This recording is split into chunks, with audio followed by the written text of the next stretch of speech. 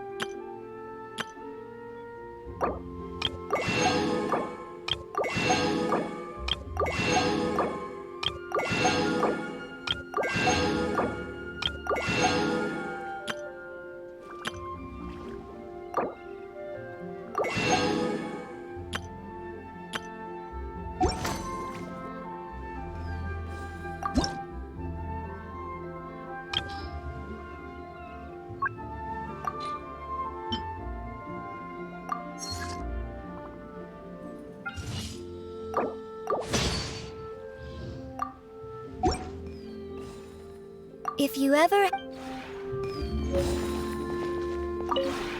This realm is...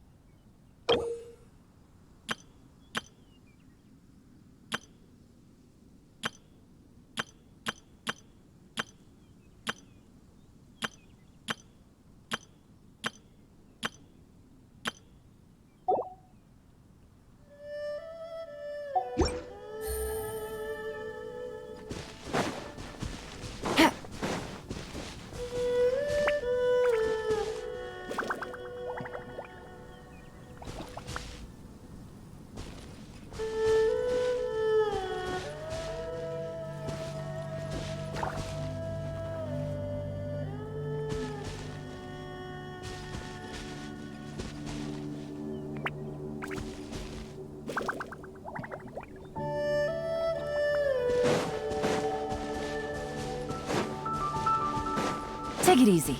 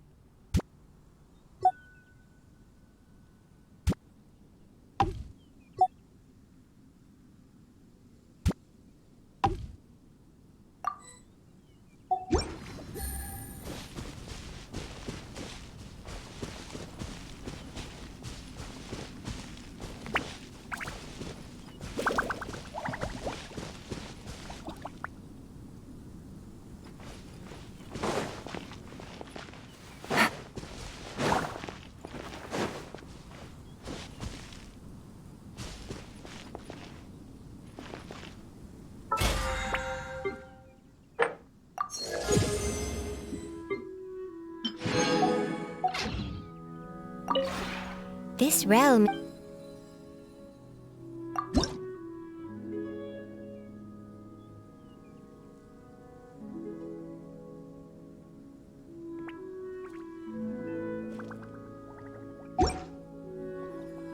If you ever have...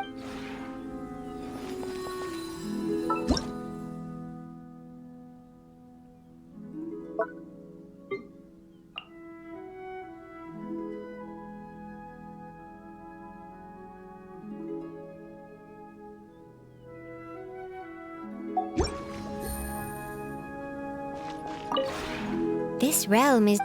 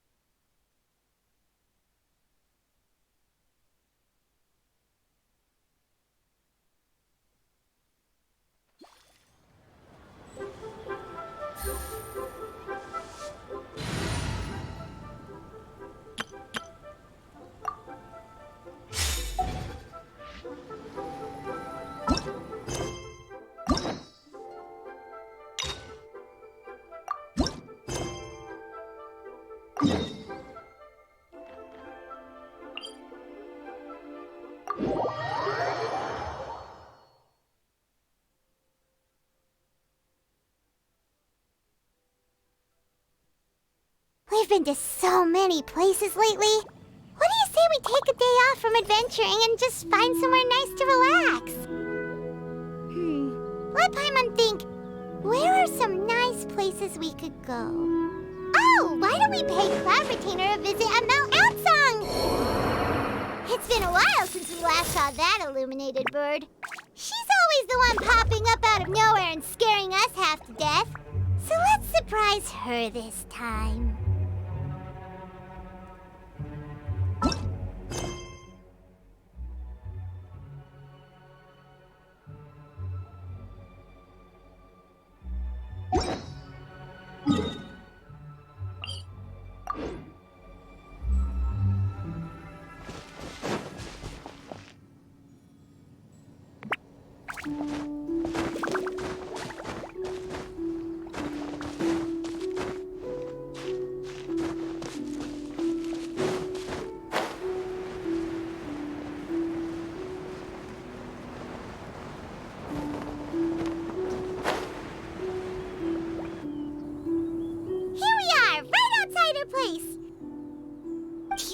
Remember the first time we came here? We even brought offerings and everything. And when we told her that Rex Lapis had been assassinated, she immediately threatened to squash Liyue Harbor. Paimon thought she'd be impossible to get along with. But now that we've spent some more time together, she's really not like that at all. We probably don't need to bring any offerings now that we've gotten to know her pretty well, right? Still, Paimon's got some snacks around here somewhere, so if she really wants something, we can just use that. Huh? Traveler, did something catch your eye? Whoa, what a pretty lady. Is she also here to visit Cloud Retainer? Yeah, you're right. All it takes is one look and you can tell she's someone special. As expected of that bird lady, really. She must have a whole bunch of Adepti friends from all over the country. Okay, but if we're both friends of Cloud Retainer, then we're basically friends by association, right? Want to go up to her and say hello? Helping you make more connections is a part of Paimon's job as your reliable guide. Paimon's got this.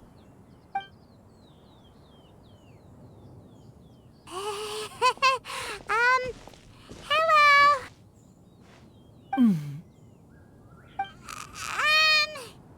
Paimon is Paimon, and this is the Traveler.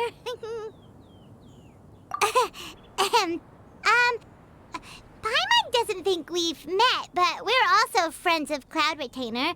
May we have the pleasure of learning your name, Madam Adeptus? You two... What is this tomfoolery? Has this shift in form so clouded your eyes that you no longer recognize one anymore? Wait, you're... Huh? You're the illuminated bird? But you look... human! How did that happen? Oh, donning human form is scarcely any test of one's abilities. As for your confusion, one merely had no reason to indulge such inclinations before. So, you're indulging now because? Well, one has made plans to pay a visit to some disciples at Liyue Harbor. Taking on a human form for such a trip is simply a way to make matters less conspicuous. You? Worrying about keeping a low profile? You're the one who likes to pop up out of nowhere all over the place. In fact, Paimon can think of several examples. Like last year, when you suddenly appeared on the top of a roof without any warning. Or...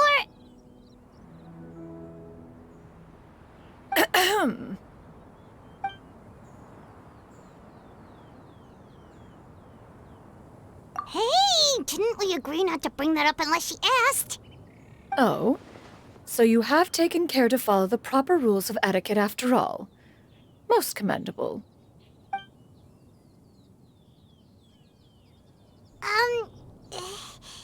Well, this is all Paimon's got. You don't mind, right? One has never found oneself lacking in basic comforts. On the contrary, it is the gesture that one values above all else.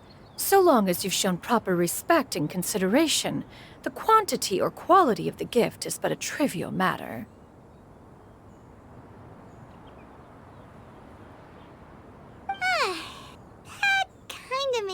Paimon feel a little guilty for trying to keep them for herself. Anyway, where were we before you reminded Paimon about the gifts? Ah, right. So by disciples, you must mean Ganyu and Shenhe. It's also been a while since we last saw them. Maybe we can come too. One planned to extend the invitation even if you had not raised the matter yourself. Shenhe and Ganyu should be quite pleased to see you again. However, one would first inquire as to the reason behind your visit here. You have cause to seek one's company? Yeah, we just found ourselves missing you and wanted to see how you were doing. We were hoping you'd tell us one of your stories.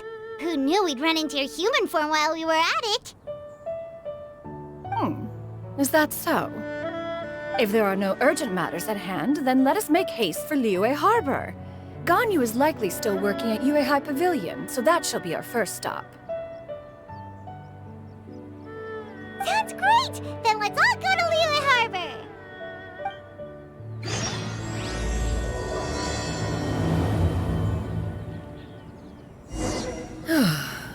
Ganyu has been quite busy with work as of late.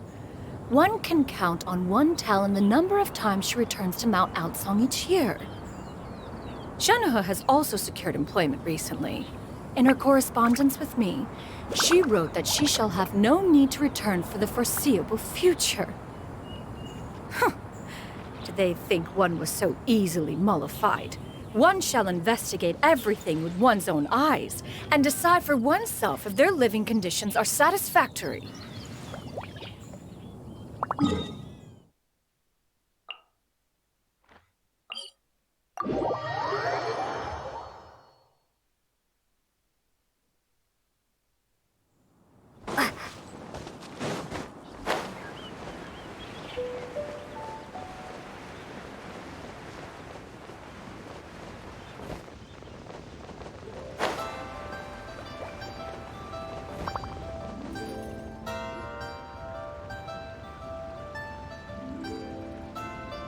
We're almost at Yuehai Pavilion. Hey, do you think Ganyu will be shocked to see Cloud Retainer like this? Guess we have no idea if Shenhe and Ganyu have ever seen her in this form before. Wait, where did she go?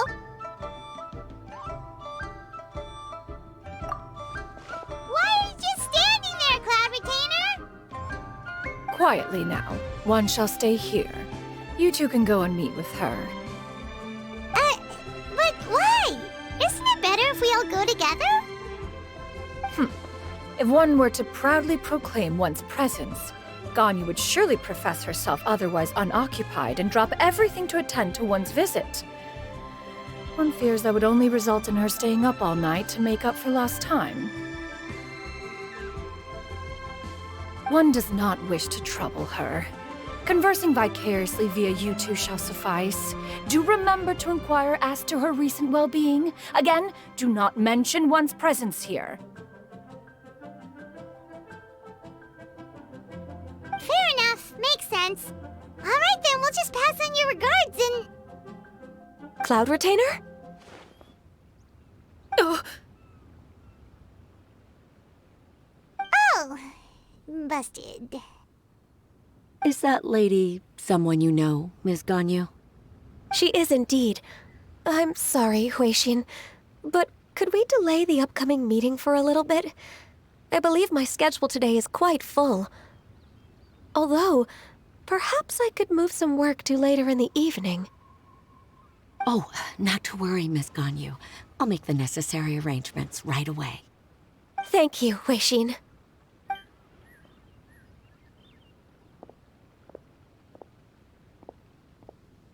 It's been a while, Ganyu. Greetings. What brings you here today? And Cloud Retainer, too. It's been quite some time since I last saw you in this form. you are quite mistaken. One is not acquainted with this Cloud Retainer of whom you speak. One is simply a mere mortal passerby. Huh? Seems she's not buying it. That was but a simple test. One did not expect you to be able to recognize one so easily, especially after so many years of only seeing one's other form.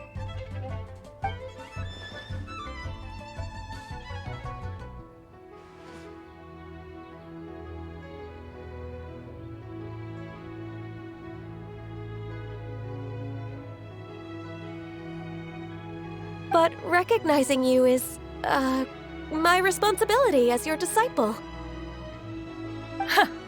An apt observation. One was simply passing by while attending to some important business.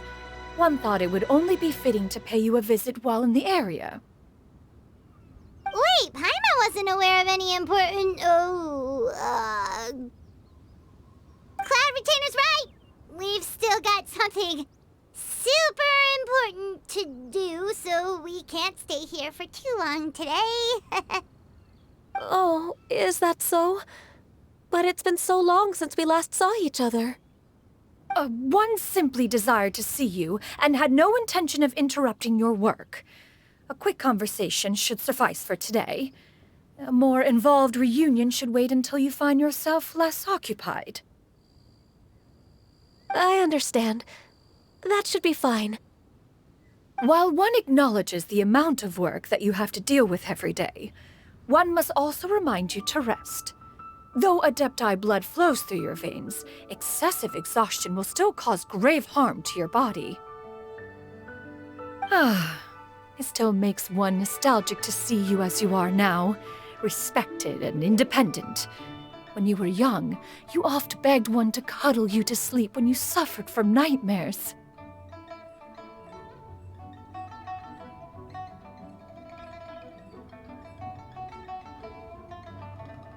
Cloud Retainer!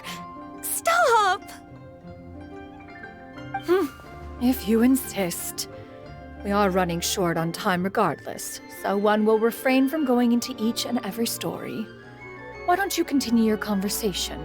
One shall simply stand by and listen. Wow, you've been to so many new places since the last time we spoke. If you ever need anything, please just come find me at Uehai Pavilion. Also, forgive me for my presumptuousness, Cloud Retainer, but if you plan to continue appearing in this form, don't you think it'd be helpful to adopt a human name? A human name? Huh. You raise a valid point. Considering the sheer extent of one's renown, Cloud Retainer is surely too recognizable as a name. You really think so? Not that you're not famous or anything, but that famous? You presume to know the extent of one's illustrious achievements. One would hardly think such a thing to be possible. Nevertheless, Ganyu's advice cannot be ignored. From this point on, when in public occasions, be sure to refer to one as Shenyun. Shenyun? I assume that's a reference to the full record of Pristine Pavilion. An adeptus of years past would rise with the clouds and rest with the moon. They were enlightened and wise, free and unfettered. The writer referenced Master's name to describe her carefree and spontaneous nature. Oh, that sounds super cool! Paimon feels like only the most powerful of Adepti could rise with the clouds and rest with the moon. Actually, those lines were originally written to describe Cloud Retainer herself. Huh? Wait, so you're really that powerful? And what of it?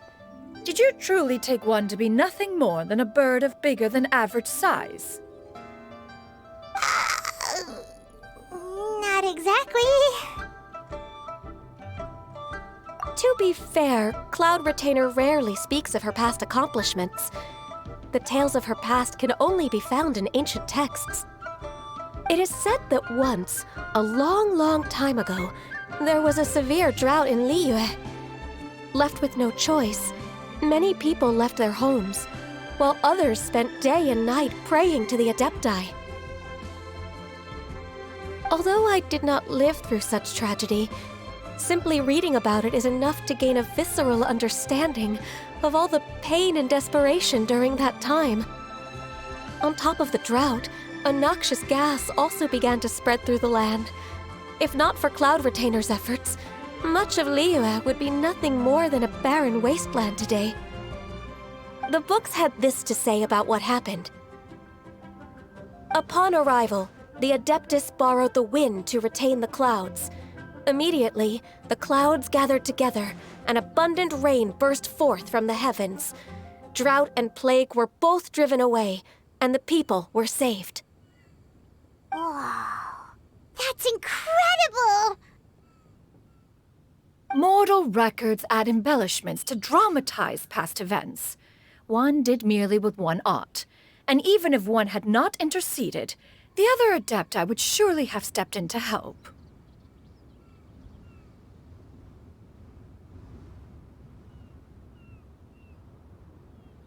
Even so, you stopped an entire drought! Can you really control the weather like the book said? Oh, Paimon suddenly has a lot more respect for you.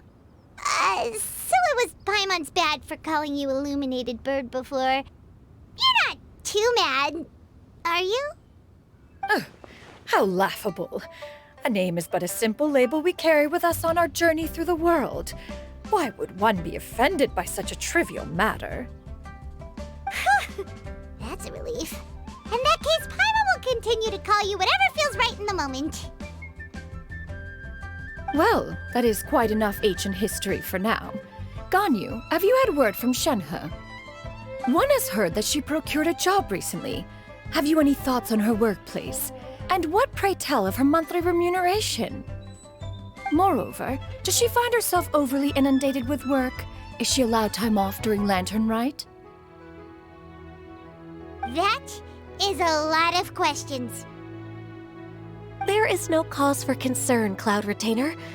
I introduced Shenhe to her employer personally. Wanmin Restaurant's business has been booming recently. So with Chef Mao being swamped with customers, and Xiangling still off and out in search of new recipes, I introduced Shenhe to staff the restaurant. I see. Most excellent indeed. One has had the pleasure of being introduced to that family.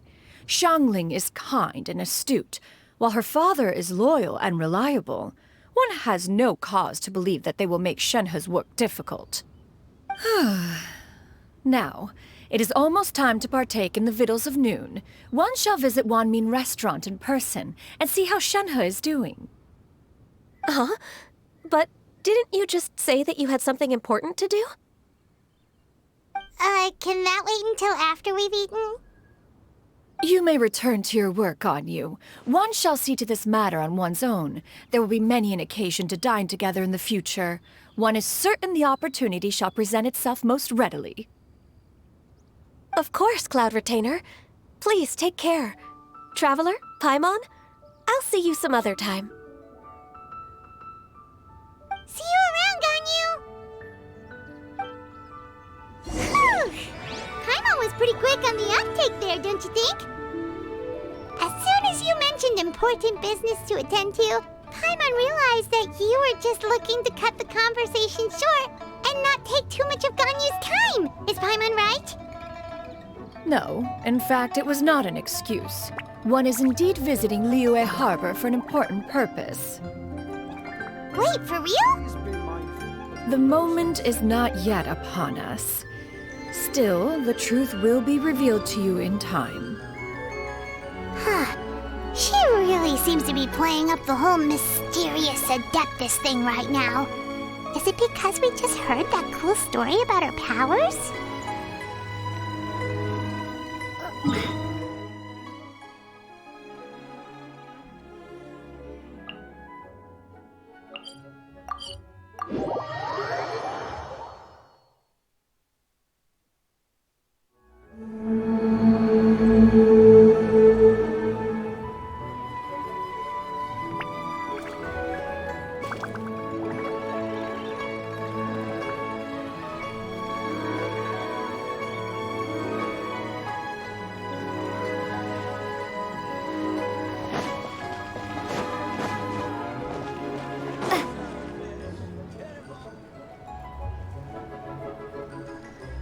You get what I'm saying, right? Yeah, how can I not?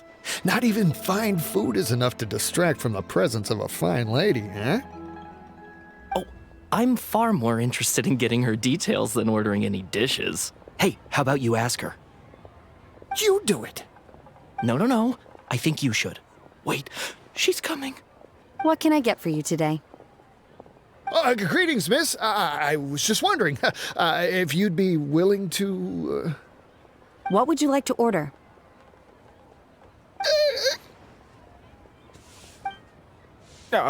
Two servings of more meat to go.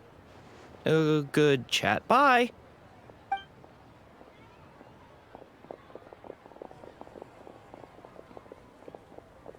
Shenhe! Welcome. It's been a while. May I take your order? Don't welcome us as guests and greet us as old friends in the same line. It's weird. Mm-hmm. Oh, and this is? This is Miss Xinyun. Master? Huh? One does not recall ever revealing this form to you before. How were you able to ascertain one's true identity with such ease? I've trained and lived with Master for more than 10 years. I would recognize you no matter what form you take. You... Is something the matter, Master? Hardly. One simply learned of your employment from your letter and came to check on your well-being. And check out the great food, too. Indeed. It's almost lunchtime. My apologies. I'm still on the clock and can't talk for very long. Well, if it isn't the traveler in Paimon, are you here for Shenhe? The lunch rush isn't in yet, Shenhe. So I've got things covered for now. Go ahead, sit down and enjoy some time with your friends. I'll let you know if things pick up. Thank you, Chef Mao.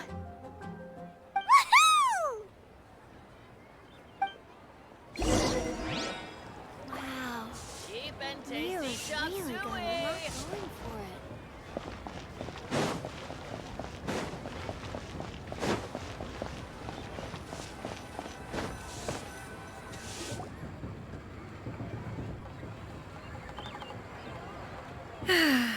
It is just as one expected. The owner of Wanmin Restaurant is indeed a most reasonable and accommodating human. Still, the work here entails dealing with quite a varied group of people. Has this been difficult for you, Shenhe? It's been manageable so far. I sometimes run into strange people, but I have figured out a way to deal with them. Seems like you've been making progress. So by dealing with them, you mean... First, I try to talk sense into them. If that doesn't work, I threaten them with violence. At this point, they usually decide they are in favor of a civil conversation. Oh, how should Paimon put this? Oh, a sensible plan. One is gladdened to see you integrate so well into human society. And you, Master? How have you been? Simply marvelous. Though Mount Outsong has scarcely enjoyed your presence recently, one has hardly found the pleasure of one's own company to be lacking. I see. Just as expected of Master.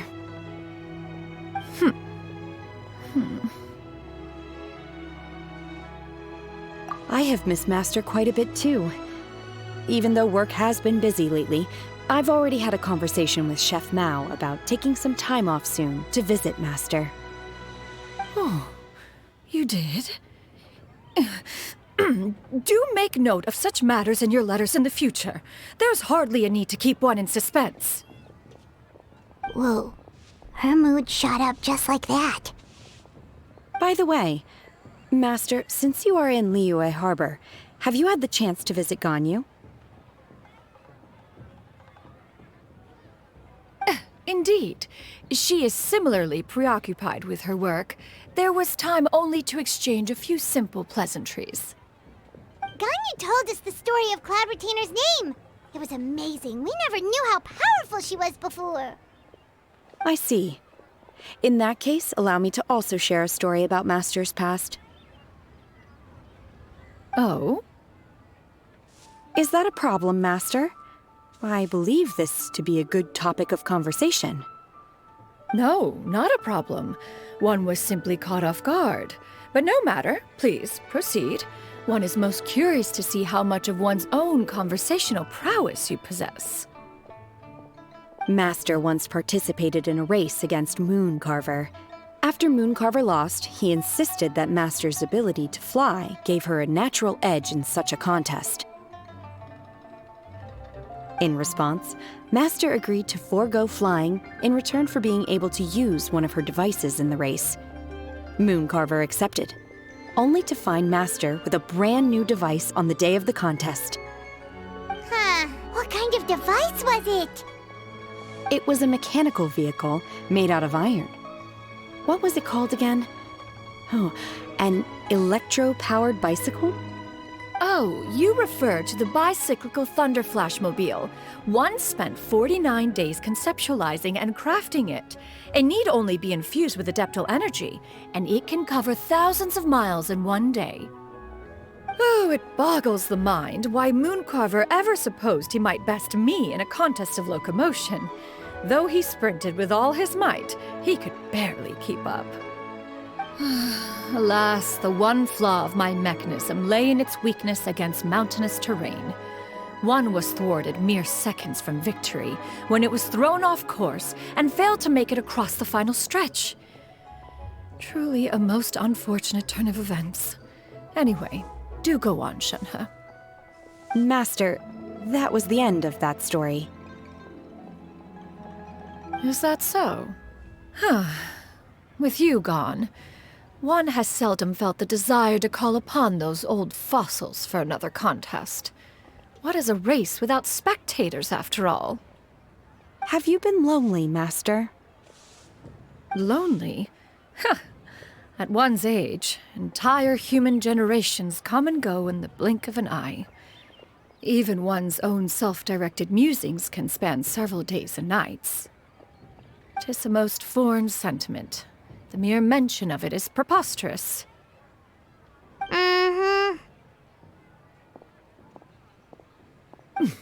What is the reason for that look upon your face?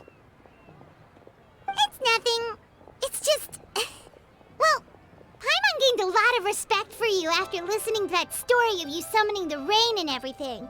But all it took was a few words out of your mouth and it's like you're back to being that illuminated bird again. I was just a little bit confused. Which one of the two is the real Cloud Retainer? To me, they are both, Master. One is the Master that's widely revered by the people, while the other is the Master that I respect and adore. Huh. One finds oneself exalted yet again with sweet words of praise and flattery of a most extravagant nature. You chose to exalt one with your words, yet you refuse to grace Mount Outsong with your presence for any extended period of time. One would almost question the sincerity of your estimations. This is not to say that your words paint an inaccurate picture. One has always lived by a single ideal. Eschew all action and abide by no rule. One does as one pleases and speaks as one pleases. Others may critique or praise as they see fit, yet one places little weight in such judgments.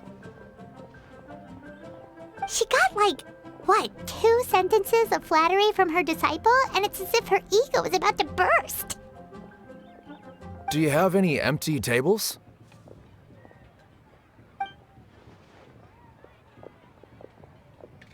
Hey there, could we get another fish stew?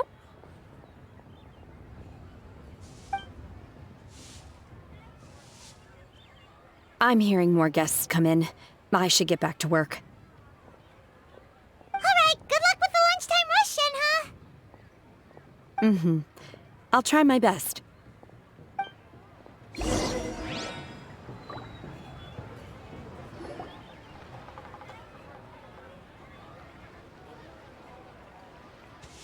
So much yummy food!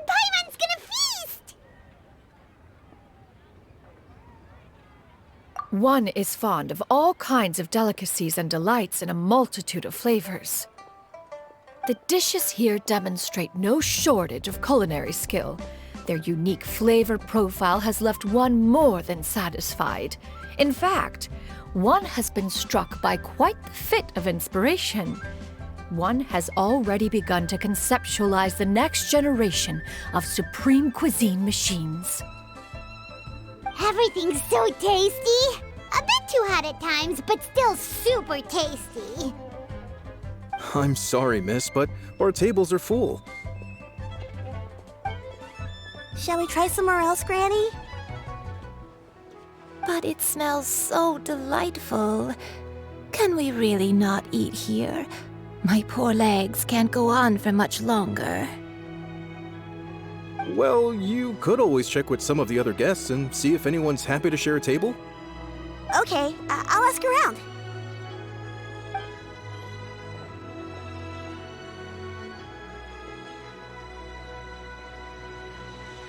Excuse me. Would you mind letting us share a table with you? There are no empty tables left, so...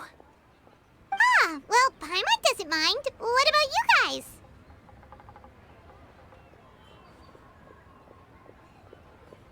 Great! Thanks so much. My name is Shuyu, and this is my granny, Yuendai. Granny? Yep. Is there something wrong with that? No, Paimon's just a bit surprised. She looks so young. Yeah, a lot of people compliment Granny on her youthful looks, but she's actually much older than she appears.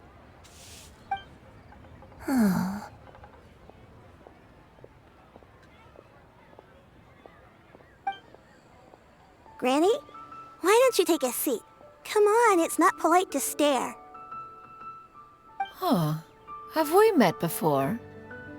No. 'Tis a fated meeting, then. Please, take a seat. What would you like to eat, Granny? I can order for you. I want braised earthworms. They always pop up out of the ground after a rainstorm. No, not this again. Granny, there's no braised earthworms on the menu. Braised earthworms? Well, that sounds weird. Do people actually eat that? Right, that's what Paimon was thinking too. Need any help? Help?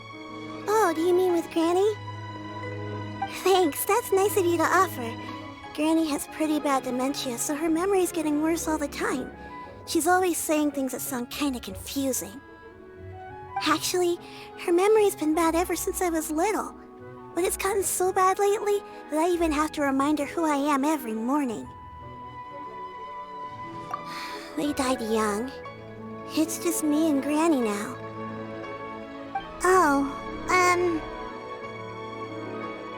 But that's okay. Don't feel bad. Granny loves me a lot, and I love her a lot too. Sure, it's hard at times, but you just gotta make the best of the life you've got. Wow, you're really tough for your age, kid. You're too kind. And me? What about me? You're tough too, Granny. Plus, you're really gentle, and you're always there for me. Yes, and it's hardly as if I forget everything. I still remember the important things. Wait, what was that really important thing again? Ah, I remember now. It was a dream. I had a dream where everything was dark. Someone was standing in front of me. She told me to come and find her, and that once I'd found her, I would be free. Huh? That sounds super important. But how come you've never told me about it before? It was just a dream, so I forgot about it. But I'm in a good mood now, and somehow I remembered it again. You know, I believe I've had this dream a great many times, but just how many times have I had it? Now that I do not remember. Wait, so you have a reoccurring dream where someone's talking to you? That sounds spooky. Oh, does that mean you're possessed? Unlikely. Her eyes are clear and her breathing remains calm and level. One sees no signs of possession. Are you sure? Who do you take me for? Is one not an adept? Am I not an expert? Huh, you're right. Paimon almost forgot you're the expert. In that case, do you still remember what the person in your dreams looked like, Granny? Not anymore. Although, I have a sense that she looked rather like me. But not as I am now, my younger self. A younger version of Granny? This is just getting weirder and weirder. What is going on here? As one said, fate must have brought us together. You may leave the situation to me. Are you sure? So, what are your names? Paimon's Paimon.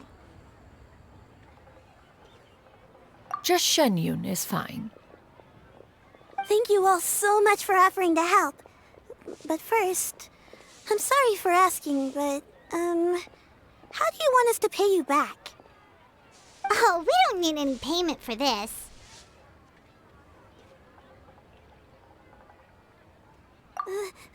Thank you so much. You're welcome. But Miss Shenyun, what exactly can we do to help out this granny? All we have to go off is that dream. Where do we start? That is elementary. Since her dreams portray her younger self, then we shall retrace the steps of her youth. Once we have revisited those places, her memories will likely return. Sounds like a plan. So, Granny, do you remember which places you went to when you were young? Why, of course I do. The heavens above, the earth below, the wispy clouds, and the emerald mountain streams. Okay, taking that as a no. I might have an idea. Once, when I was really little, my dad told me that Granny used to be a martial artist heroine who saved loads of people from a disaster.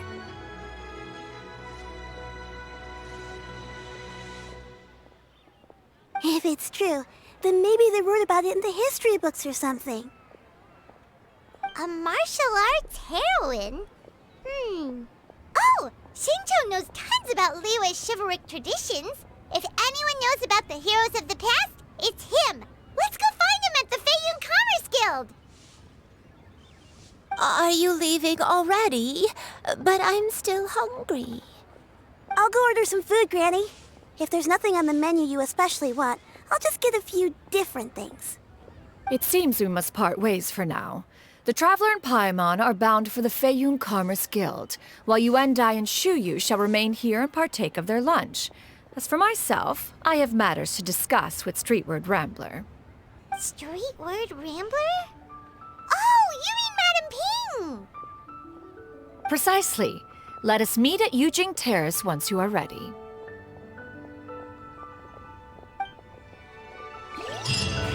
Always wanted to try this place. This place, the food is unbelievable. Eat to your heart's content. Today is my treat.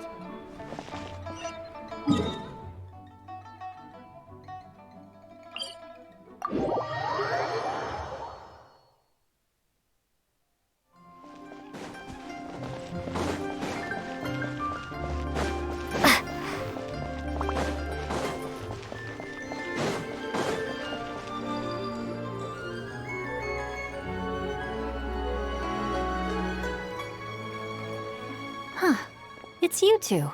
What brings you here? Shincho! Great, we found you! We wanted to ask you about something.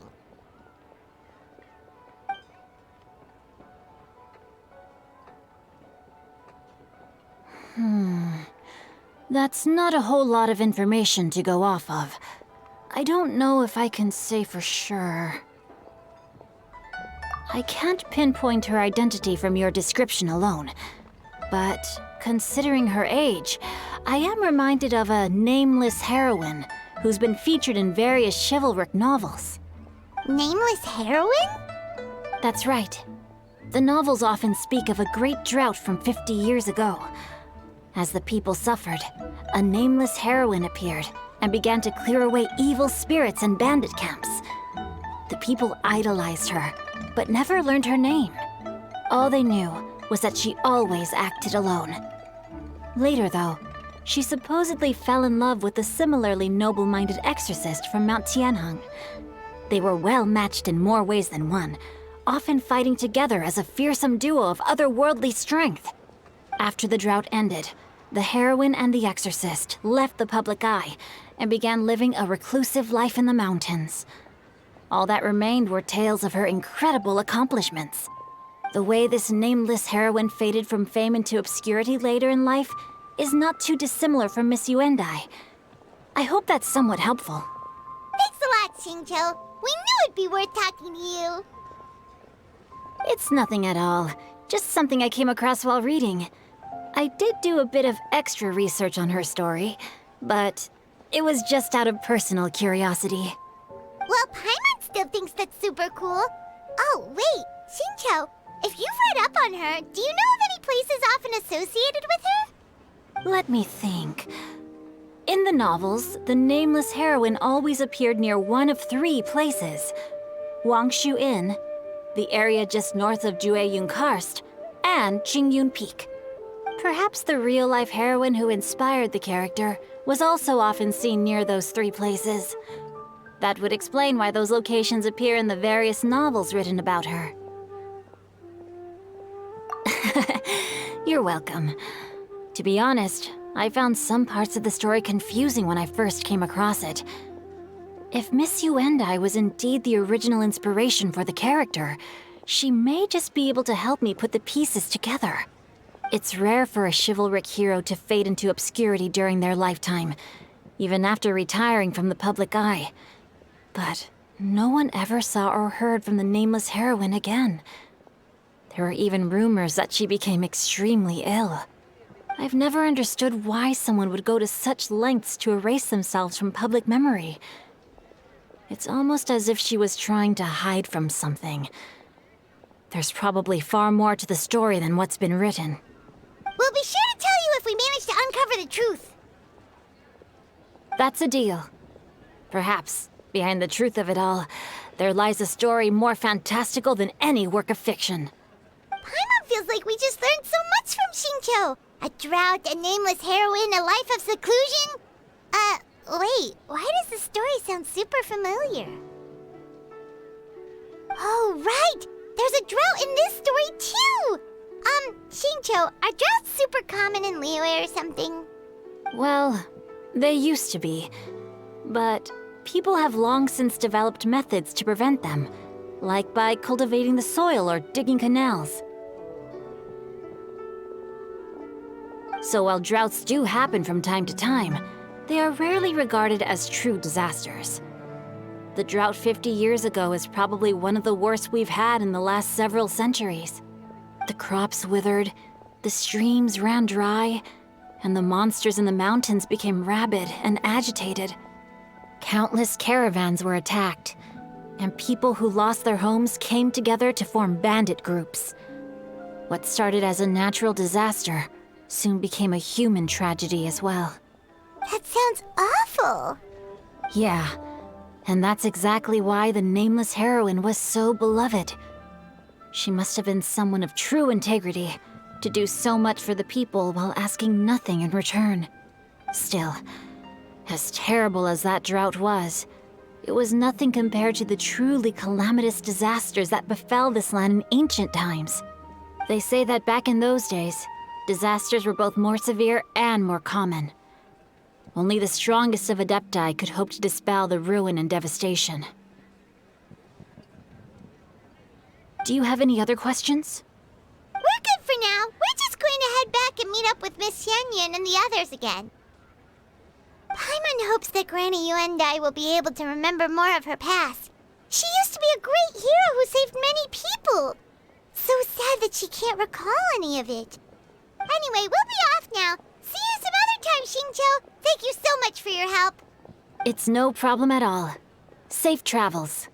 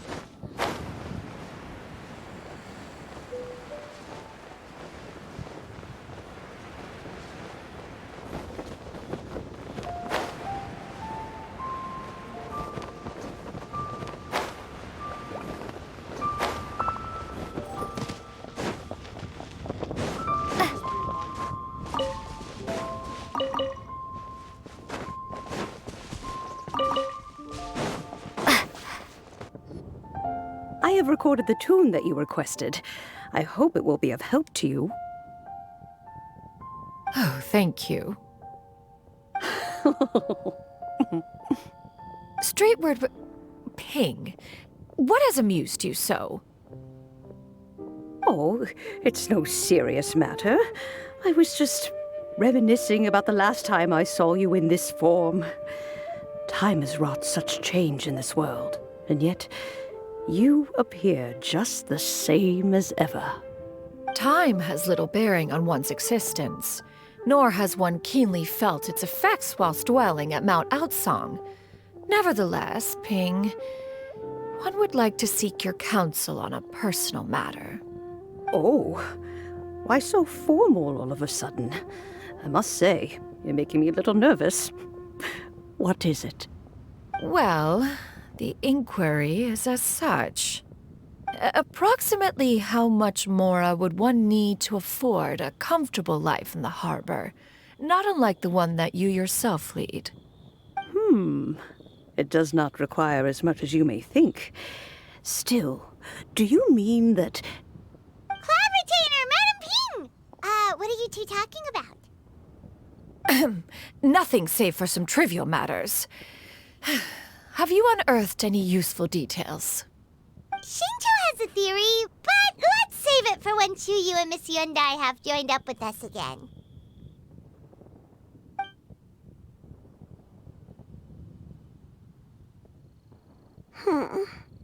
Do not be troubled, young lady. Here, have some tea. Thank you so much.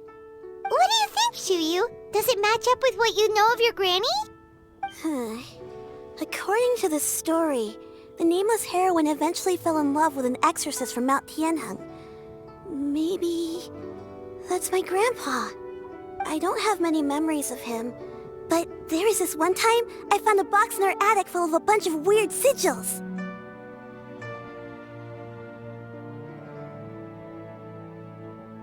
I think so too. Granny might remember something once she's returned to a familiar place. What marvelous tea. I can taste the dew's sweetness in this cup. It's as if I was taking a stroll in the mountains, thoroughly one with nature and at peace. Is that so? Then please drink as much as you like. There's no need to hurry. At our age, it's always nice to slow down and take the time to appreciate pleasant conversation among friends. Thank you.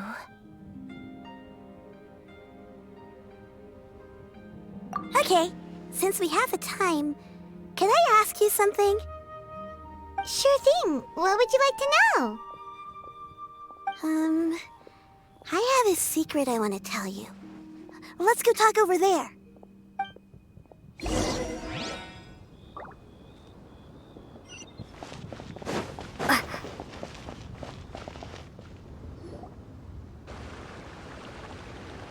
What's wrong, Chuyu? Well, I've been kind of meaning to ask ever since we started talking in the restaurant.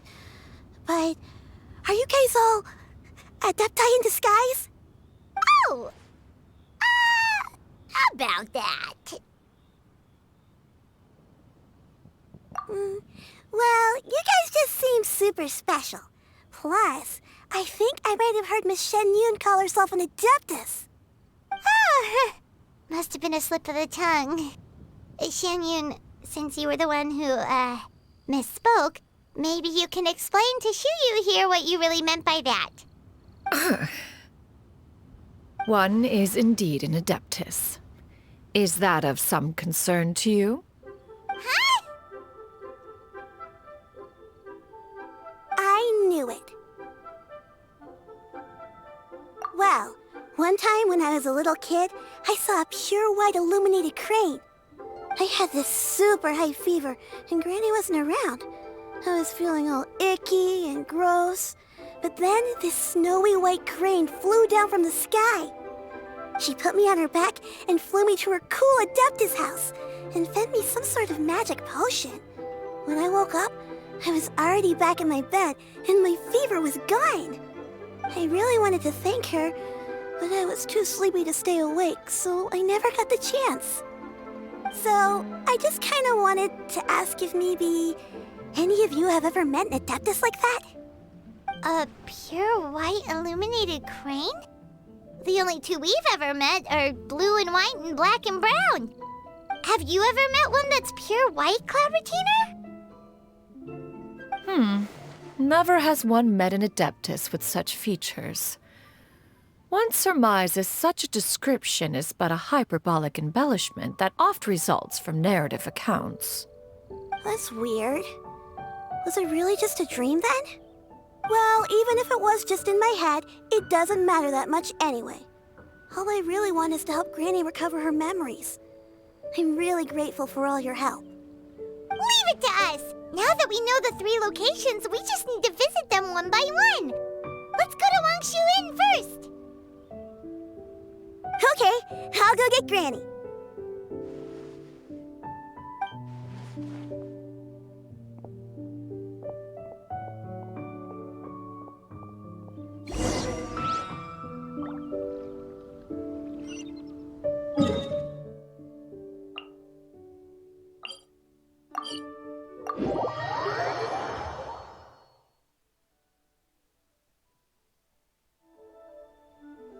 Wangshu Inn.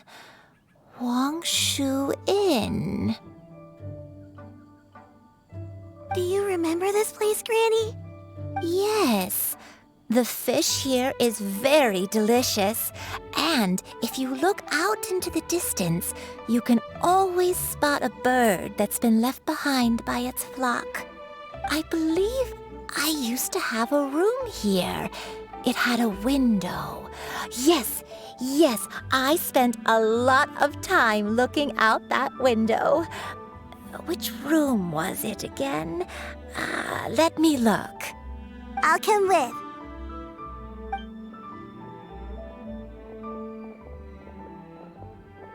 Paimon's still having some trouble understanding what she's talking about, but if she's so familiar with this place, that must mean she lived here, right?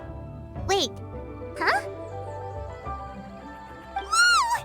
Shao! What are you doing here all of a sudden? You scared the living daylights out of Paimon! I sensed a non-human presence and decided to come take a look. If you're here, then there's likely no trouble afoot. I suppose there's no cause for concern. It's been a while, Cloud Retainer. I see you have returned to your previous form. I have indeed. I fought alongside her in this form on many occasions during the Archon War. Oh, wow! What was she like during the war? Oh, wait, let Paimon take a guess. Was it anything like this?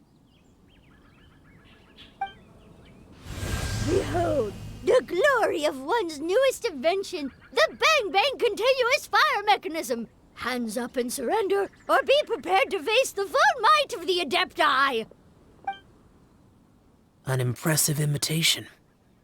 Paimon knows her all too well. Even so, Cloud Retainer was not always as ostentatious as you describe. You may be unaware, but her talent with Adepti sigils is just as formidable as her skill in mechanics. The Archon War reached its peak after Guizhong's death.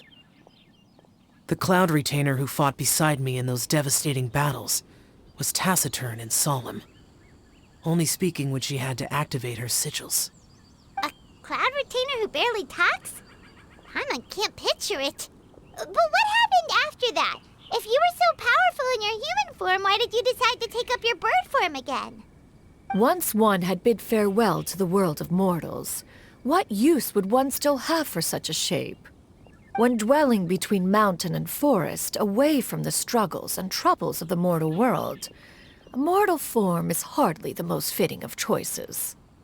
After the war, Cloud Retainer retired to Mount Outsong, only revealing herself to the occasional visitor, and always in her avian form. Although I do believe there was an occasion some 30-odd years ago when she decided to don her human form. I believe it was for the purpose of... One believes there is little need to relive bygone matters. Granny, are you okay? Back then, at this place, Perhaps this conversation should end here. I shall take my leave now. Should you encounter any trouble, you need only call my name. However, given that you are traveling with Cloud Retainer, I trust you are in good hands. Everyone! I think Granny is finally beginning to remember her past. Slowly now, calm your mind and recount what has been recalled. A long time ago, I stayed here to recuperate from my illness. Huh. So what Shinjo said was true! You did fall ill! Was that why you went into hiding? I don't remember. I'm very sorry, but I can't even remember the name of my illness. The only thing I can remember is that it took a great toll on me, and there was no cure for it. I was confined to my room in Wangshu Inn, where I spent many days unconscious. I'd come to every once in a while and stare at the migrating birds outside the window. It was a solemn sight. I remember crying, but I'm not even sure I knew why. One day, I met a traveling merchant. Upon hearing of my illness, he sold me a bottle of soul-revitalizing tea pills. He told me that the pills were concocted using Adepti blood and could be used to alleviate my symptoms. Sure enough, I made a full recovery. My illness remained dormant for several decades after that. Wait, but if your illness remained dormant for several decades, are you saying that what you're going through now is just a relapse of what happened all those years ago? And it was all thanks to the pills that you managed to keep the symptoms in check? Paimon's brain kinda hurts. Do you remember anything else? I'm sorry, I don't. Oh, if only I wasn't so useless. Hey, you're not useless. You've done so much for me. Watched me grow up. Raised me. How could you say that about yourself? Oh, fret not, dear child. Granny was just a bit frustrated. That's all. The recovery of a person's memories is a gradual process. Finding pieces of one's past is always superior to not finding anything at all. Let us make haste to the next location. Next location. Next location. Oh, why don't we go to the area north of Dwayunkars next? There isn't really a landmark there, so where should we start? Oh, Paimon's got it. Let's check out the houses in the area first. After all, if she was there for any length of time, then she would have stayed somewhere, right? Oh, Paimon's really got her thinking cap on today. At this rate, we'll recover all of Granny Wendai's memories in no time.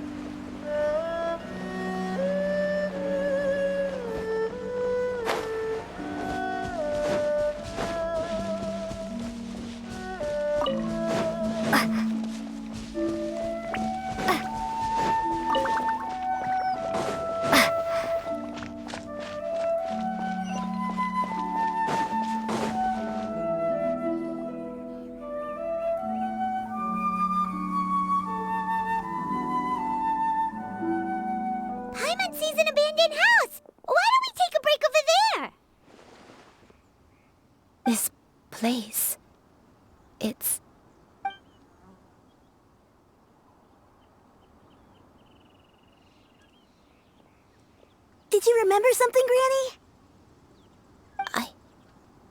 I remember. Shuyu, this is where your father was born. It was a moonless night. I had been injured, so your grandpa was supporting me. We fled together with some being in the fog behind us in hot pursuit. I had exhausted my strength when the labor pains came on, so we took refuge in this house. Your grandpa set up a barrier outside, but neither of us knew if it could hold the monsters back. I remember that night. I remember falling to my knees, reciting a prayer over and over. I alone am the source of this sin. Punish me as you wish for forsaking my oath, but spare my innocent child. Sin? Oath? Did you do something wrong? I don't know. I don't remember. I only remember praying in the darkness with all my strength until the sun finally rose again and the fog cleared out. Eventually, the house was filled with the sound of my baby's first cries. That baby was your father. I remember I clutched him tight to my chest and wept tears of joy. It was the first time I'd ever felt such happiness in my life. My dad? He was my pride and joy, and so are you, Shuyu. You're so much like him, and I love you both so much. But you're always going to be different from me. Why? Just what did I do? I don't care what you might have done, Granny. You'll always be the person I love more than anything. You're too sweet, Shuyu. I'm lucky to have you with me. If not for you, I would not have had the courage to come here, to try to remember what I had forgotten. All right, let's not stand around any longer. There's one place left, yes? Let's go take a look. If one recalls correctly, the next place should be Qingyun Peak. Yuandai, how fares your health? I may be a bit slow, but I'll do my best to keep up. I'm sorry to keep everyone waiting. Climb on. I shall carry you to the top. Oh, such lightness of weight. All those who grow old grow frail in the end, do they not? First, you lose your memory, then your health. Eventually, you end up losing everything. My only wish is to depart this world with a lucid mind, to free myself of this torment and the burden it places upon others. Fret not. You have my aid in this endeavor.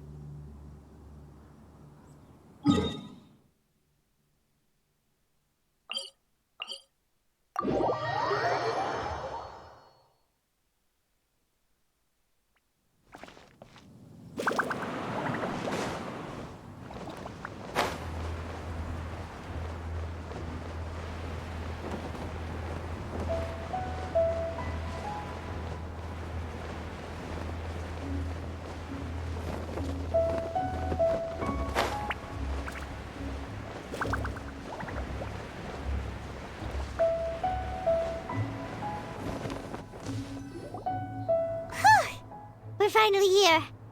Does this place feel familiar to you, Granny Yuandai? Let me see.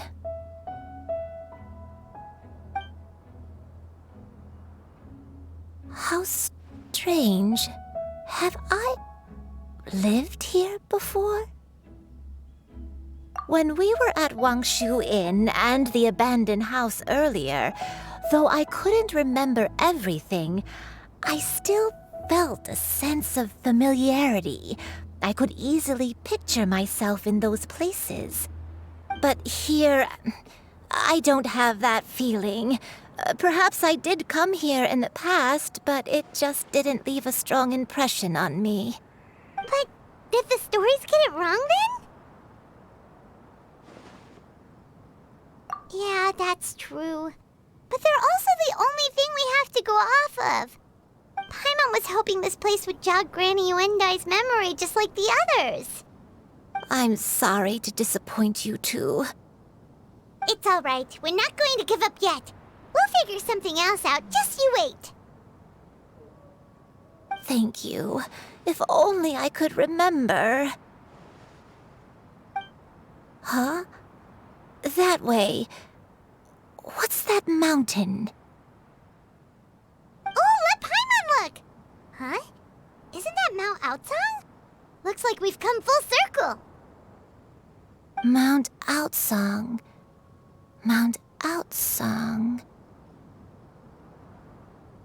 Granny, are you okay? Don't push yourself, Granny. It's okay if you can't remember. You shouldn't do something that makes you sad. Mount Outsang, What am I really? Mount Outsang holds some familiarity to you? It does, but I can't go back.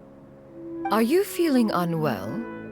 My head, it feels all heavy and dizzy. What is wrong with me? Cloud, Miss Yenyun, is there anything you can do?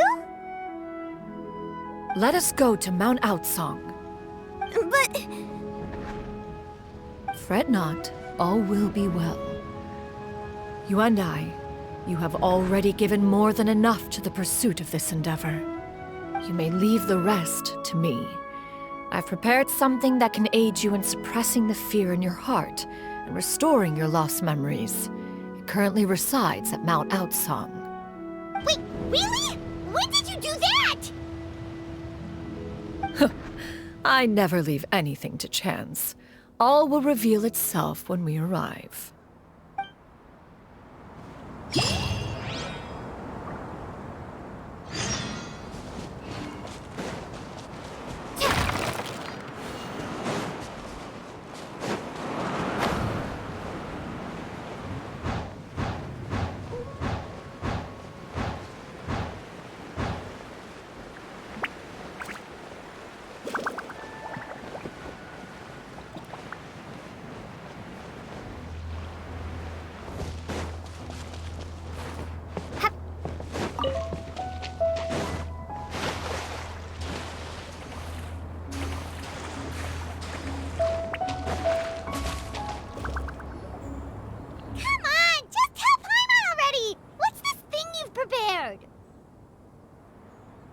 Here, this is it.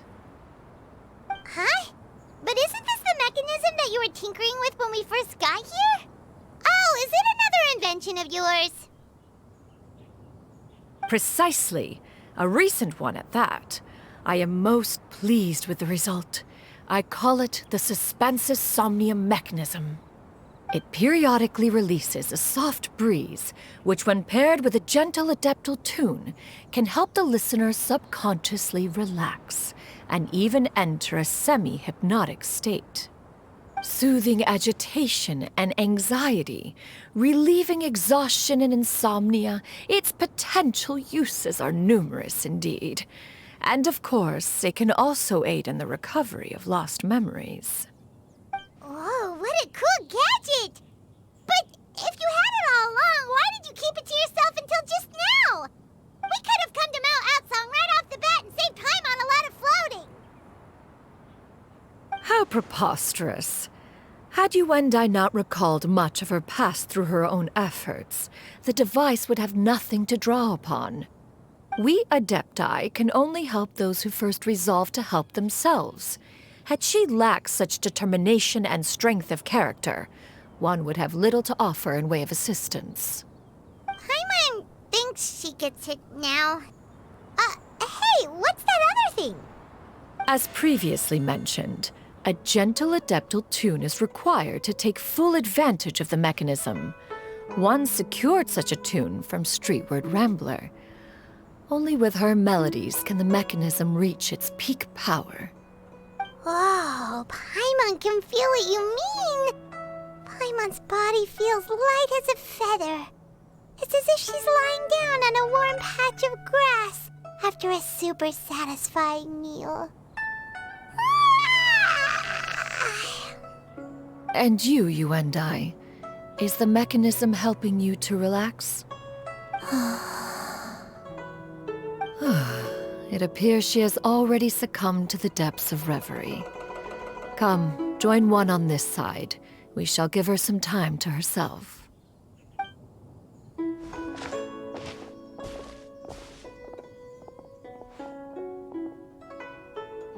The drought is over. But why do you look like you want to cry? The potion. It's nearly run its course. I've never regretted meeting you. Not even for a second. Please. Please, no.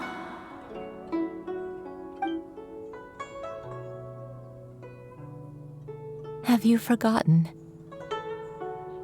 This is the world you left behind. One of gentle breeze and morning dew, perfectly straddled betwixt the realms of heaven and earth. This is your home. This is where you belong. You should have never left. The you of the past, the me from not that long ago, we should have never.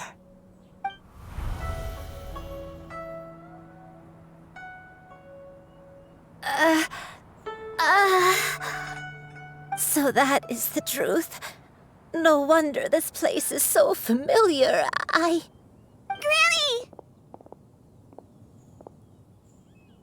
Granny, are you okay? Cloud Retainer. Your memories have returned? Wait, did you just call her by her full name? Does that mean you already knew each other? Yes. I now remember everything. Everything. Granny, please don't cry. I'm here. I'm here. Oh, don't worry, my dear child. Granny is fine. I'm so sorry, everyone. You've gone to so much trouble on my behalf. It's all come back to me now. The most important thing that I had forgotten was the truth of what I once was. One can sense the guilt that now plagues your conscience. Reclaiming a truth long buried is sure to come with a myriad of complex emotions. Perhaps one should recount the story on your behalf while you compose yourself. No, it's okay. Now that I've remembered, I must face my memories head on.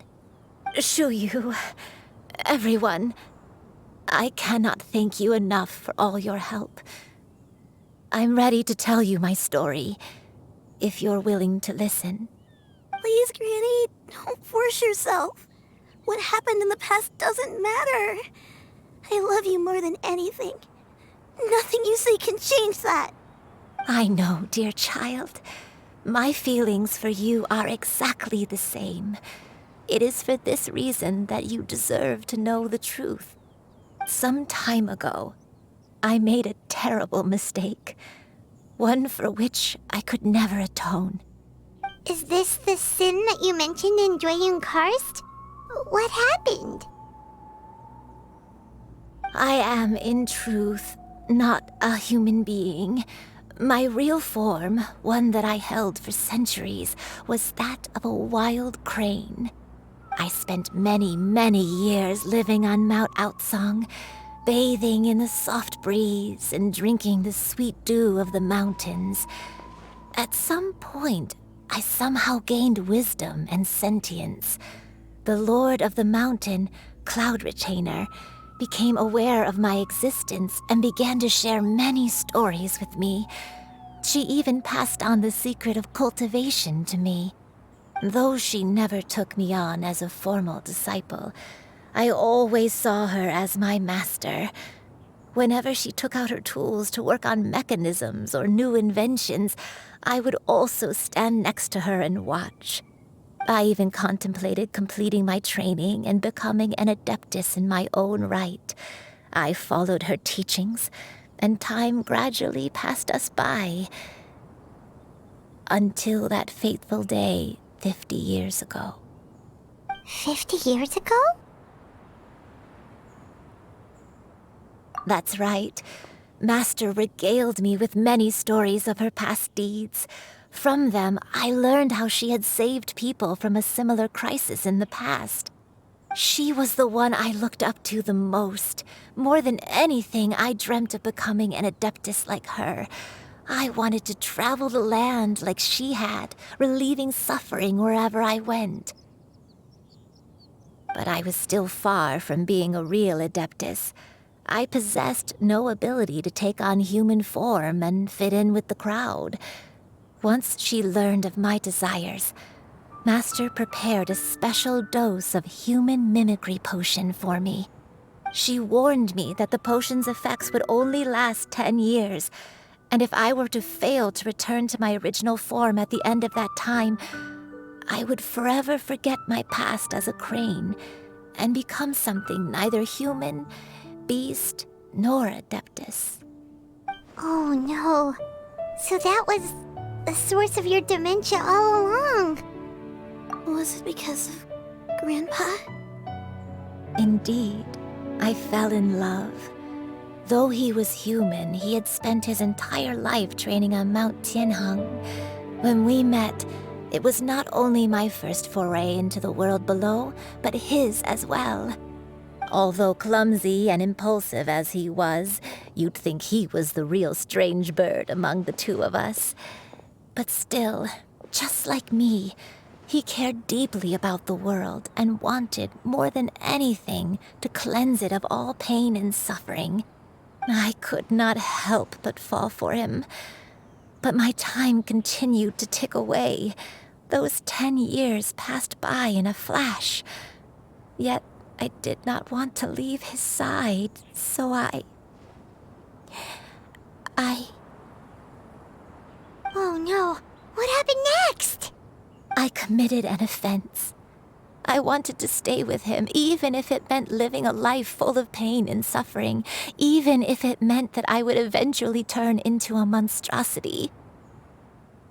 I knew I had betrayed Master's hopes, but I was too ashamed to face her. So I wrote her a long letter instead and asked someone to leave it outside her abode. I was convinced that she would not support my decision, and I lacked the courage to speak to her face to face.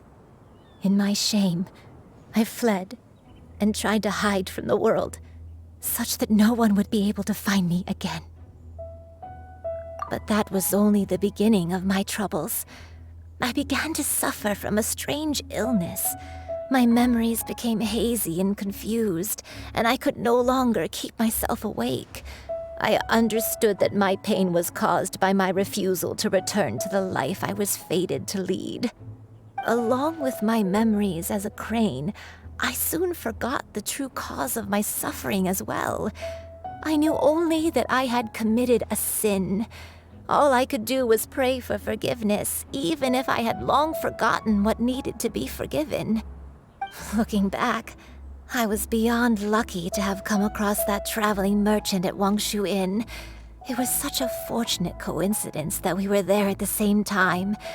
If it weren't for those soul-revitalizing tea pills, I probably would have... Granny! What's wrong? Coincidence? Why did I ever think it was a coincidence? Tea pills concocted using the blood of an adeptus? No, it couldn't be. Master, don't tell me. Back then, that merchant was actually...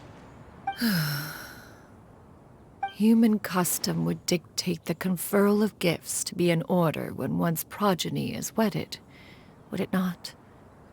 Consider the pills a symbol of one's best wishes.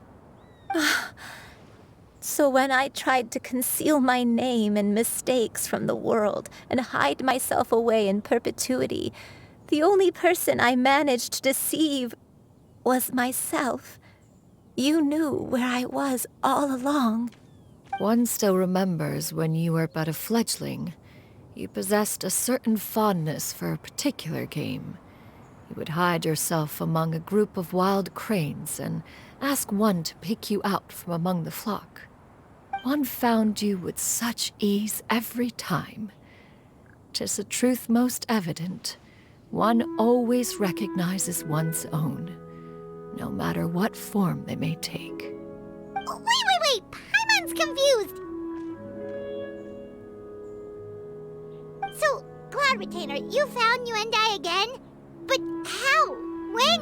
And what happened after that? Perhaps it is now time for one to recount the rest of the tale.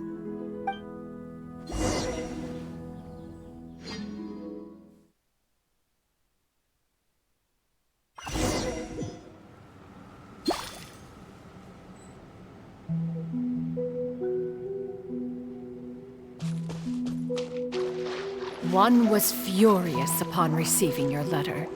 Seized with anger, one set out to bring you to your senses.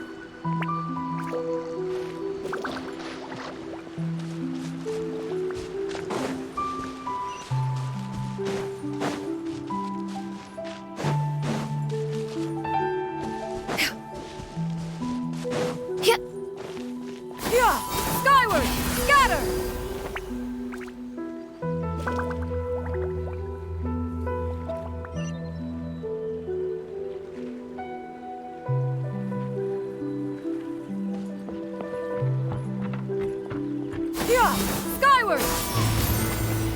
Skyward! Skyward!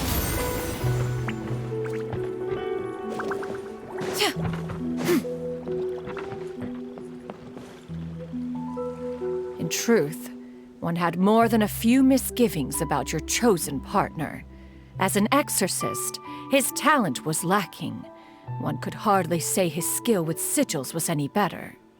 But soon, one came to appreciate the devotion he bestowed upon you during your illness. He never uttered a complaint and rarely left your side. Unwilling to begrudge someone of such character, one decided to overlook his aforementioned deficiencies, glaring though they may have been. Wishing to grant you a life without regrets, one gathered many divine ingredients and used one's own blood to create a form of medicine. Though imperfect, it managed to suppress the more dire effects of your illness. As for how to deliver the medicine, after much contemplation, one eventually decided to perform the deed oneself. One took great care to alter one's features and select the appropriate attire. Only after meticulous scrutiny did one finally set out for Wangshu Inn. As one expected, you were most ignorant of one's true identity. You showed not even the slightest inkling of recognition. One was quite torn. Should one have celebrated the success of one's disguise, or mourn the loss of your acquaintance?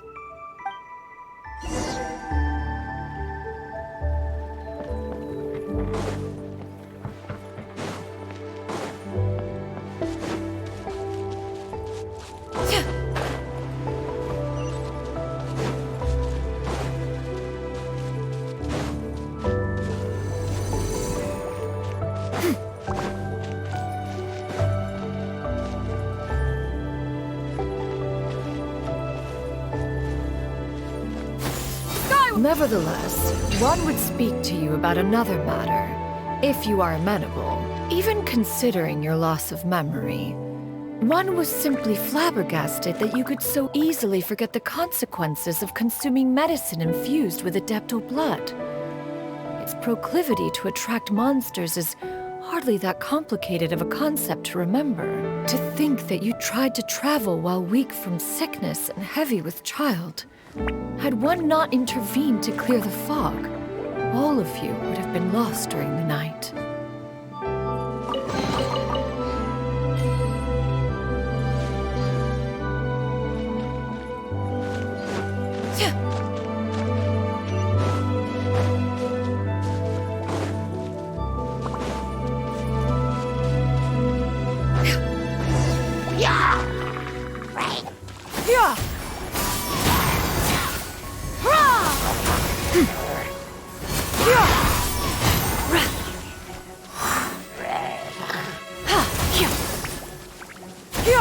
Skyward!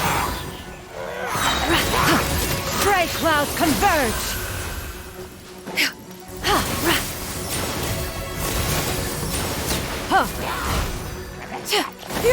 Skyward!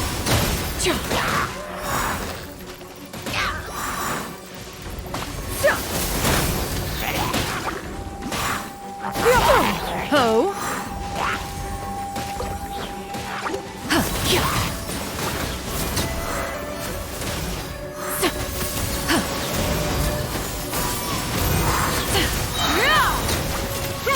Make way for the Adeptus!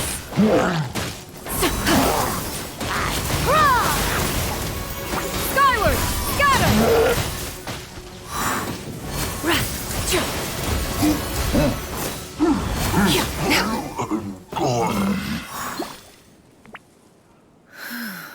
Those monsters would hardly have pursued you with such ferocity without sufficient incentive.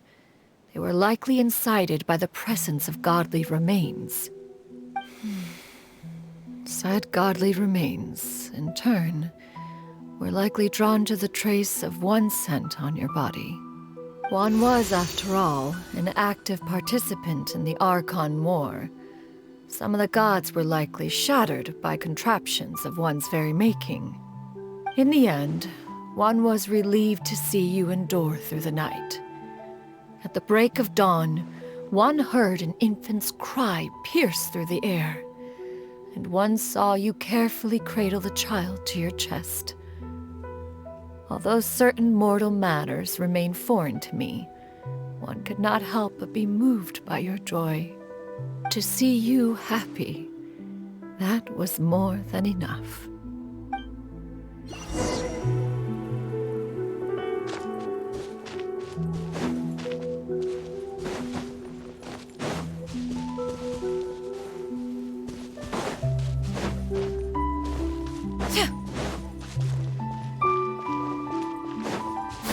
Skyward!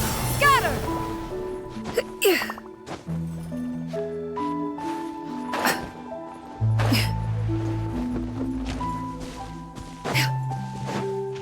Now you should have a complete understanding of the events. Wait, but if that's true, then the crane who took care of me when I was sick must also be... Ah, one had almost neglected to recount the absurdities of that tale.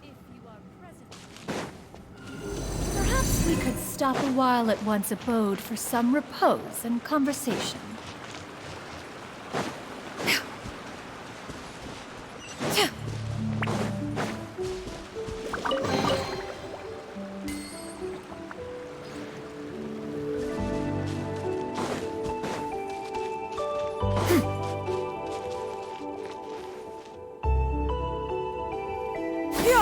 Skyward! Scatter!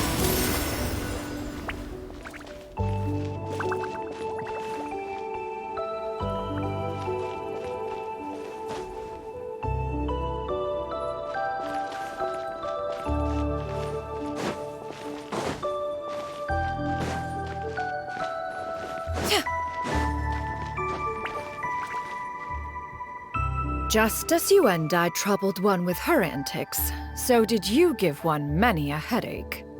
Upon finding you burning with fever, one made plans to bring you back to one's abode for treatment.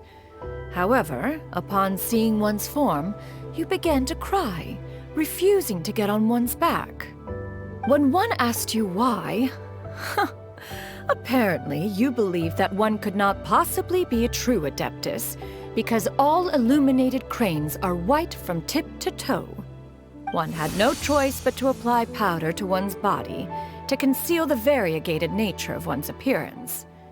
You became more than amenable enough when one stood before you devoid of any other coloring. It bears mentioning, however, that as a crane, Yuendai was nearly entirely pure white in color.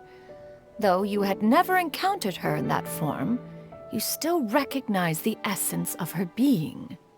Perhaps fate brought you two together in more ways than one.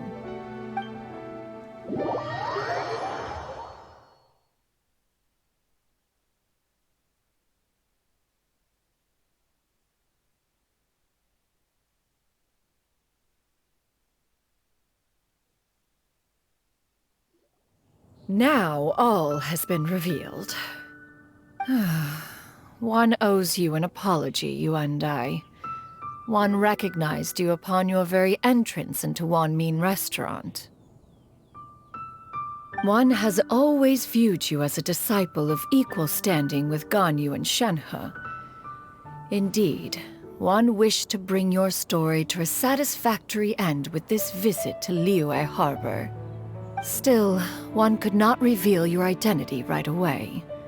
Had one simply informed you of all you had lost, all those cherished memories would merely have become the fictionalized account of another. Memories are most meaningful when recalled by those who lived through them. Would you not agree? Even if the process was painful and arduous to experience. Have you any further inquiries? Master, I must ask, if you found me all those years ago, why did you leave me be, even though you knew about my mistake? Why did you not bring me back to Mount Outsong by force? One has never regarded your action as a mistake. It was a simple choice, nothing more.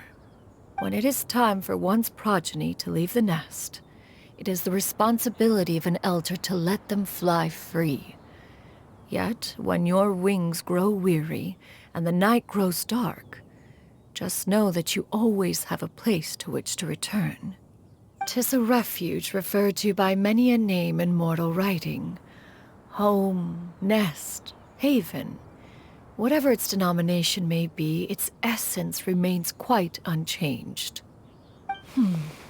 One speaks, of course, of a place not unlike one's own abode. One's disciples are free to come and go as they wish, yet the door remains forever open to those who wish to return.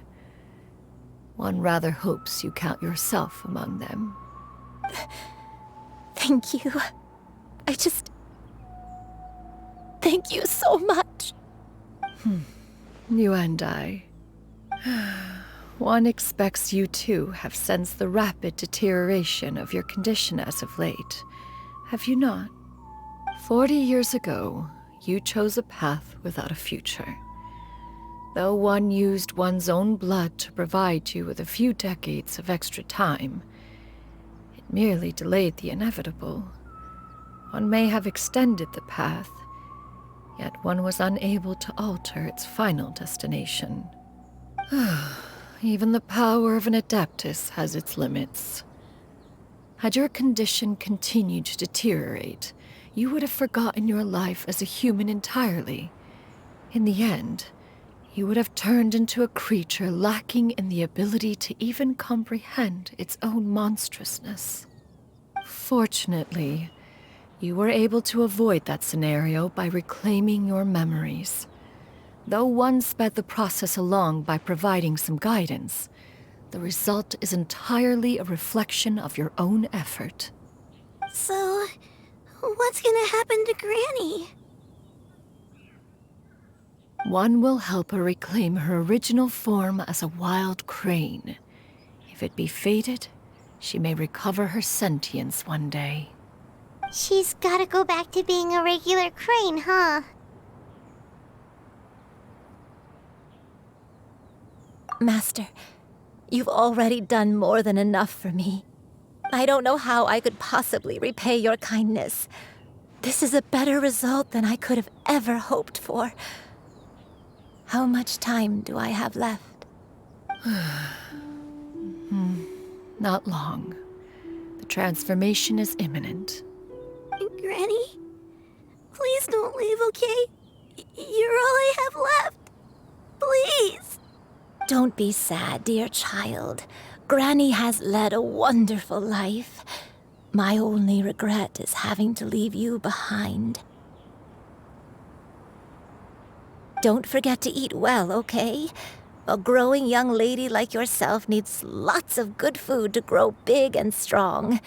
Promise Granny you'll take good care of yourself when I'm gone. I promise, Granny. I'll do whatever you say. Good girl, good girl. Don't worry. It's not goodbye forever. Granny's gonna become the most formidable crane in all of Mount Outsung. Granny will train day and night. I won't stop until I can turn into a human without having to rely on anything but my own power. When that day comes, we'll be able to live together again, you and I.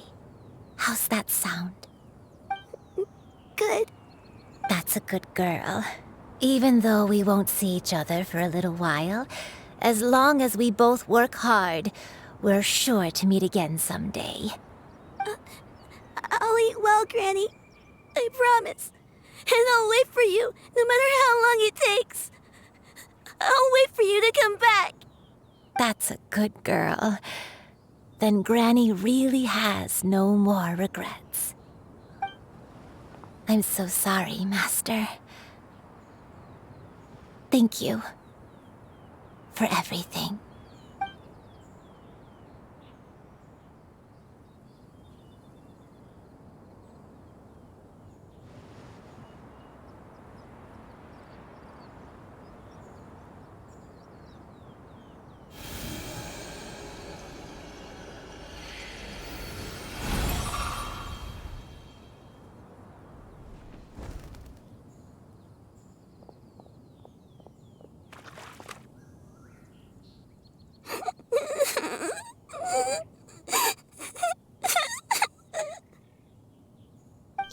You.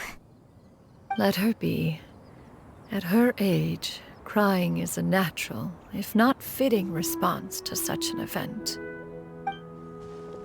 Tears are a necessary part of maturation. Sometimes there is scarcely a better vehicle to wash away the toll of stress and misery. Now that the issue has been resolved, you should also take a moment to relax. Give yourself some time to rest. Take a nap if you must. One will wake you in due time.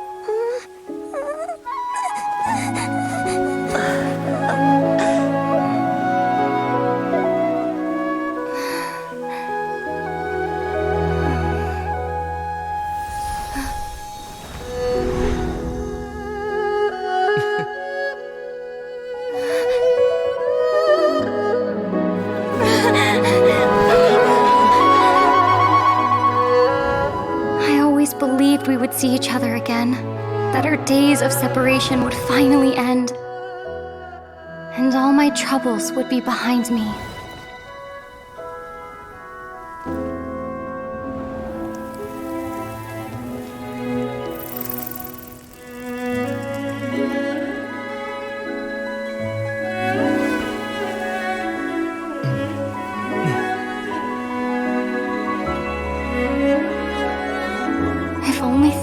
Stay this way forever.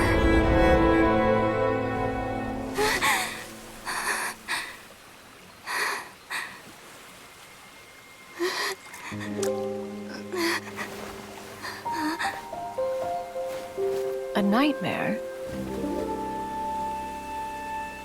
Curious. If you're relaxed, shouldn't your dreams be pleasant?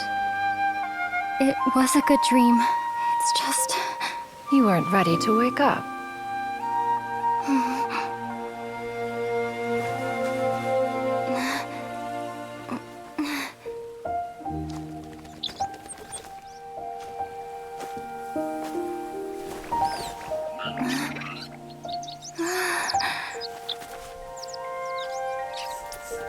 Eloquent as one may be, words of comfort are not one's strong suit.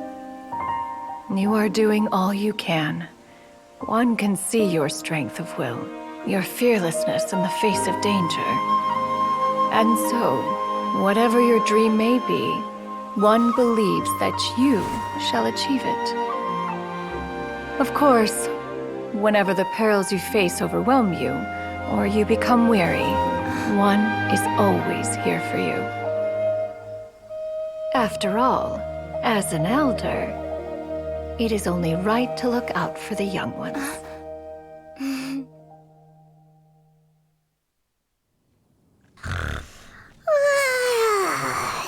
Grilled chicken drumsticks. Huh?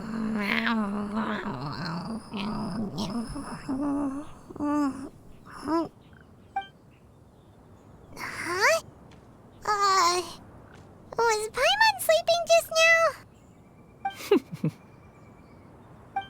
Oh, Paimon wasn't talking to you. Paimon had a dream about eating grilled chicken drumsticks, that's all. Madam Adeptus? Oh, Shuyu, you're awake. How do you feel? I feel a little better. Thanks. I know I'll see Granny again someday, so I don't feel so sad anymore. Madam Adeptus, could I ask you something? Would you take me in as a disciple? Oh, and have you reasons for this sudden interest? I know Granny thought what she did back then was wrong. She felt really bad about it. But without that mistake, I would have never been born. Even though Granny lost her memories, she never forgot to show me how much she loved me. So, I thought maybe one day I could become a cool Adeptus like you and help a whole bunch of people, just like Granny wanted to do. Upon some reflection, one supposes you are no mere mortal. The fact that Yuendai's blood flows through your veins is proof enough of that. If this is what you desire, one shall make it so.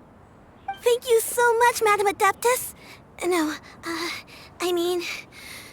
Master. Shuyu, are you sure about this?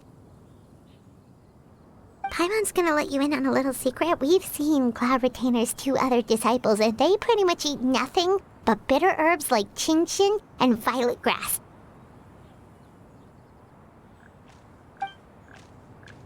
If you join them, you'll never enjoy Wanmin Restaurant's delicious cooking ever again.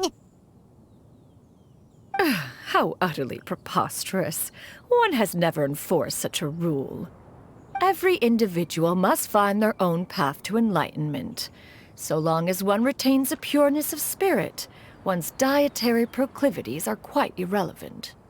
Well, you say that, but Paimon's not seeing any tasty treats up here now, is she? Although Mount Outsong is rich in natural beauty, its location does preclude access to certain finer mortal comforts. That is precisely why one plans to relocate to Liyue Harbor. Shuyu shall have the honor of becoming one's first disciple in the human world. Whoa! You're leaving Mount Outsong? One has never concerned oneself with the location of one's residence. From the very beginning, one has sought only solace and peace. Yet in the end, all of one's disciples ended up in Liyue Harbor. Ganyu, Shenhe, Yuendai. They all chose a life among the mortal world. One has reflected on this fact for many years now. One can only assume that it is due to some failing on one's part as an elder or master. A failing, perhaps, of recognizing what it was they truly wanted. One is most curious as to what aspect of Liyue Harbor could have enticed them to remain there. One could hardly offer an opinion on the matter, but perhaps some time in the harbor will prove instructive. Why are you all so silent? Paimon is, just a bit shocked, that's all. So, does this mean we can grab a meal together in Liyue Harbor sometime? One has precious little time to squander. However, if one finds oneself otherwise unoccupied, one would not be opposed to the idea. One will be assuming the identity of a human while residing in Liyue Harbor. You should take care to avoid disclosing one's true identity. Don't worry, we'll help you keep it a secret. So, when can we expect to start seeing you in the city? Perhaps in 2 days' time. One has some matters to see to before one's departure. Preparation is the key to success, after all. One plans to put up various items from one's collection for sale. The earnings should provide for a comfortable living in Liyue Harbor. One has already picked out a handsome property near Chuhu Rock. 'Tis no small purchase, but what is mortal life if not one expense after another? Seems like you've really thought of everything. Then how about we meet up in Liyue Harbor in 2 days? A sensible plan. See you then. Oh, also, why don't you take this suspense somnium mechanism as a souvenir? Anytime you should feel ill at ease in the future, you may try quieting your mind and sitting in meditation as you listen to its melodies. It might help you find a new perspective. Awesome! Thanks, Cloud Retainer! Hey, didn't we promise Shincho that we'd tell him what we found out? Should we make a trip to the Feiyun Commerce Guild? It's totally up to you.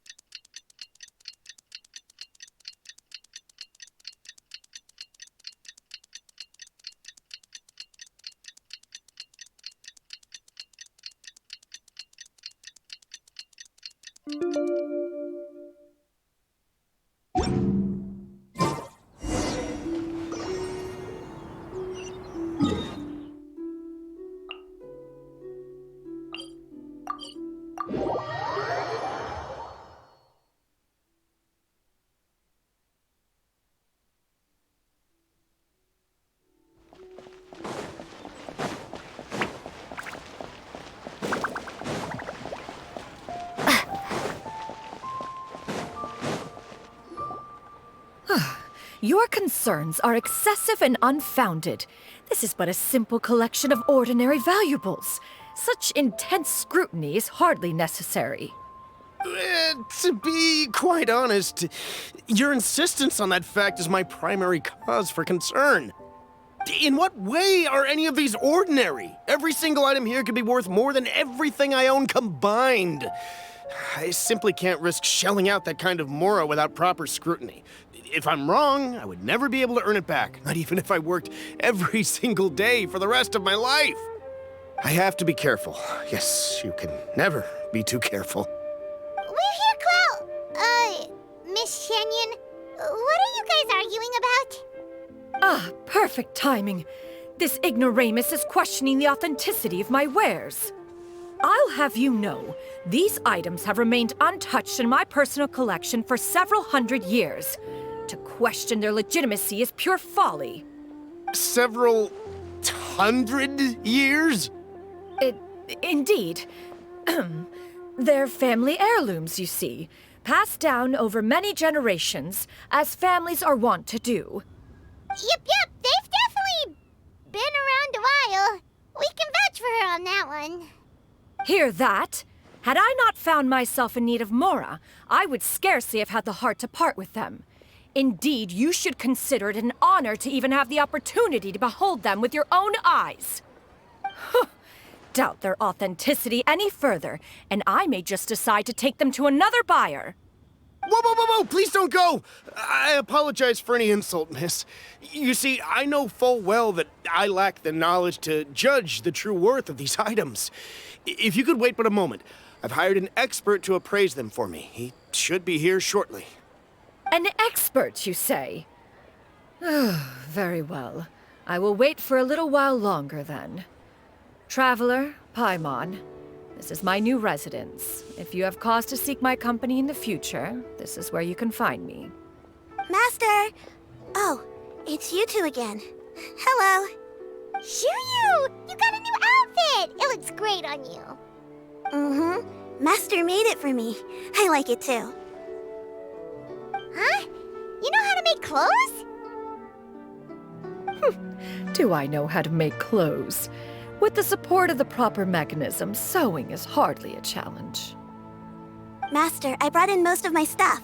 There's a few boxes left, but they're kind of heavy, so I just left them outside. Fret not. I shall help you move them into your room. Actually, I should probably sort through my stuff a bit first. Everything's kind of messy right now, so maybe you could, not look yet, Master? Yeah, that'd be great. It appears my young apprentice has her own fair share of secrets. No matter. Do what you must, child. Now, this expert you mentioned, when can we expect their arrival? Soon. Ah, there he is! Here, allow me to make some introductions. This is Mr. Zhang Li, a well-respected consultant at Wangshang Funeral Parlor and an expert in all manner of valuables and antiques. Mr. Zhang Li, this is Miss Shen Yun. She's the one who's looking to sell the collection of valuables I mentioned earlier.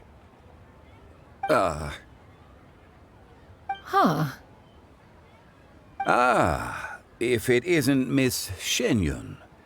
It has been quite some time since our last meeting. What a serendipitous reunion. Indeed, most serendipitous. Have you been faring well as of late, Mr. Zhang Li? Quite well, thank you. I was fortunate enough over the past few days to enjoy both a stroll in the mountains and a fresh brew of tea from the most recent harvest. The experiences left me with such insight and peace. Huh. So you two are already acquainted? Indeed. How fortunate we are that fate has brought us together again. If you are otherwise unaware, allow me to inform you that Miss Shen Yun is a well-regarded collector and appraiser. She is well-versed in all fields, and oft-celebrated for her impeccable taste. You stand to gain much from this opportunity. You are too kind, Mr. Zhang Li. True collectors pride themselves on their wealth of knowledge and eye for detail. I can say without a doubt that you are foremost in that regard. Why, you flatter me, Miss Shen Yun. It would seem that you are as self-effacing as ever. Not at all, Mr. Zhang Li. Not at all. While I am loath to butt into this conversation, I must ask, you two already knew each other, and you seem to have quite a cordial relationship. Can I be certain that you're not working together to swindle me? I mean, you never know. A preposterous accusation. The heavens themselves would collapse before we would conspire to do such a thing. Miss Shen Yun speaks the truth. Contracts are built on honesty and trust. If that proves to be beyond your capabilities in this instance, this transaction may be taken elsewhere. Say no more. Let us depart. I I jest. What fool would still harbor doubts after Mr. Zhongli himself has vouched for the goods? Miss Shenyun, wait!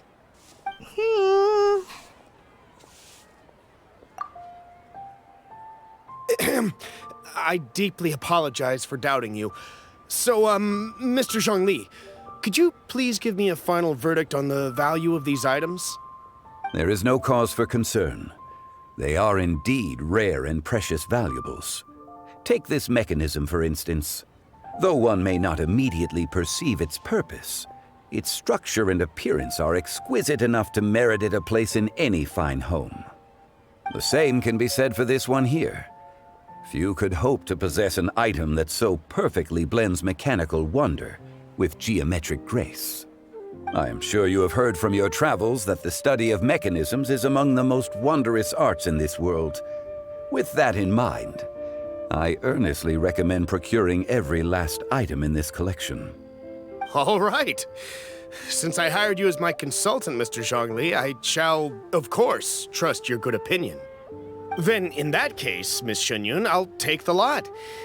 However, since the final sum is quite large, how about we start with an initial deposit through the Northland Bank? The Northland Bank? Huh. Oh, you refer to the fiduciary house. Oh, very well.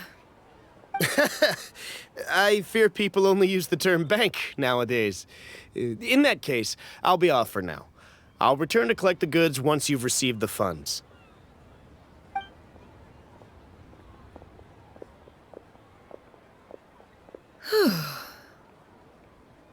Zhongli! My friends, have you been doing well? We've been great! How about you? Paimon didn't know you were such a busy consultant! My days have been quite pleasant as well. I had been quietly enjoying a cup of tea when Mr. Xiaozu requested my services. As for you, Miss Shenyun, I presume you must be looking to settle in the city? I must say, the name Shenyun sounds exceedingly strange coming from you. Perhaps you could dispense of that particular epithet in further conversation. Whatever for. Am I not addressing you as a friend should?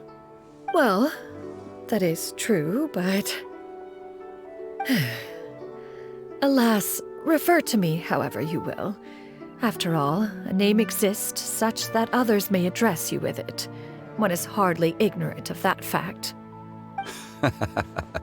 It would seem that you have gained many valuable insights over the years, Cloud Retainer. One has indeed. One's previous stays were all brief. Now that one has made up one's mind to move and settle, one has gained a much better appreciation of the hubbub and commotion of the city, as well as the people's hard work and ardor. This city is much changed from how it was more than 1,000 years ago. Not unlike the ocean tides, so too shall the movement of people ebb and flow. From turmoil to peace, enlightenment to aspiration. Human society possesses limitless potential. In another 1,000 years, the scene we witness here may change in ways that are impossible for either of us to imagine. All right, that's enough reflection for one day. No need to get all sentimental on us. You make a valid point, Paimon. Now that the sale has concluded, what say one plays the host as we try some specialty dishes together? One must profess great interest in trying bamboo shoot soup. Perhaps you have forgotten, Cloud Retainer, but I once tried my hand at that dish. You were at the table on that occasion, so logic dictates that you should have already tried it. Oh? What occasion was this? It was a reunion between friends several centuries ago. Alas, you must have been too preoccupied to secure yourself a portion. Or perhaps our other companions simply availed themselves of faster reflexes on that occasion. Hardly. 'Twas most certainly out of consideration for the others in attendance. In but a moment, one will show you what it means to have a true deftness of hand. It is settled then. Bamboo shoot soup, mora meat, crab roe tofu, triple layered consommé. We shall enjoy the lot. One has already passed word to Shenhe and Ganyu to make a reservation. It is prime time for them to meet one's newest disciple. Is that agreeable to everyone?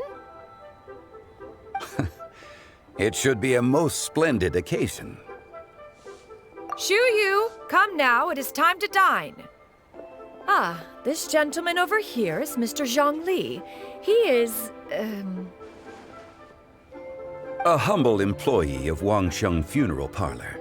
Pleased to make your acquaintance. Nice to meet you too, Mr. Zhengli. That should be everyone, right? Let's go!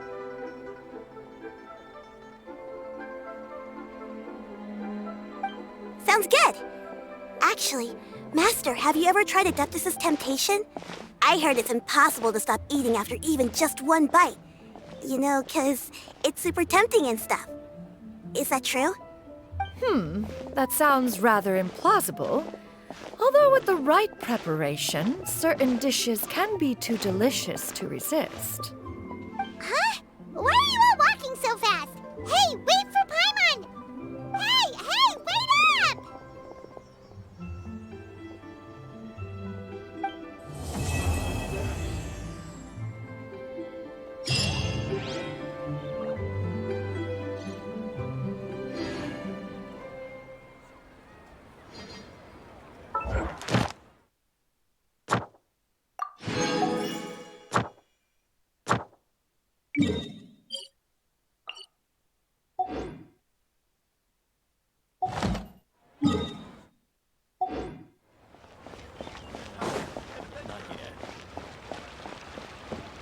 Ad Astra. Thank you for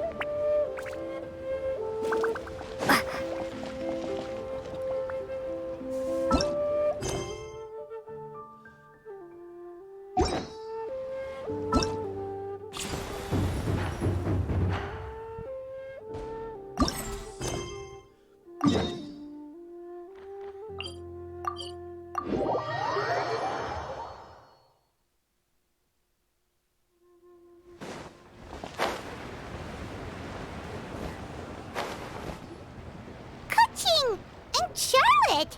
Paimon never thought she'd see you two together. Nice to see you again, Traveler and Paimon. Oh, we're not interrupting anything, are we? Not at all. I wasn't in the middle of an interview or anything. I was just asking Miss Kuching about purchasing a kite. A kite? Are you buying some regional specialties to bring back to Fontaine? Well, yes.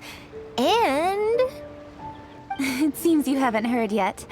The theme of this year's Lantern Rite is kites.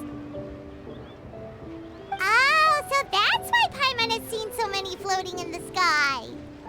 Liyue Harbor is always changing, so it is only fitting that Lantern Rite should change in turn.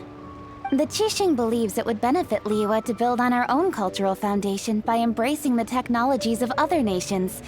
After all, it is said that the stones of another mountain may serve to better polish one's own jade. Yeah, remember my business meeting with Tianquan Ningguang the last time I was in Liyue Harbor? That's what it was about. But all I really did was use my network to introduce Lady Ningguang to some interesting people. I'm not sure that quite counts as fostering cooperation. In the end, we decided to combine Liyue's traditional art of kite making with Fontaine's mechanical vertical lifting device. Mechanical lifting device? Sounds pretty impressive. But don't kites just use the wind to fly? Why would you need to add something mechanical? Well, you've actually just answered your own question, Paimon. How high and far a kite can fly depends as much on the weather conditions as on the skill of the person holding the string. But as soon as there's no wind, you can only flail about helplessly like a sweet flower medaka out of water. Experience doesn't matter at that point. Exactly. Liyue is now a nation ruled by humans, after all. It's about time we had the power to make a kite fly, don't you think? Plus, the easier we can make it to enjoy, the more people will want to participate. Right? I also thought it was a novel idea. Plus, it shouldn't cost much to do. With Miss Charlotte's help, everything has gone smoothly. Our new mechanical kites are already available to purchase from a stall in the harbor. We're having trouble keeping up with demand. We also gave quite a bit of thought to the price. We didn't want it to be too much more expensive than a traditional kite. Cool! Turns out you two and Ningguang like playing with toys just as much as Paimon! Toys? They're not exactly toys. You see, Miss Kuching, that does seem to be everyone's first reaction. Although kites are one of our most time-honored cultural relics, outside of their use in certain ceremonies, I suppose they're considered playthings more than anything now. But to me, there's so much more than that. Think for a second about how remarkable it is that a flimsy paper kite attached to a string has the capacity to touch the sky. It is this slight piece of paper that also carries the weight of Liyue's cultural traditions. There's an old poem that goes, "O kite born of paper, flying true and sound, a lone traveler wanders, just waiting to be found."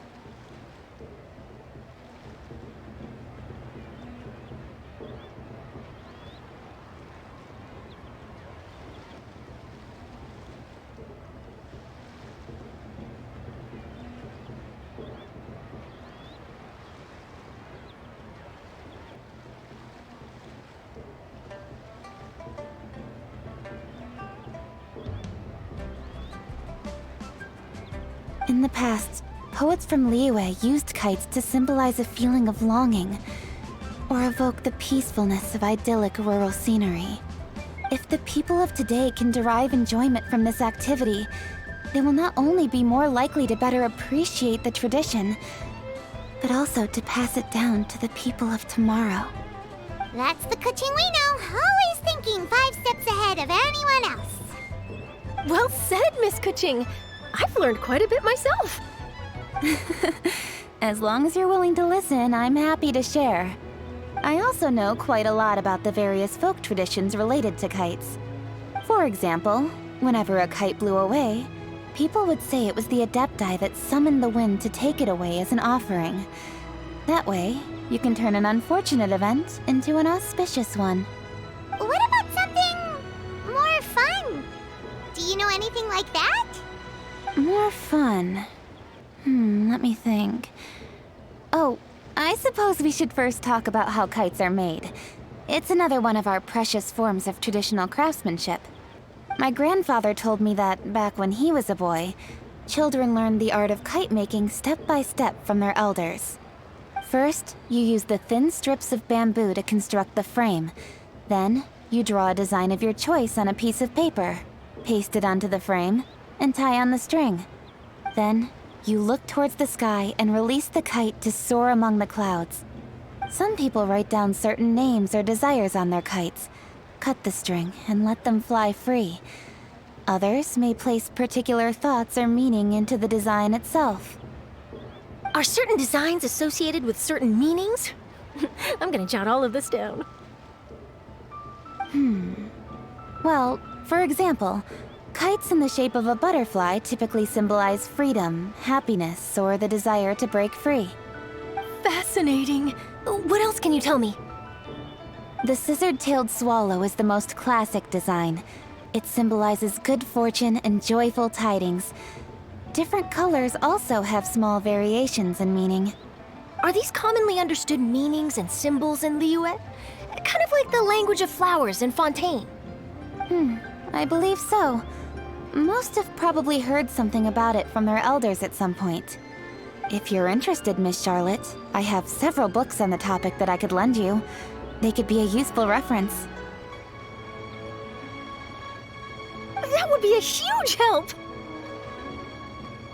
Great! Looks like I've got the outline for quite the article on my hands. Perfect! We're gonna take a look around. Then I'll show Miss Charlotte to my home for a little while. I almost forgot.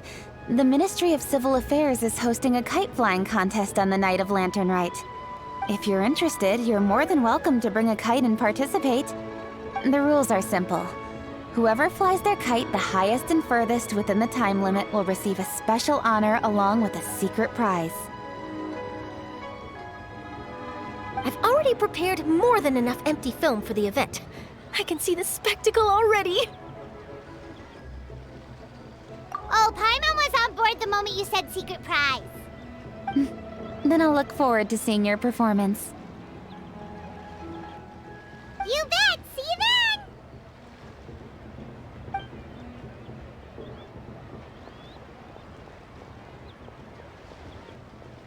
Wait, Traveler? Take a peek to your right. Do you see those two people lurking over there? Is it just Paimon? Or were they staring at us the whole time we were talking to Keqing and Charlotte just now? They seem fishy. Great, so it wasn't just Paimon. Do you think they could be treasure hoarders? They always seem to be stirring up trouble during Lantern Rite.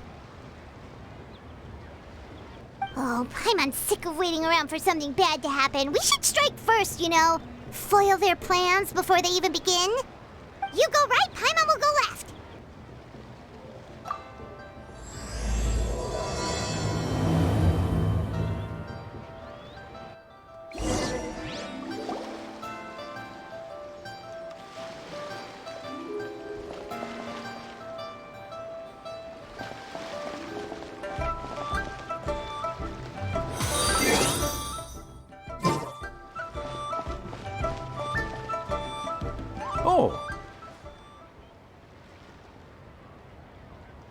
It is with such an air of urgency that you appear before us. Your comportment suggests you believe us to have committed some heinous crime. Perhaps you could enlighten us as to your intentions. Whoa, where did this fuddy-duddy come from? You should be the one doing the enlightening, buddy. Don't think we didn't notice you eavesdropping. One look and we could tell you were up to no good. Tell us everything, starting with your name. One bears no secrets before two such as yourselves. You stand in the presence of the mighty and illuminated Adeptus, Moon Carver. For the purpose of this foray into the mortal realm, however, you may address one as Hojong. You kidding? That deer's got his head stuck so far up in the clouds, there's no way he'd humble himself down here with the rest of us. You may want to hold your tongue, Paimon. Don't think that Paimon is gonna believe you just because you know her name. Let Paimon guess. You're supposed to be Mountain Shaper, right? Indeed. Mooncarver and myself have descended upon the mortal realm for a visit. The two of you may call me Jiahu. Looks like you did your research. But in our experience, the harder you try to lead us on, the more likely it is that we've got a big fish on our hands. We'll go straight to the Millilith and have you arrested for impersonating a Adepti. Preposterous! Utterly preposterous! Right! Tell us something that only an Adeptus would know. And it better not be some common knowledge that any person on the street could tell you. During the last Lantern Rite, we gathered at Mount Hulao with Rex Lapis and made use of Cloud Retainer's supreme cuisine machine to prepare bamboo shoot soup. Perhaps you have some recollection. The flavor of that soup was more than enough to whet one's appetite. As such, Cloud Retainer assented to my use of the device beyond that singular occasion, providing other recipes to boot. Since then, one has dabbled in the pleasures of the culinary arts whenever time allows. Dabbled? Upon one's last sojourn to your mountain, did you not immediately attempt to hide the device behind a chunk of amber as soon as one's presence was known? Did one not speak up on your behalf but a moment ago? This is how you choose to repay that kindness? One is simply trying to emphasize the veracity of our claim. That does not mean you should reveal personal matters so readily. They might think one bears no difference from Cloud Retainer. Forget it. One does not have the breath to waste on such petty trifles.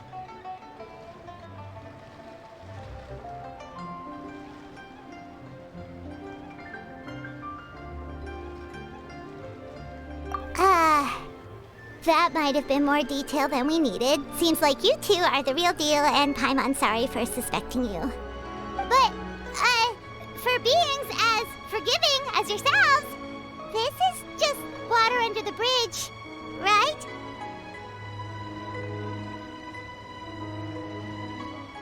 You indeed have an agile mind. Cloud Retainer was not mistaken in her high estimation of you. Paimon's still curious about something. It's just... Paimon can understand why Mountain Shaper is here, but why did you decide to come to the city, Mooncarver? It's not really your thing, is it? It is but an inevitable eventuality. Long have the mountains remained strangely idle since Cloud Retainer's move to Liyue Harbor. With Laternenritual near at hand, one would expect Cloud Retainer to provide us with an account of the festivities in advance. Yet to this day, she has failed to appear. Cloud Retainer is hardly the forgetful sort. One must never rest idle in the face of that which demands action. And since our acquaintances dwell in Liyue Harbor, we had to travel here in human form to avail ourselves of their aid, Cloud Retainers in this case. But a moment ago, one heard you speak of a mechanical kite of sorts. It appears the essence of the situation has hitherto revealed itself. Now it is time for one to retire back to one's abode. So you're not looking for Cloud Retainer anymore? Perhaps there are aspects of Cloud Retainer's temperament that remain opaque to young Paimon. Given one's understanding, one can only imagine the anger that now consumes her. Cloud Retainer is of a proud and arrogant disposition. She holds the belief that her skill in mechanics surpasses that of all others. One can be quite certain it is hardly with an open mind that she regards the arrival of this new technology. One surmises that she has shut herself away, refused all company, and buried herself in the study of her own creations. To call on her would only invite her rebuke. However, if you do happen to cross paths with her over the next few days, do pass along one's regards. Sure, leave it to us. Have a safe trip back, enjoy the scenery, and happy Lantern Rite! Thank you for your kind words.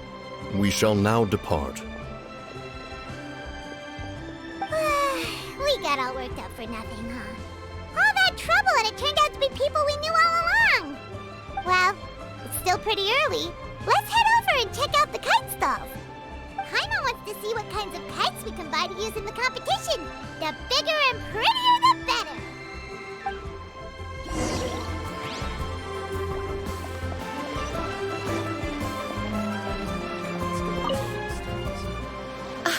Welcome! Are the two of you looking to buy a kite? Would you like me to go over the different designs? Ooh! A scissor-tail swallow! And a butterfly! And... oh! This jade chamber design is our newest. It's been selling like crazy over the past 2 days. Does it also have a unique meaning? Of course. The jade chamber symbolizes wealth and abundance. The kite bearing its design is said to bring riches in the future to those who fly it.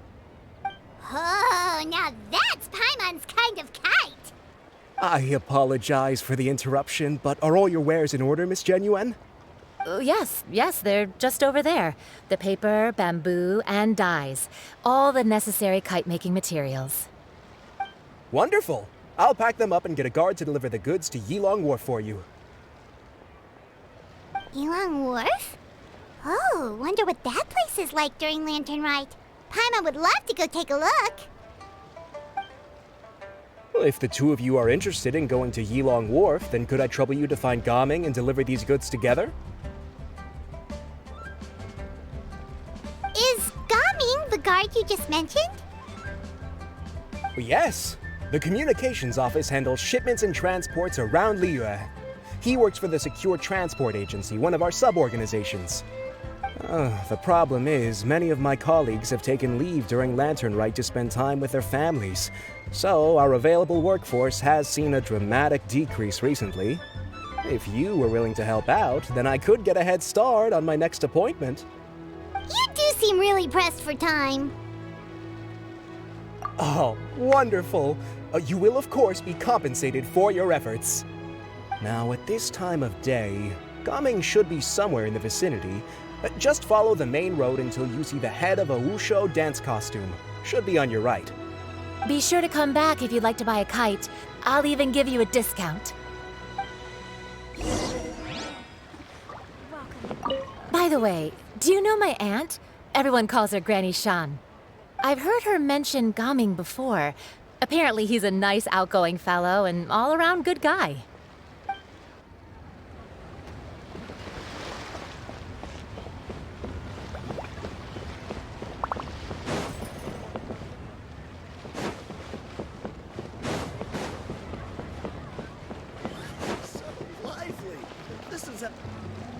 Wait, I thought we had an agreement. Loser buys dim sum tomorrow? Look at you. Scowl like that for much longer and your face might stay that way. Hey now, don't be upset. How about this?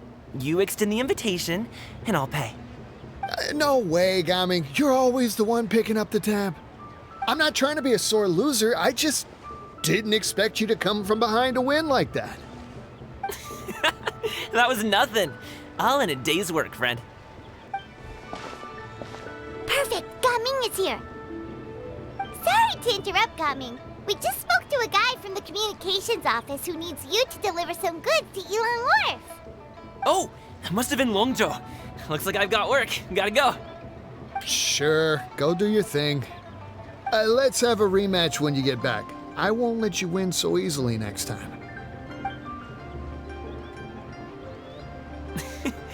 Alrighty, you can hand the goods over to me. Must have been heavy hauling them all this way. Let me take them off your hands. It wasn't that bad. It's just some kite-making materials. Plus, we didn't have to walk very far. Kite-making materials. I see. I'm glad it wasn't too much trouble, Paimon. Still, I owe you one. Ah, and you must be the traveler. It's nice to meet you. Thanks for your help. Huh? You know us? There probably aren't many in Liyue who don't. I've heard quite a bit about you two. You're quite well known around these parts. Oh, and please excuse Longzhou if he forgot to thank you. Take my thanks in his place. He's a good guy. He's just been super busy lately, running around from place to place. Don't be too hard on him, yeah?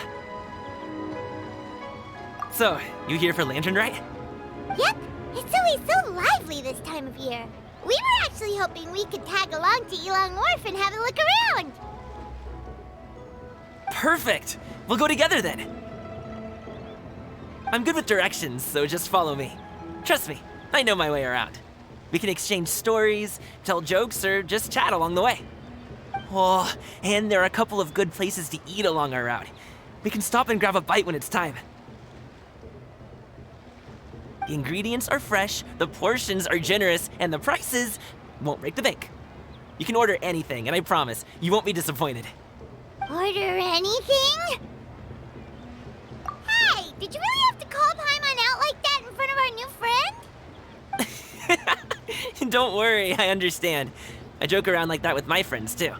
It just shows how close you are. Do you need to pack anything up before we hit the road? I can wait.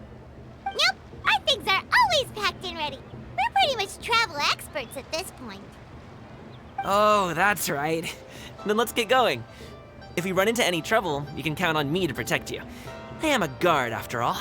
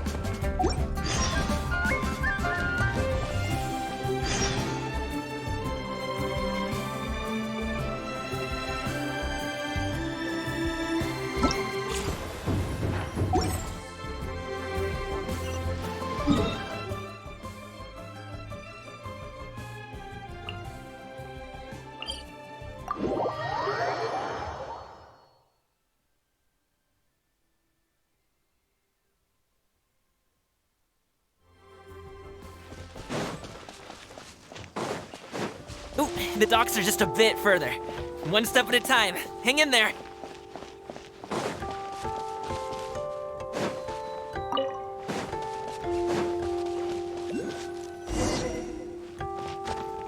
Wait! Another get behind me. subject. I'll handle this. Try. I got carried.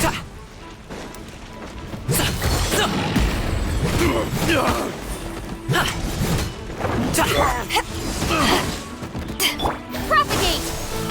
Let's dance! Pick the wrong test subject. Scatter! I got carried. Pick the wrong test subject. To ashes! That tingle?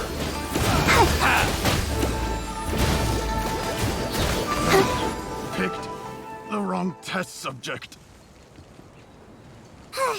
Seems like we really can't go anywhere without running into treasure hoarders, can we? Yeah, it's not uncommon for deliveries to get intercepted. That's why this job needs guards like us. Paimon was impressed by your moves back there. You seem like a real pro at your job. Oh, that's not a skill I learned on the job. It's just a hobby.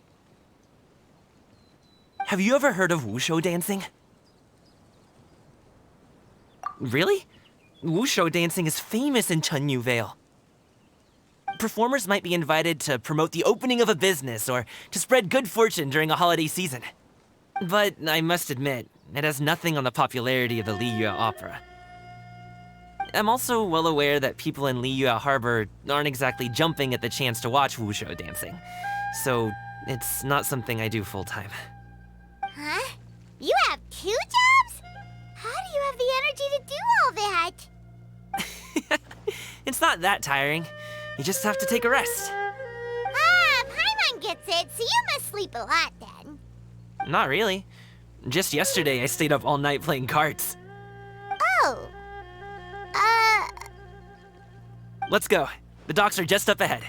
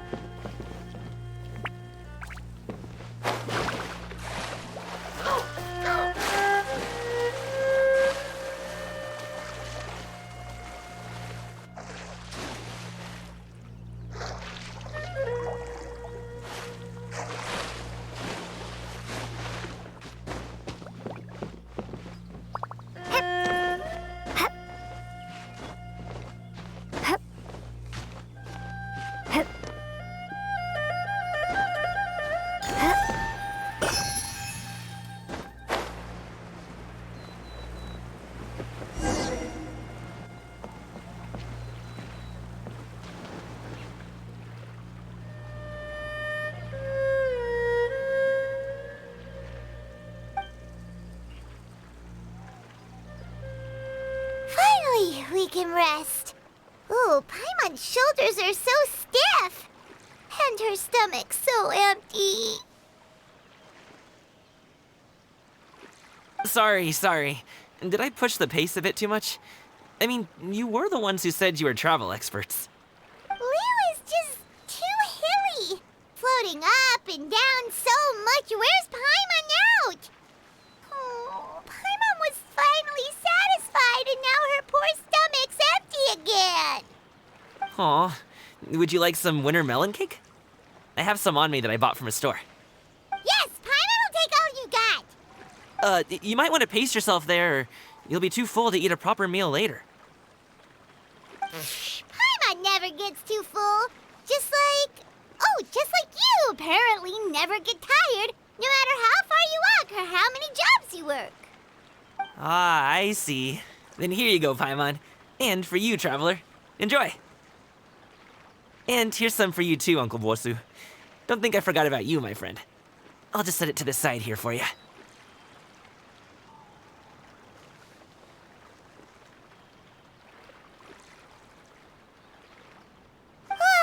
That hit the spot. Paimon thought she was going to starve to death for a minute there. That close of a call, huh? I've been eating winter melon cake ever since I was a kid. You can buy them from all sorts of places, whether it's a small vendor on the side of the road or a big restaurant in the city. But each place produces cakes with a slightly different flavor. If you like these ones, I can give you the address of the shop I bought them from. I'll just have to check when we get back. Oh, all my jabbering must be making it difficult for you to enjoy the scenery in peace, huh? Don't be afraid to tell me to zip it for a little while, okay? Really, I won't be offended. It's okay. Paimon is kind of enjoying listening to your chitter-chatter. Aw, a fed Paimon is a happy Paimon, huh? Hey, Paimon can be in a good mood anytime she wants.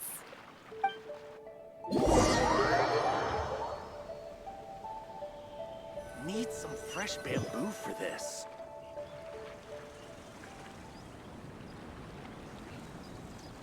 Woohoo! We're here! Don't forget your things, and watch your step as you get off the raft, or you're in for a swim. Thanks for the ride, Uncle Bosu. You take care of yourself now.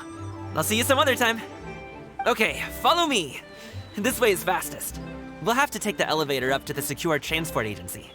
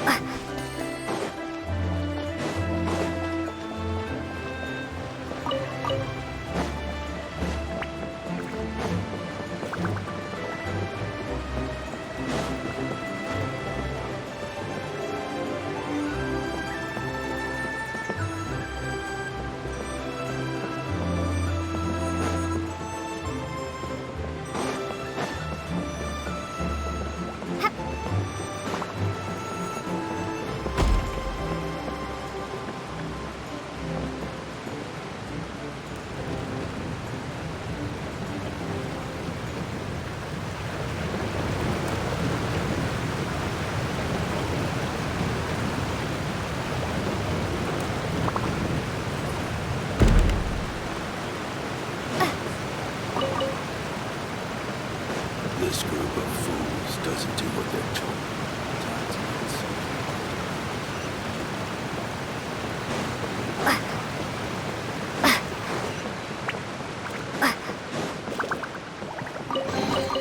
Is this an answer from this world?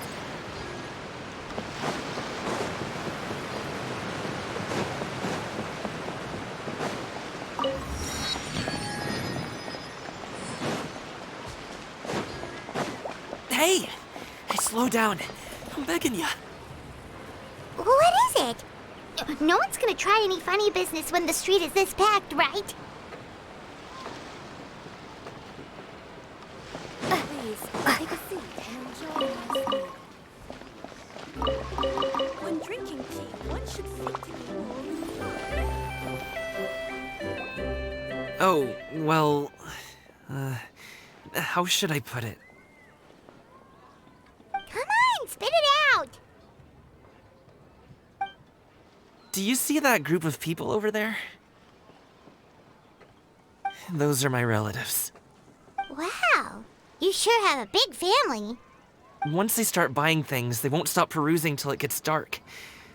This is bad. They're your family, not your arch enemies. What's there to be afraid of? Unless... Oh, did you do something horrible to them? No, it's not that. I'm just not that good at dealing with my family. It would be best if we could steer clear of them. I'll explain more when we have the chance, but right now, we've got a job to do.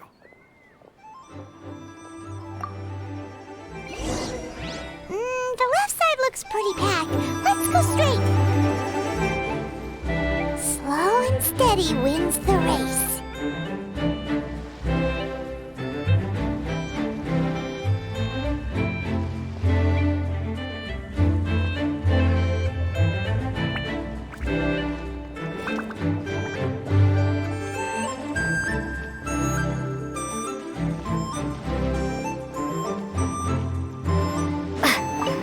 Stick close, traveler.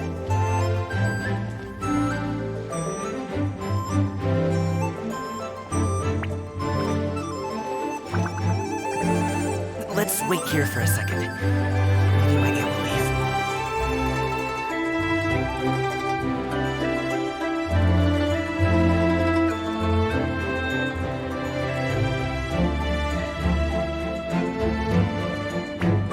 She's gone! Let's go!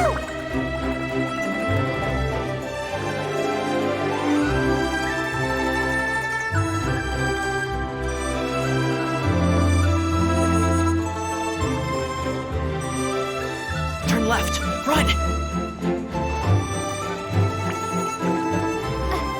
To the right and... Wow, you guys are good! I'm impressed. That was nothing. It was a piece of cake. Oh, winter melon cake to be exact. You really liked it, huh? Ooh, you know what? I'll buy you a whole bunch and pile them so high you could swim in them. As long as you don't wind up drowning, Paimon. Hey, Uncle Drugway. These are my friends, the Traveler and Paimon. They came to deliver some goods with me. So, I guess I'll go ahead and take these over to Uncle Yongzan then? Yes, thanks for your hard work. I should thank you both for your trouble as well. Please take a seat and rest for a bit. I'll prepare some tea. No need. We'll be off soon anyway. Hey, we're already here, aren't we? No harm in taking a load off for a bit.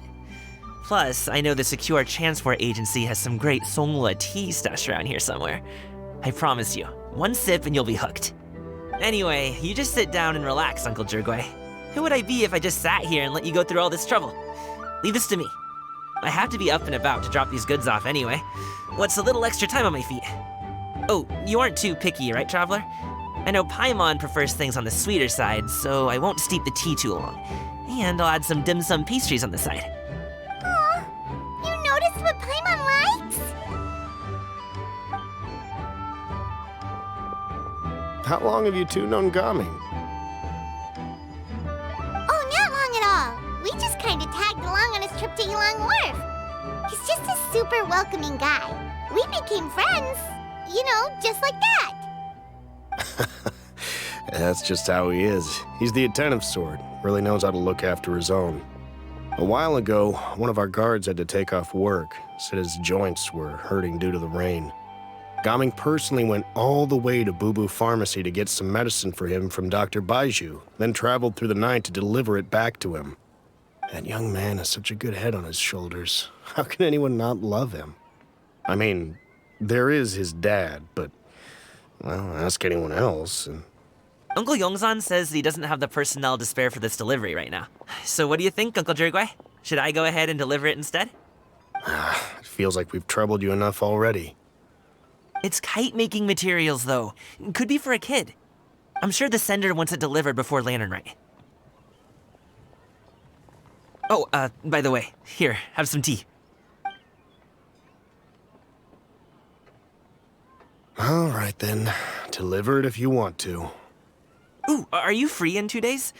How about we grab some dim sum from Shinya Kiosk? My treat, and don't even think about trying to pay. Whoa, that's way too generous of you. Don't mention it. Just think of this as a thank you for all your help. Besides, the thing between me and my family, it's a long story. It might take some time to tell. Sounds good. Paimon never says no to free food.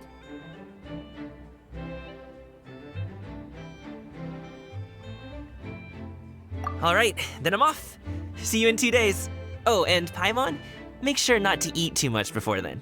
Don't say I didn't warn you. Is he underestimating Paimon? She's just gonna have to show him how much she can really eat. Anyway, is Gaming's family situation really that complicated? He has such a happy-go-lucky personality. Plus, he's an enthusiastic and diligent worker. It's hard to imagine a guy like that being troubled by much. How should I put it? Since he already plans to tell you himself, you don't need an old man like me to add my 2 cents. You seem to be around the same age, so you might have a lot in common. Perhaps you could help him talk things through. Consider it a favor to me. If you have the time, maybe you can make a little flag for us to wave about. It can say, "We provide aid in spades." Couldn't hurt to advertise our services, right? Well, I can certainly arrange that. Is there anything else you wanted to say? Wait, seriously? Paimon was just joking, but if you're going to get us something, she'd much rather have wintermelon cake instead. Seems like Gaming really has rubbed off on you. Would you like some more tea? I think there's some left. No thanks. We came all this way and still haven't gotten a chance to look around the wharf. We should see the kinds of kites they got. Maybe they'll have ones you can't find in Liyue Harbor. All right, then. Please do let me know if you'd like more tea. You're welcome to stay as long as you like.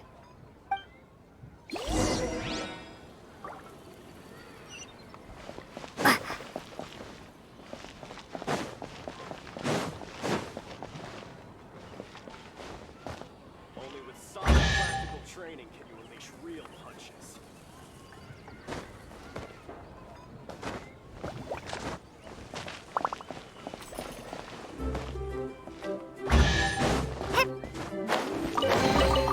Is this an answer from this world?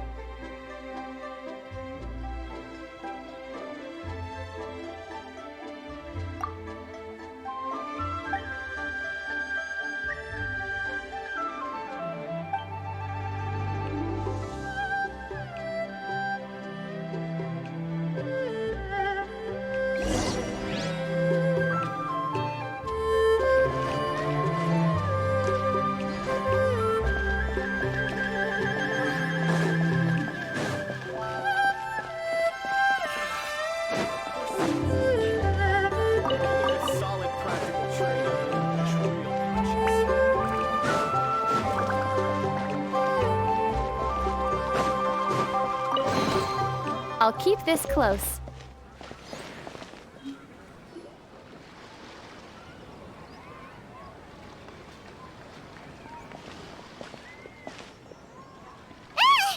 What are you doing here? The way you speak, one might have presumed you were displeased to be in one's presence. Take note, Paimon. You could learn a thing or two about how to respect your elders. Ugh, starting on the elder stuff already, huh? Shouldn't you be back in your cave tinkering away at some kite-related thingamabob or something? What brings you out here? And what's with that huge box next to you? Ah! Paimon gets it. You're here to do some shopping, aren't you? And what of it? The Qixing's decision to integrate Fontanian technology into said kite-flying competition is of no consequence to oneself. Did you expect one to willfully compete against the whimsical trends of worldly sentiment, or perhaps even fall to petty sulking over such? It's not that we think those things exactly. That's just what Mountain Shaper and Moon Carver told us, or Tia something and Ho. Paimon can't be bothered to remember what their aliases were called. Anyway, they went to Liyue Harbor to look for you. They even asked us to pass along their regards if we ran into you. Oh, huh. Tianyun? Huh. It appears time has quite flown since one's arrival in Liyue Harbor. How could one have forgotten about those two old fossils? One shall have to bring them back some divine herbs to atone for this slight. Nay, given that one has ventured all this way to Yilong Wharf, tea would be more advisable. A great thought has illuminated one's mind once again. One is reminded that certain purchases have yet to be made. Perhaps you two could wait here whilst one performs this task. It'll be but a moment. Huh? Wait, here? You're really just gonna ditch us here to watch your stuff? Oh, that woman really just does whatever she wants. Hey, not you too, Traveler! Oh, all this Paimon ditching is super not appreciated. Just come back soon, okay? Paimon doesn't want anyone to try and steal his stuff. Welcome. Please have a look around. We only sell teas of the finest quality, sourced directly from Chaoying Village. Might I recommend the Sunglo variety? It's one of our specialties. Now, that sounds promising. One will bring some back for those old fossils, and all will be well. 2 boxes will do. Wonderful. By the way, we're actually running a special Laternenritual promotion. Buy 3 boxes, get 10% off. 4 boxes will net you 20% off. 20% off 4 boxes. This merchant strikes a fair bargain. One might as well give some to Morax and Ping, too. Then 4 shall suffice. I see. Are you intending to give these as gifts? If so, perhaps I can interest you in these exquisite gift sets. Buy 10, get half off. Look at the magnificent design, and the red ribbon gives quite the festive flair, don't you think? Such a gift would be sure to impress any lucky friend or family member. 10 boxes. Seems rather excessive. But if one factors in the conqueror of demons and one's disciples... 10! A nice round number, don't you think? Of course you do. I'll even shave a little extra off the price for you. That is agreeable. One will, I will have these boxed up then. Of course, right away. I see you have quite the eye for fine items, mademoiselle. Perhaps some of my wares might also be of interest to you. I'm a toy merchant from Fontaine. You'll get nothing but the finest and most intricate clockwork toys Mora can buy here. Each one sure to be a source of endless amusement.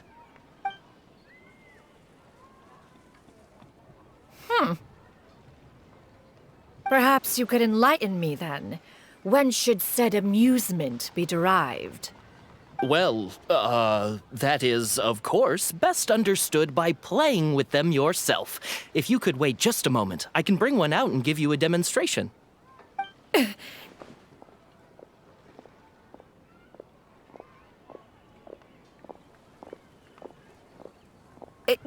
There is no need for that. Mademoiselle. Give me your newest and finest model, and be sure to package it securely.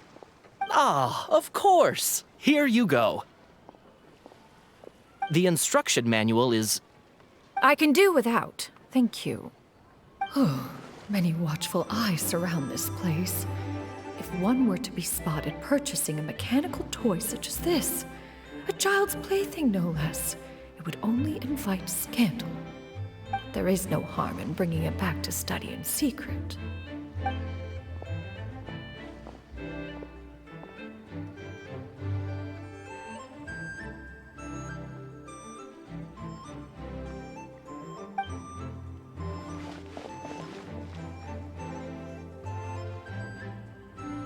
Oh, Shenyan, did your shopping go smoothly?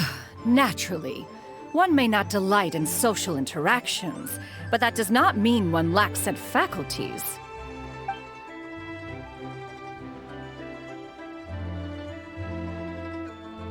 And you two? Are you not here to purchase things? We just haven't had time yet. It doesn't look like there are any kite stalls around Elong Wharf, but it does look like there are lots of goods from Fontaine.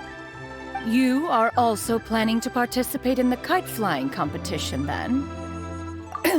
One means to say, you along with all the other youths. One has been entreated to share one's kite-making expertise, and indeed, there was little one could do about such persistent supplication. One moment energetic and earnest, and dejected the next. One had no choice but to acquiesce to these requests, and thus, one will be organizing a kite-making workshop to provide personal instruction in this art form. Oh, who will be participating then? Shuyu, Shenhe, Ganyu, and Yayo. Wow, that's quite a few people.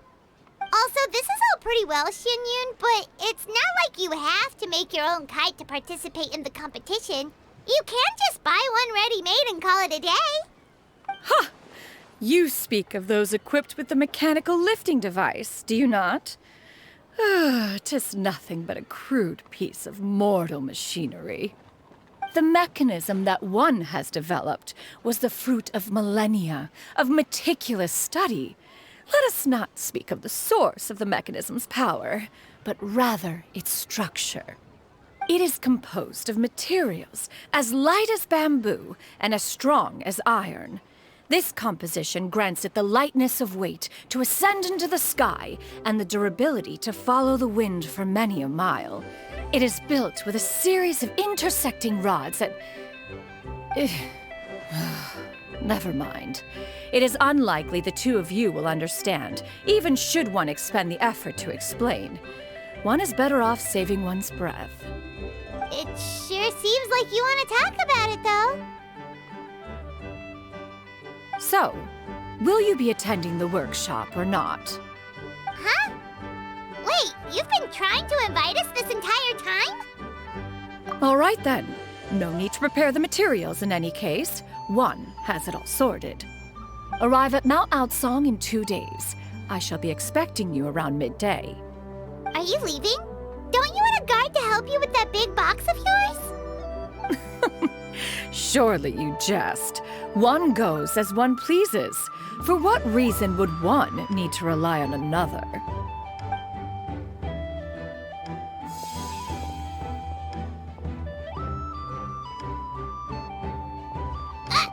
It can float? What kind of invention is that? One calls it the floating toting device. She seems pretty proud of that one.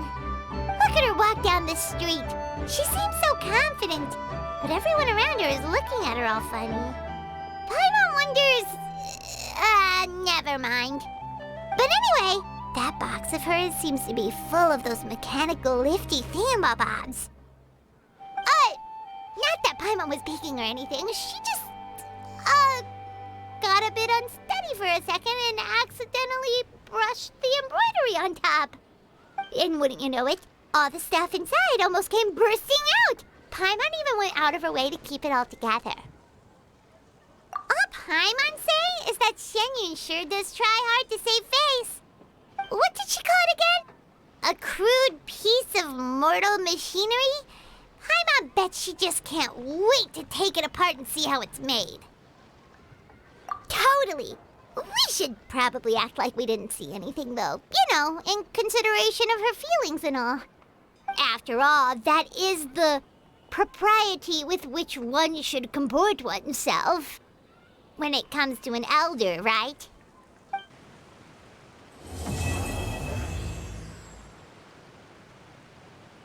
Discounts on loads of goods.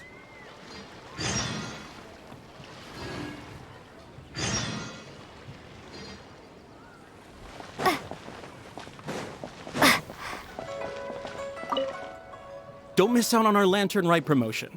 Only the best tea sourced through. Buy 3 boxes, get 10% off. Buy 4, get 20% off. Buy 10.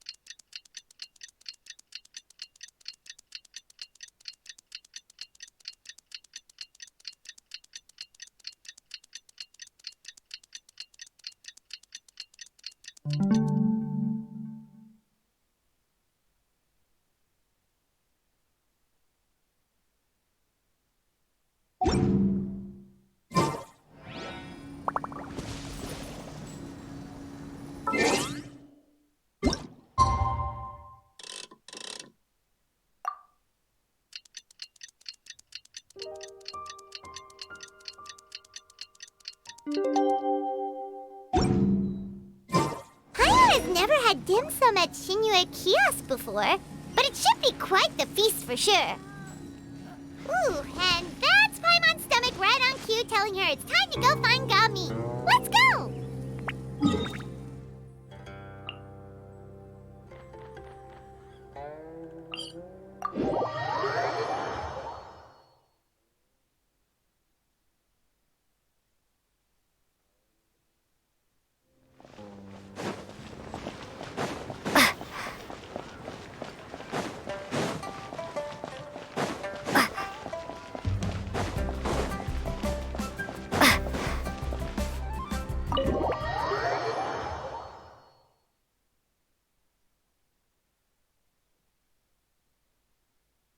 Oh, you're here early. I just ordered. The food should be out in a second. Sit down, sit down. Let's all take a seat! Here, hand me your cups. Oh, thank you! Wait, you weren't supposed to drink that, Paimon.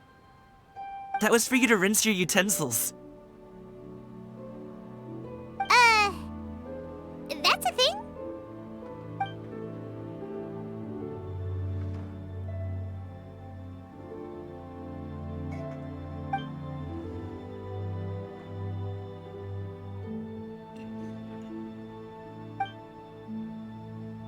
Wow, so much delicious food! Do you really eat all this just for breakfast? That's just how we do it where I'm from. Most of the time, though, I don't eat lunch after dim sum. Oh, that's good to hear. Paimon doesn't need to worry about holding back then. Eat! If it's not enough, we can always order more. Oh, and there's tong soy coming as well. I don't usually have that in the morning, but, well, since everyone's here, I just had to order it. What about you, traveler? Is the food to your liking? Want some more seafood congee? Let me refill your bowl. Paimon's gonna take you up on that. Fill it up nice and full and make sure she gets a few extra shrimp. Thanks!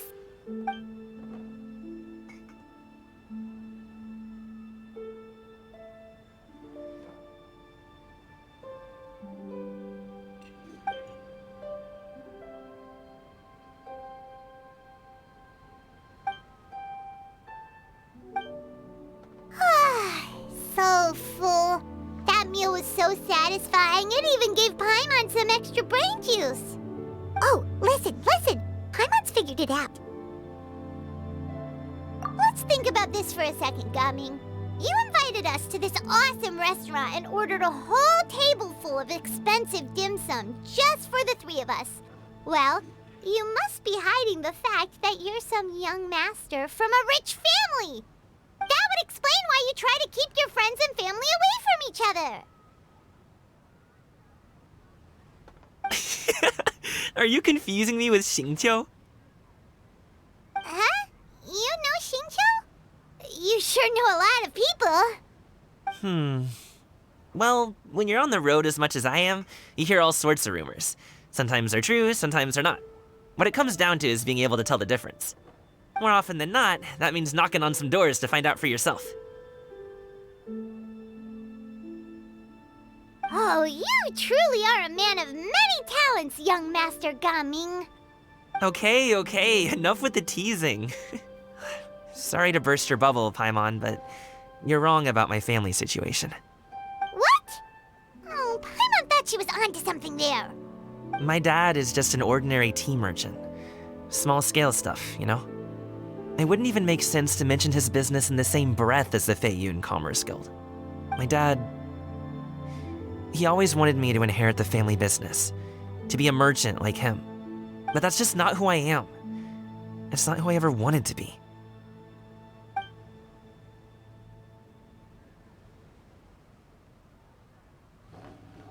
Have you ever talked to him about it? You know, about your interests and aspirations and stuff. Of course I have. I told him I wanted to be a wushu dancer. That I wanted all of Tevat to see what I could do. According to my dad, though, that wasn't a real job. Just a child's pipe dream. Oh, that's terrible. I'm sure he thought I would come around eventually, but wushou dancing has always been the only thing I wanted to do. One day, he tried to get me to visit some other tea merchants to start building the right relationships, but I refused to go. We got into a huge fight. We were this close to throwing hands. In the end, I was so angry that I ran away from home. I haven't been back since. Don't get on my case just yet, okay? It's not like I think I'm completely without fault. No, I know that it wasn't the right way to go about things. But my dad's stubborn. No matter how hard I tried to convince him, it just went in one ear and out the other. There was no changing his mind. I knew talking would only get me so far, but if I made it big in Liyue Harbor, the results could speak for themselves. Coming. But I'm sure you both already know how that's going. Wushou dancing's just not that big in Liyue Harbor. In the past, I would go door to door from store to store, asking if they would be interested in hiring a performer. Most times, I wound up eating nothing but humble pie. And you can't just rely on dreams to put food on the table, right? So I found a job as a guard to make some money. And now I have enough to get by and then some. Still, change takes time. Gotta take it slow, you know? Paimon understands. Okay, enough of all that serious talk. Our tea's getting cold. Ooh, let's do something fun this afternoon. What do you say, huh? I'll organize. Actually, we kinda already have plans this afternoon. We told Xianyun that we would go to her kite-making workshop. Oh? Are you interested in kite-making, Gaming? Oh, no. It's just that I happen to know Auntie Xianyun. That title certainly humanizes her a bit. Oh, I know that she's an adeptus. I met her during a delivery once. But hasn't she been in the city lately? She's even tried, with some limited success, to change her terms of self-address or something like that. She came to see me a few days ago to ask about luminescent dyes. Oh, wait a second. She doesn't plan on putting those on a kite, does she? Is that not something you can do? It's one thing to use it on cloth, but applying it to paper is another matter entirely. Why couldn't she tell me what she wanted them for? Yeah, she does seem to have trouble with that sometimes. It would be such a shame if everyone worked so hard on their kites only for them to get ruined in the end. Okay, I'll go with you. If Auntie Xianyun wants to use those dyes on a kite, the formula will need to be changed. Great! The more the merrier!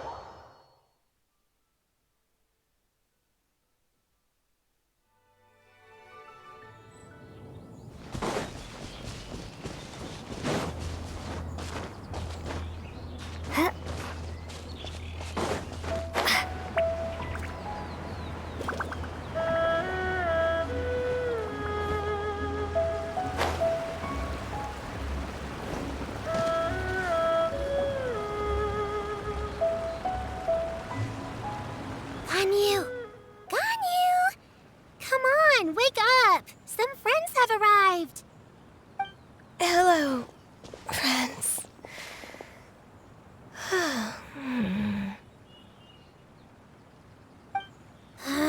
Ganyu! Oh, I have some mint oil. Perhaps we should try that. A guest at Wanmin Restaurant recommended it to me. I've tried it. Its stimulative effects are much stronger than what can be achieved from chewing on mint leaves alone.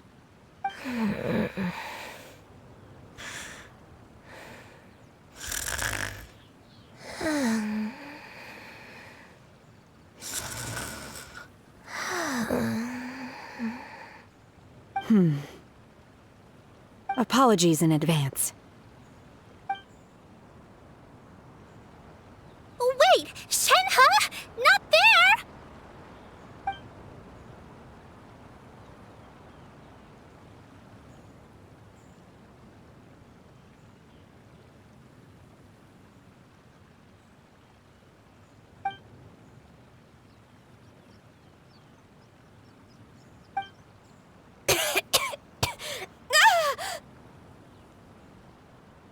See? It worked. She's awake. Are you okay, Ganyu? Do you need some water? Or maybe something to eat? I'm fine. I just feel chilly all over. Huh. Was it that effective? Chilly, huh? Master always says a cool head leads to a calm heart. So, does this mean that heat's what we need to help you, Ganyu? Paimon doesn't think that's what the expression means exactly. I feel a bit better now. Was I asleep?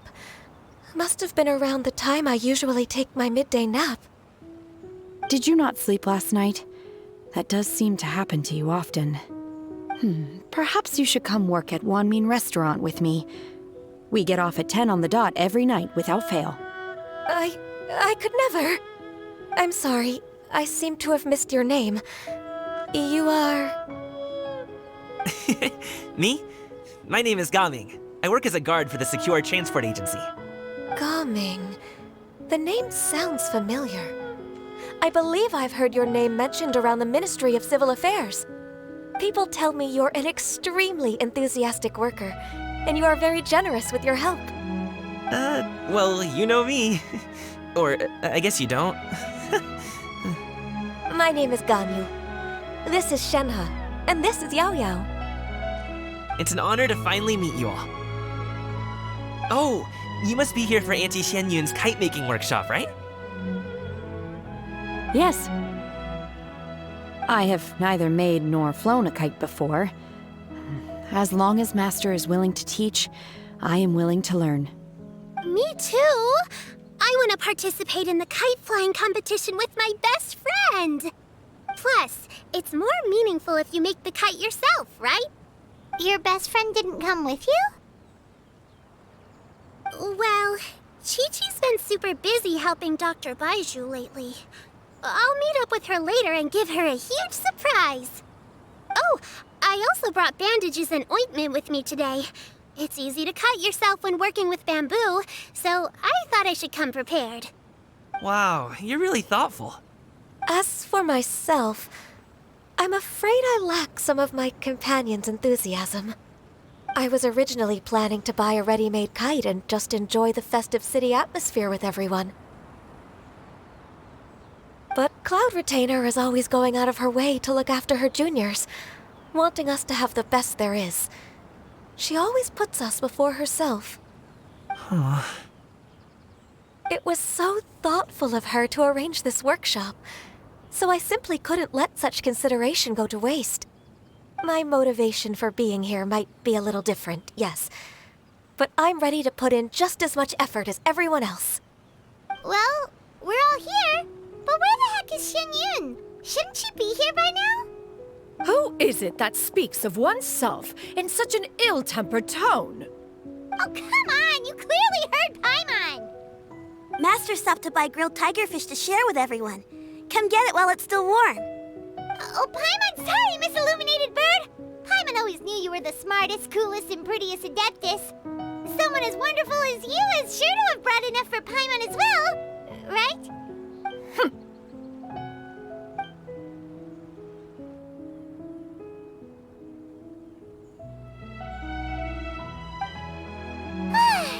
So delicious. Paimon's life is complete! It appears that we've ended up with quite a few participants indeed. Go ahead and divide yourselves into small groups.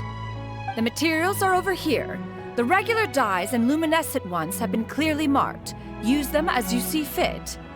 As for how to make the kite, one assumes you all made sure to listen to the instructions one provided while we were eating. Yes? Are there any questions?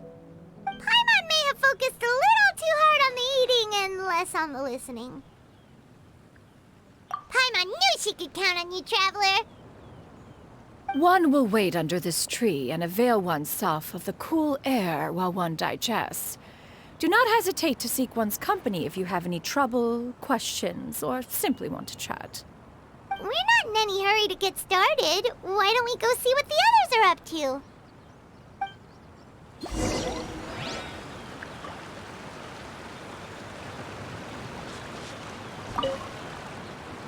Hey, Gaming!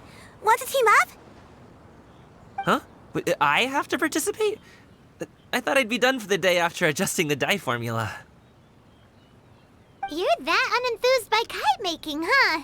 That doesn't seem like you. No, it's not that. It's just... it would take too long to explain. I guess I'll just make one then. What shape should we go with? How about a butterfly?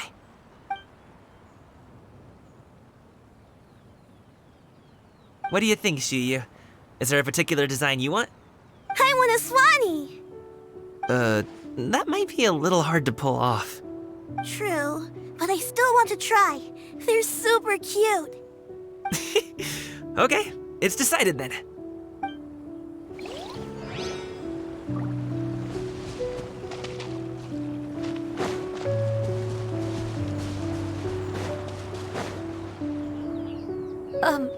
Shenhe, it would be great if you could refrain from putting things on my horns from now on. They're really quite sensitive. I see. My apologies. I shall remember that in the future. Thank you. No harm done. Good. Could I touch them just once more, though? No oil or anything this time. I've just always wondered what Miss Ganyu's horns feel like. Huh? Please, I told you. Just call me Ganyu. Well, all right. Just be gentle. Firm to the touch with no discernible temperature. Oh, not unlike certain medicinal plants I've eaten before. Oh, still, Ganyu appears to be shaking like a cat whose whiskers have just been touched. I should stop. I see. Then I'll apply the oil to your forehead next time. Oh, no need. I'll just refrain from taking afternoon naps outdoors. Anyway, we should probably get started on our kite. It won't be long before Cloud Retainer comes to check on our progress. Perhaps we should just choose the most traditional style. Okay. Well, they seem to be getting along swimmingly. Let's not disturb them.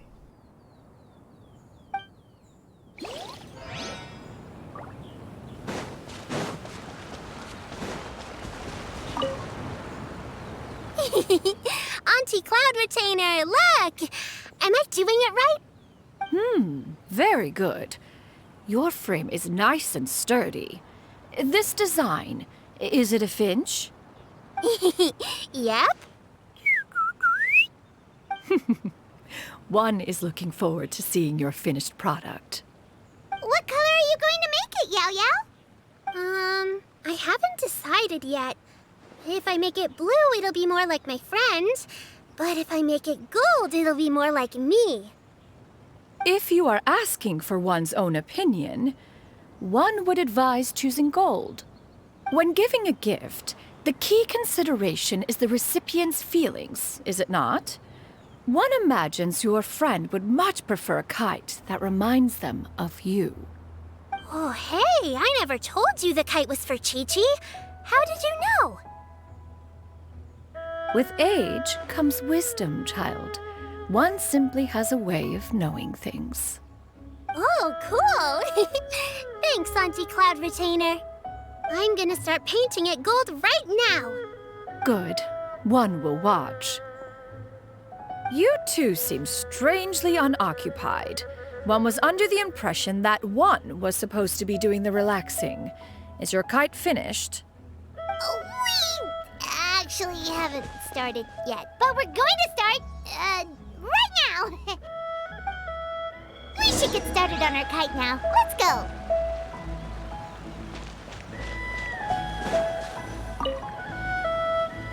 First, we have to decide on the shape. Hey, what are you laughing at? Oh, that's not a completely crazy idea. If nothing else, a Paimon-shaped kite could at least make sure you never get lost on your travels and always find the tastiest food and funnest things to do wherever you go. Maybe we're not exercising enough artistic license. Ooh, we should exaggerate this a bit. How about this? The word Paimon means the guardian angel of travelers.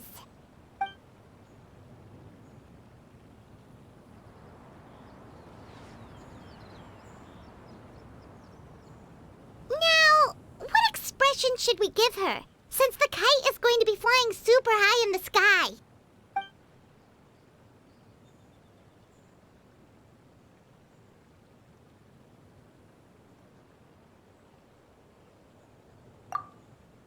Ooh, like this? Ooh. The title of Champion Kite Flyer is mine! Now that we've decided, let's make it happen!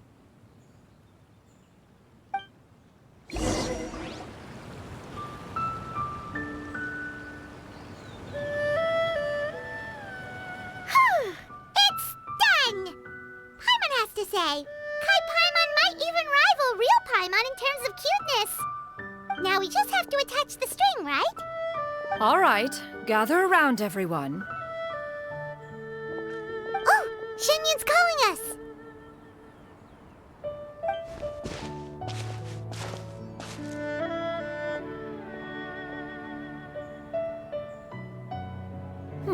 Let one take a look.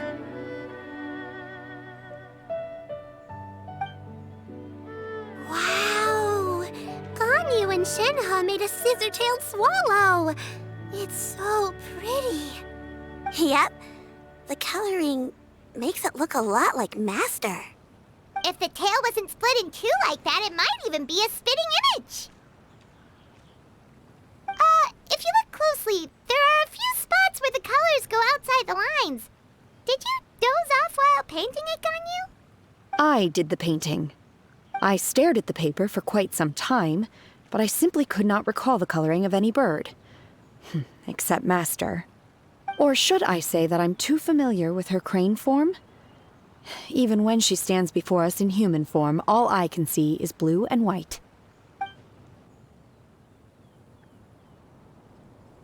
Oh, well, now that you mention it, Paimon can see it too! Exactly. So I simply closed my eyes and painted from memory. No way. You can paint with your eyes closed? Wow, the disciples of Adepti really are something. You are most filial, Shenhe. One is flattered by the likeness. The Swanee that Gaming and Shuyu made looks very majestic.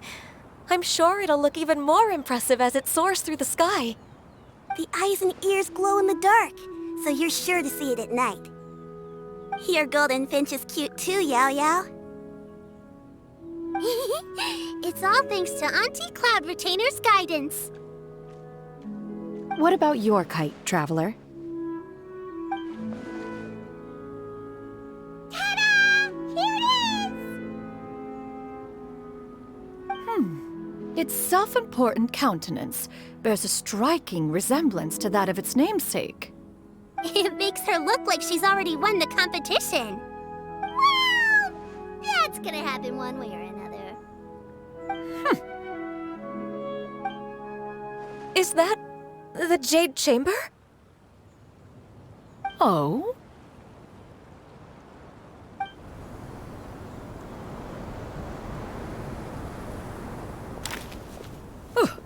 Who dares attempt such a flagrant display of impropriety by releasing a kite into one's territory without one's permission? Oh, and to do so by making use of this crude piece of mortal machinery. One simply must know who it is that possesses such impertinence. Continue attaching the strings, everyone. One will be but a moment. Cloud Retainer! Traveler, Paimon, could I trouble you to go after Cloud Retainer? Master's going to be okay, right? I'm more worried about the person who released the kite.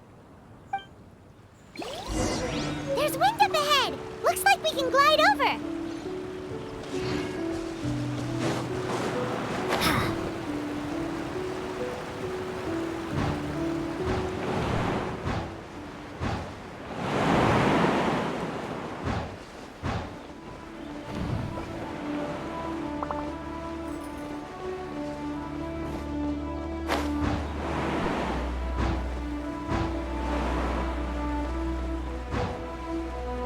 It's right there!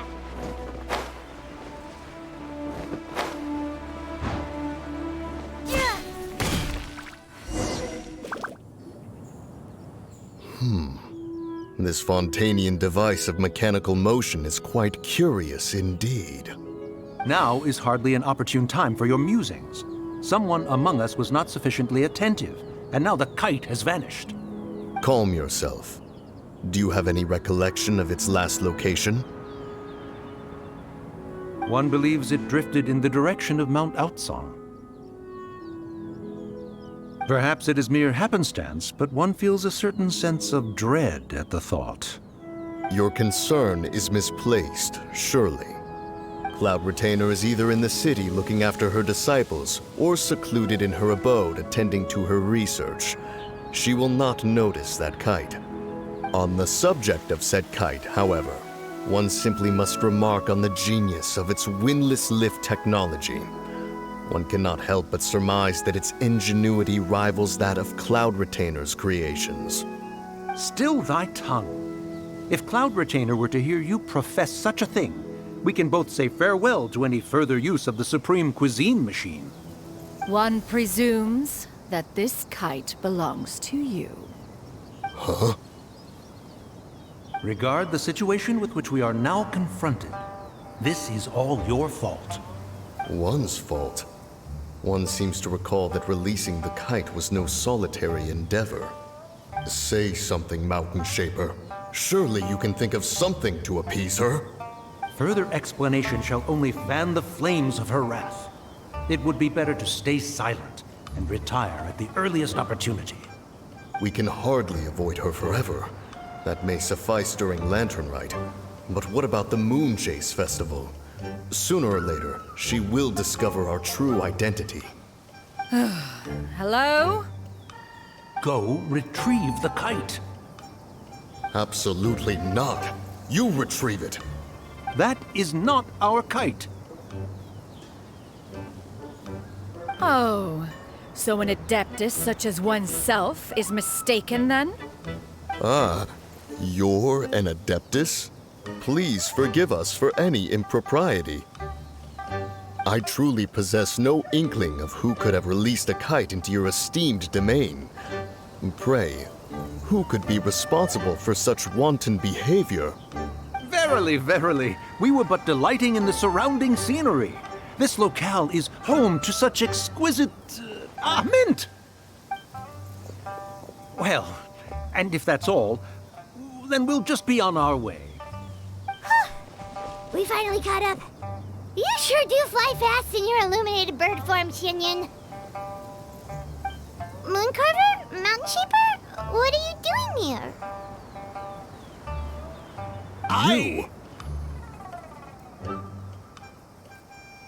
Okay, now Paimon's getting a weird vibe. Did she say something wrong? It is of no consequence.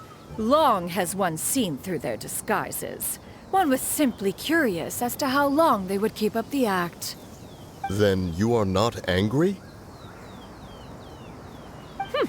How could one feel anger at the sight of two old friends enjoying themselves? One is also well aware of how enticing these city novelties can be. We were simply consumed by a fit of festive spirit. Seldom do we get the opportunity to partake in the delights of the times. However, we are far from being as adept as you in matters that require a deftness of hand. No worthy kite could be born of our own making. Thus, we could only take the convenient route, so to speak. Your prowess in mechanics is unparalleled, Cloud Retainer. You wield the wind and waves themselves. Your singular talent stands unmatched across the land. Of this, we are well aware. One has guests to attend to. We will have to convene again some other time. Traveler, Paimon, do try to keep up. We're leaving already? Oh, all this flying from place to place is wearing Paimon out.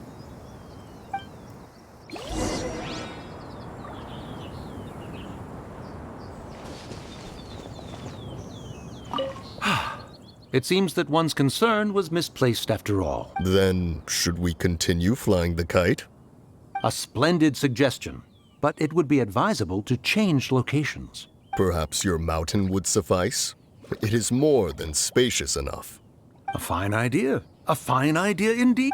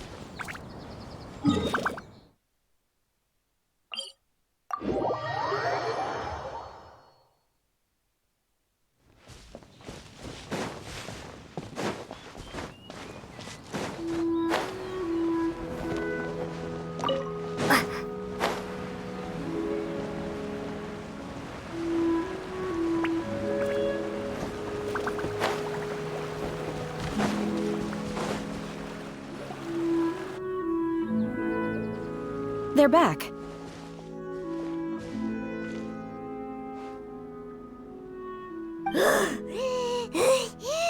Paimon's pooped. Why are there only 2 of you left? After you left, Yao Yao and Shu Yu tired themselves out playing with their kites. Gao Ming offered to escort them home. Before he left, he said something that I don't quite understand. Oh? What did he say? He said, a kite is always tied down no matter how far it flies or how high it soars. Its tether prevents it from ever truly flying free. He looked quite dejected as he said this. Now that you mention it, Gao Ming did seem to have a rather strange attitude towards kites. A reflection of himself. If I were a kite, I would cherish that tether as a symbol of kinship and the bonds that tie us and... Shenhe?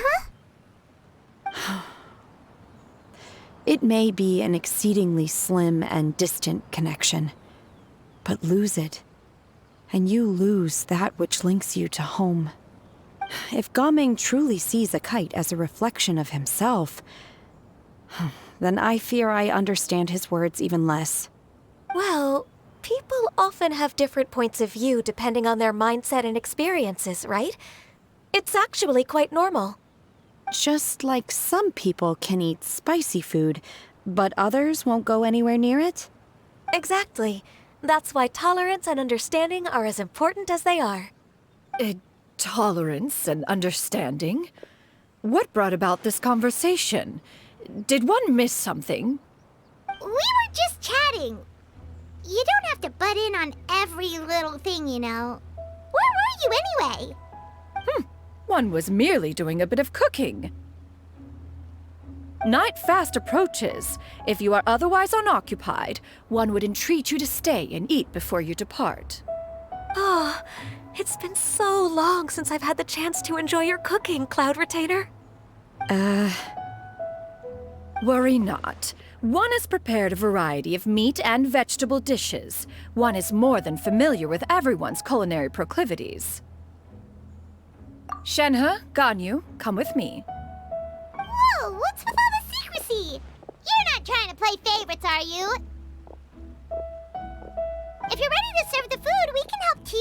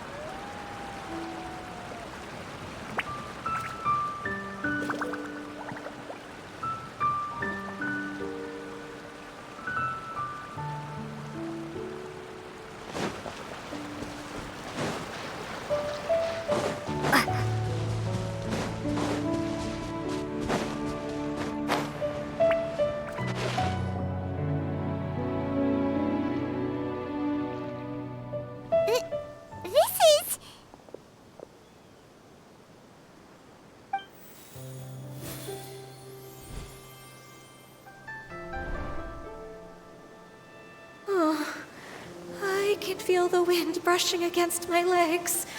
This is a bit embarrassing.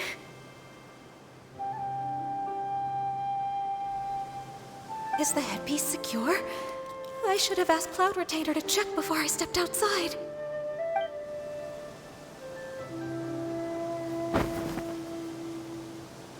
How do we look?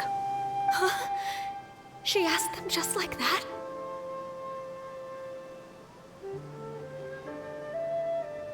You look pretty too, Ganyu! Oh, how should Paimon put it?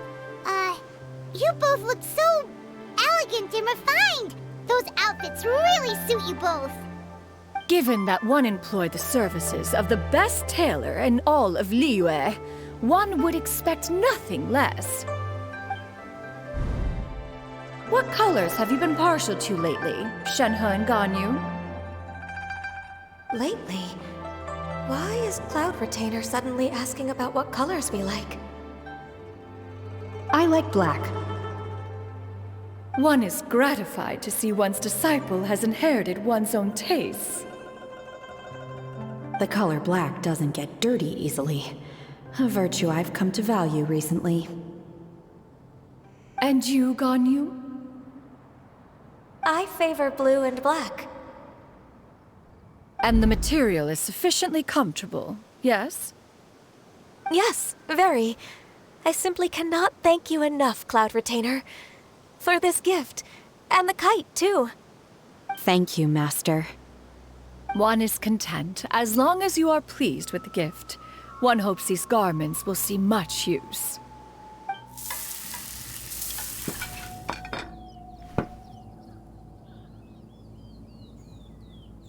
Seems like your supreme cuisine machine is just getting better and better, Xianyan! This golden crab's particularly good. The shell's deliciously crunchy, and the meat inside is so succulent and sweet! Paimon can't stop eating.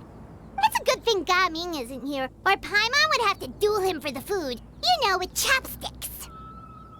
He traveled all this way on account of the kite-making workshop, and he spent the whole afternoon looking after Shuyu. One was hoping to treat him to a meal. Oh well. One will just have to extend one's thanks in person. It's rare for someone to make such a good impression on you, Cloud Retainer. One has high standards.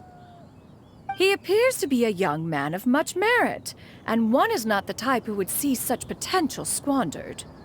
It appears that he wishes to break free from the kite string that tethers him. Kite string? Huh, what strange metaphors you speak in, Shenhe. Ever since you returned from one mean restaurant, your turns of phrase render one at quite the loss. Where do we even begin? Oh, do you know about the conflict between Gaming and his dad, Xinyan?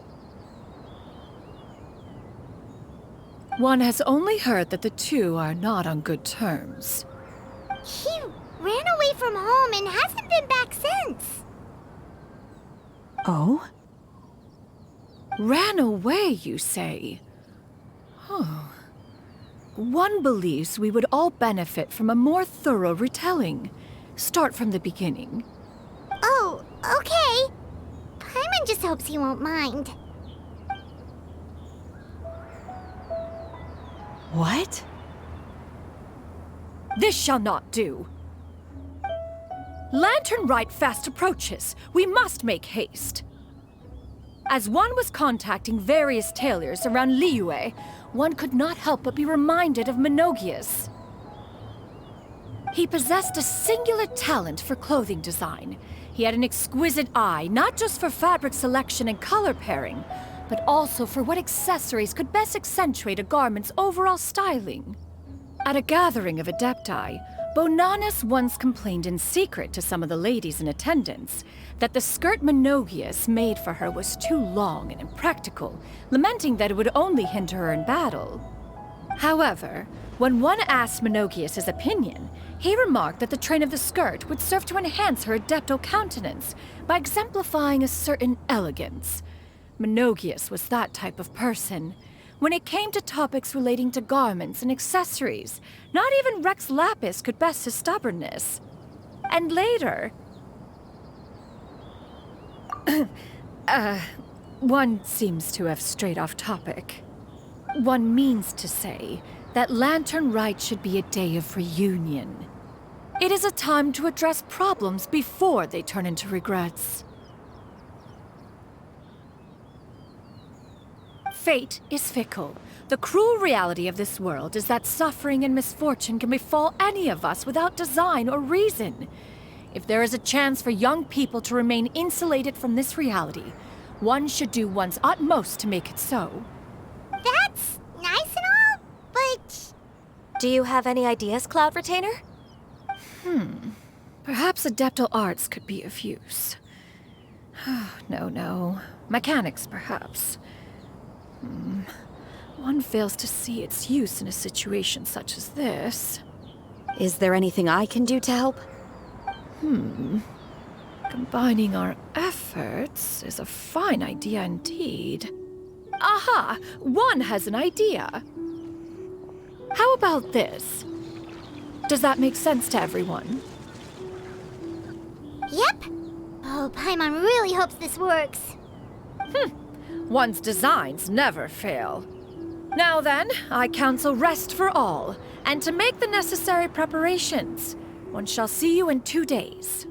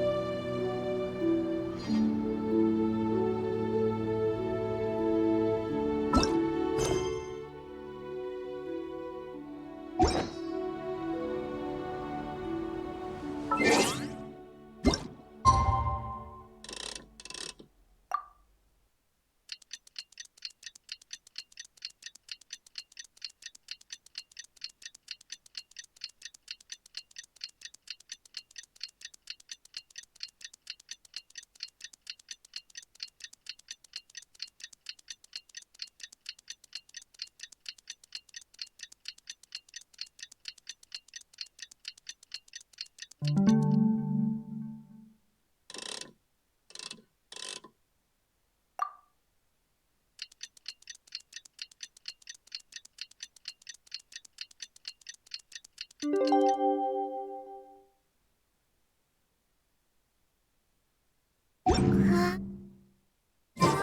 time to carry out the plan! Let's go find Gaming! Hope everything goes well.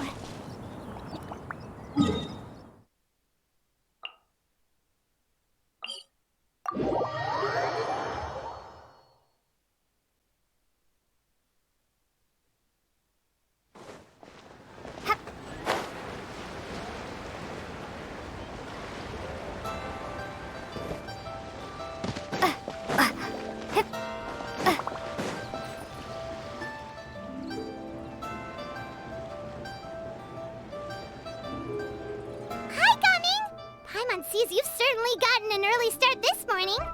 Playing games already, are we? Who won this time? You the one buying dim sum again? Hey, when you put it like that, it makes it sound like I'm always the one losing. Ah, perfect, you're all here. There's an important commission I need your help with. All right, I've got the time. Where are the goods? Well, it's not just goods this time. I need you to escort a tea merchant and their wares from Chaoying Village to Liyue Harbor. A very important client has requested to meet with him. Sure. What's this merchant's address? Here. If the client's that important, then this must be a very crucial, very pressing commission, right? Of course, the sooner you complete it, the better. I would advise you to depart as soon as possible. All right, don't work too hard now, Longzhou. We'll set off then.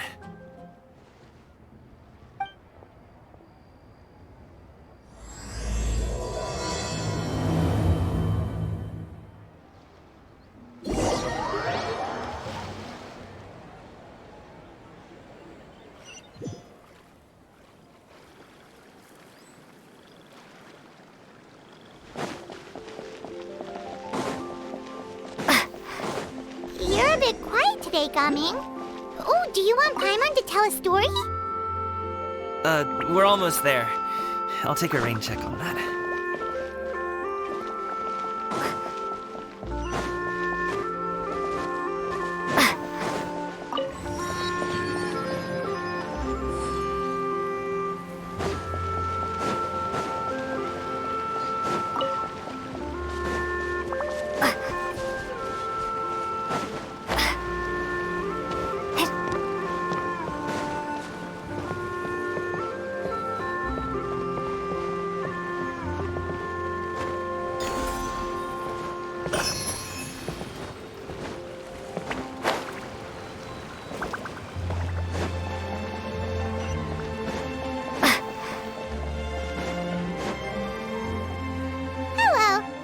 The tea merchant heading to Liyue Harbor. We're here to escort you.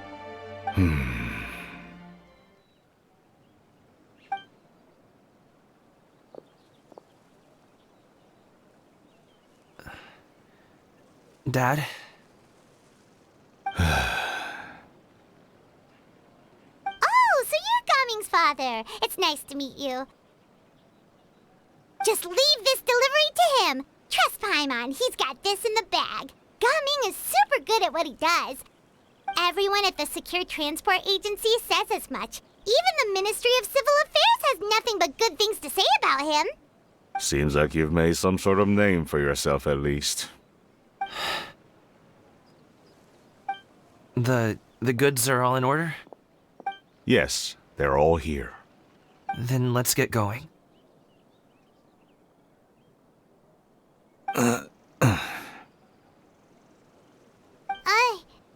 A very important client has asked for you by name. You kinda have to come with us. Paimon doesn't know how we would explain ourselves if you just didn't show up. Plus, you'd be missing out on a huge money-making opportunity. I see. I suppose I will have to trouble you all to escort me, then. Let's go.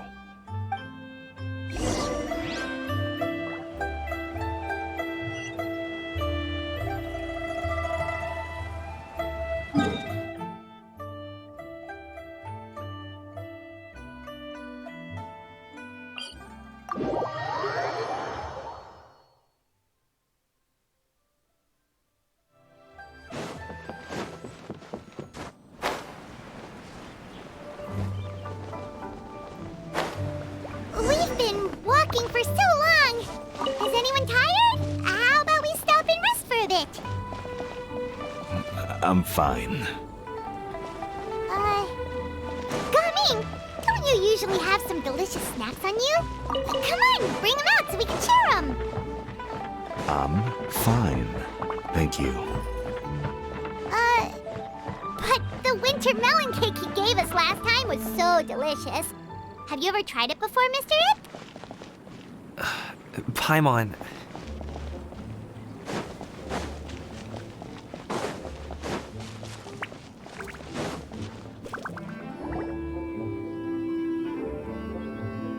This place looks nice and open. Why don't you all rest here for a second? Huh? What about you? You're not going to join us? I'm not tired. I'll keep watch. Oh, but... Just let him go.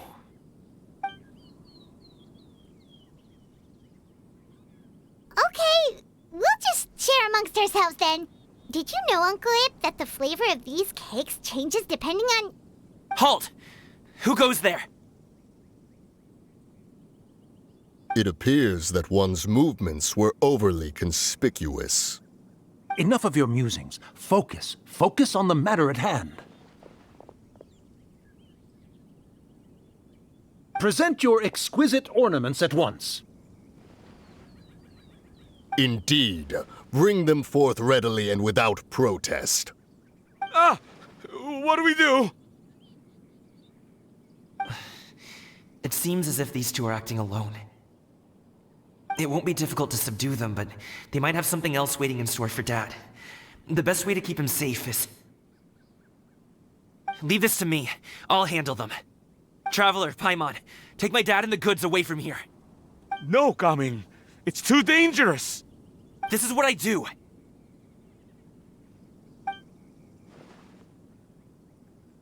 A thorny foe indeed. Let us depart and seek a target softer in blows and disposition. Don't think I'm gonna let you off so easily. Away! Let us away! Coming! Don't worry, he's a great fighter. Paimon's even seen him take down a dozen or so treasure hoarders all by himself. But, Gaming, If he had just stayed by my side and learned the family trade, he wouldn't have to put himself in such dangerous situations. We just have to trust him. Let's go on ahead. We'd best get away from here, in case there are other bandits in the area waiting in ambush. All is going to plan.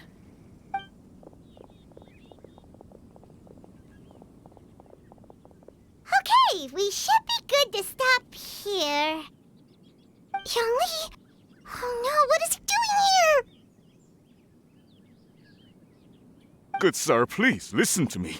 Reel in your line and leave this place as quickly as you can. There are bandits in the area.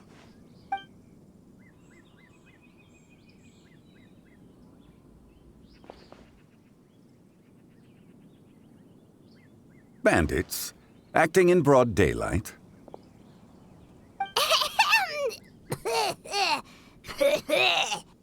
Oh.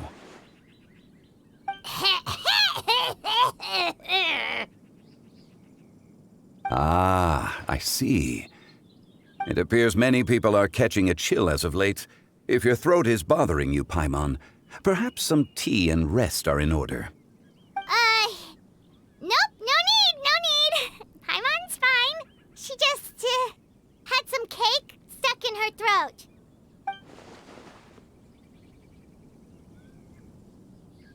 If there are indeed bandits in the area, then we should inform the Millelith at once. Oh? Well, if that's the case, such matters are best left to those with the necessary expertise, wouldn't you agree? I suppose you're right. If ordinary people like us got involved, we would only cause more trouble. Since we find ourselves otherwise unoccupied in this beautiful area, why don't we find a quiet place to relax while we wait for good news? That would be lovely.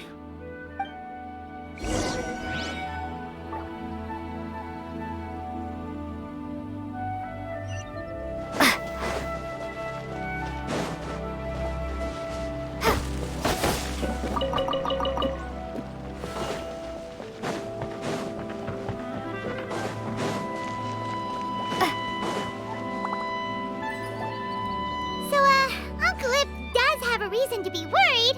After all, Gaming, the guard we mentioned, is his son. Gaming. The name sounds somewhat familiar. Ah, yes. That is the name of the Wushu dancer who has been performing around Liyue Harbor recently, is it not? Oh, have you seen him perform? Indeed. I cannot help but admire his skill. He truly encapsulates the spirit of the Suani. Wushu dancing has become more well-known in Liyue Harbor recently. However, although performers are seeing budding success, they have no doubt had to face many hurdles along the way. One's not so easily understood by spectators such as ourselves. If you ask me, what truly deserves admiration is perseverance in the face of adversity. That is a rare attribute indeed. I have heard many of my acquaintances praise Gaming for his kind, selfless, and courageous disposition. To have a child so accomplished and upright, you must be a very proud parent indeed, Uncle Ip.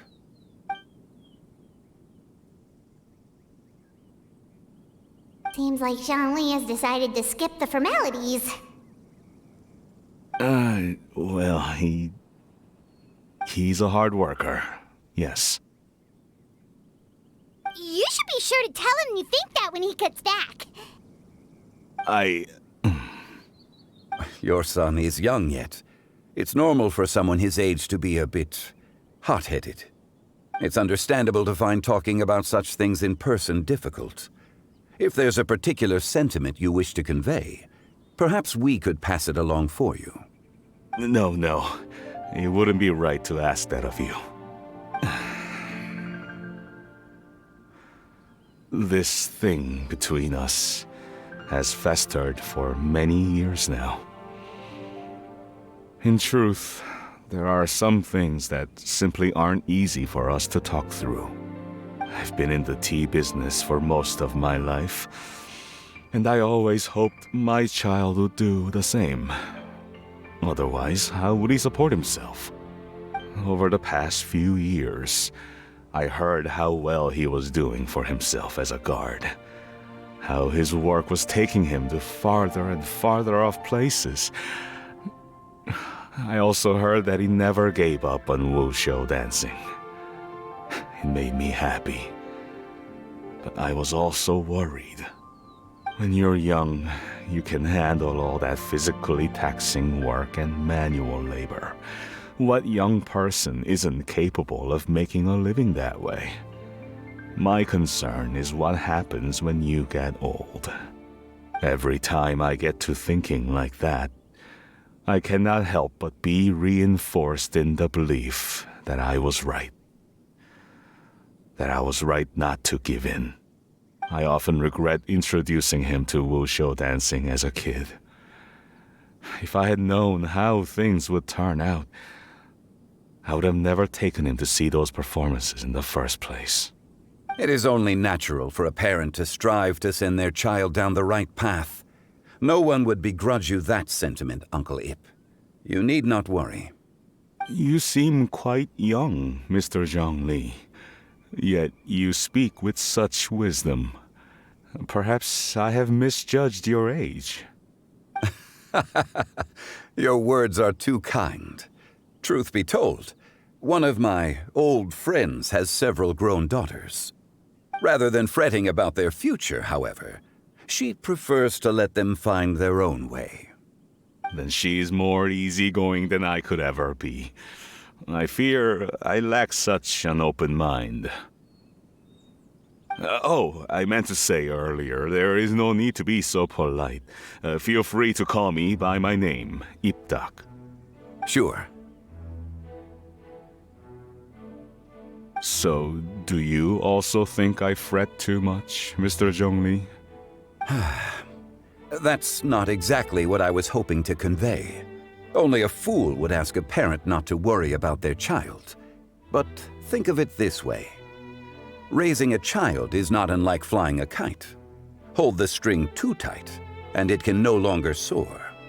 As my friend once said, if your children are aiming for the stars, clipping their wings will only cause them to come crashing down.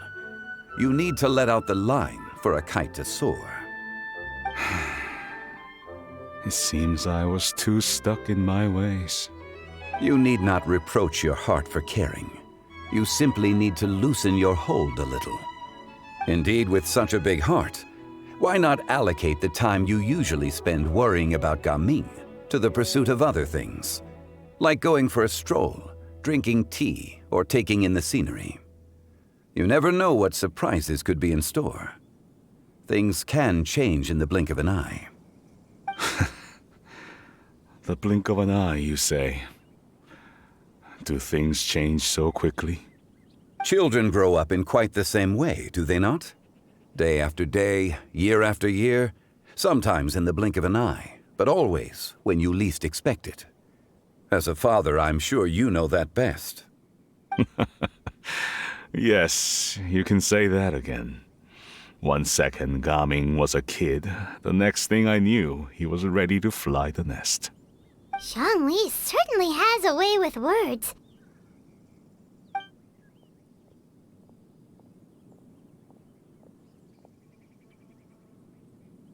Oh, Gaming is back! Hey, Gaming, we're over here! Dad, Traveler, Paimon. Good, you're all here.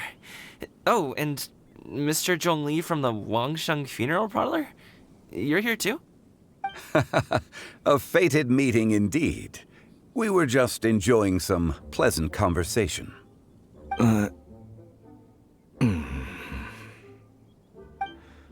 Is everything resolved? Well, you could say that. What does that mean? Traveler, Paimon, come with me. I need to talk to you. Huh? Oh, okay. I'll come right out and say it. Those two bandits, you sent them, didn't you?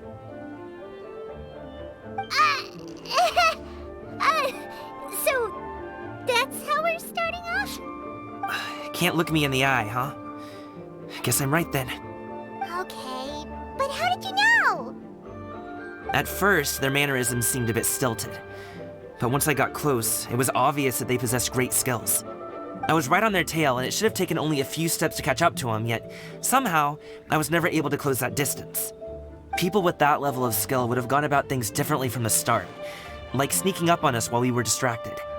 Unless, of course, their real motive was to lure me away from the group all along. Wow, you're pretty quick on the uptake. I just have a lot of experience.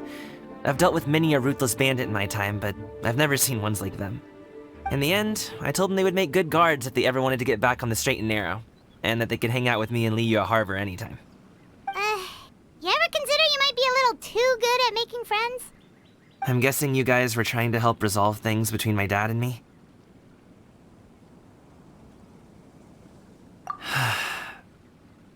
I appreciate it, I really do. But this conflict between us has been going on for a long time. Even if those two were real bandits, and I was able to subdue them and show him what I was capable of, it wouldn't change anything. You've seen the way he talks to me. It's not like that at all! Your dad really cares about you. You should see the way he talks about you when you're not around. Zhongli was talking things through with him, and he nearly agreed to let it go. You don't believe us? He won't let it go. He can say as much as he wants to other people, but he won't talk to me. I'm certain of it.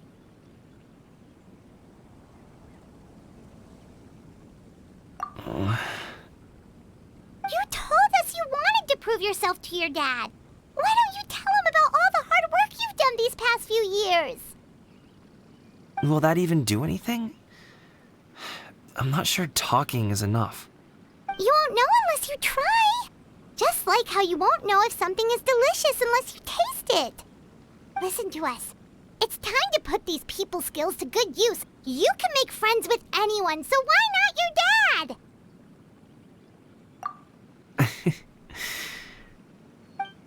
I'll do my best.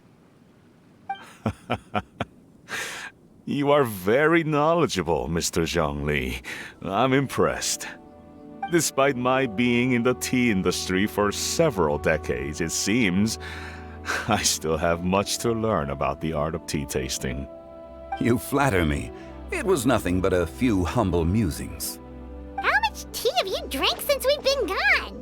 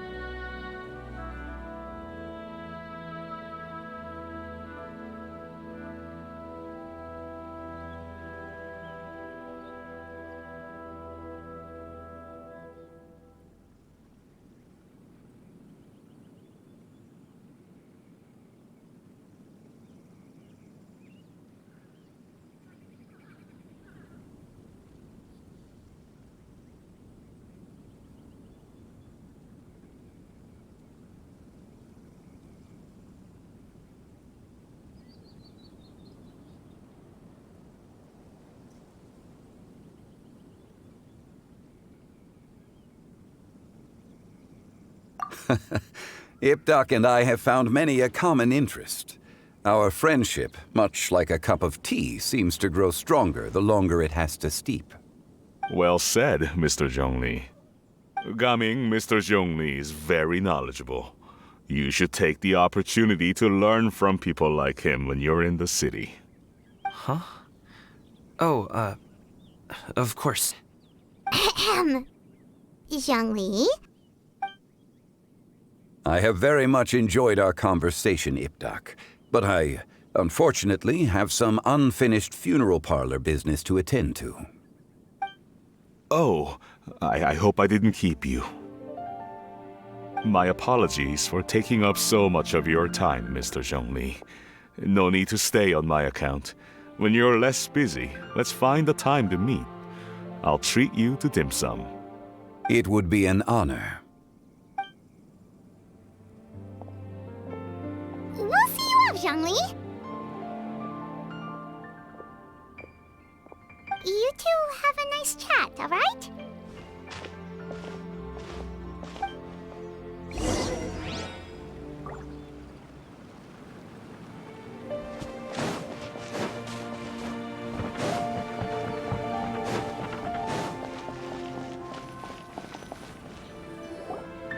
Thanks for helping us talk things through with Uncle Ip. Good thing you were able to pick up on what we were putting down. I have been around the both of you for some time now. You could say I have a certain level of expertise in that regard. As for my role in the conversation, think nothing of it. I hardly did anything noteworthy. You never change, do you? Why did you have us walk all this way? Paimon thought we just had to go far enough to be out of earshot. A friend approaches. Hello. So, you're here too? I've been here the whole time.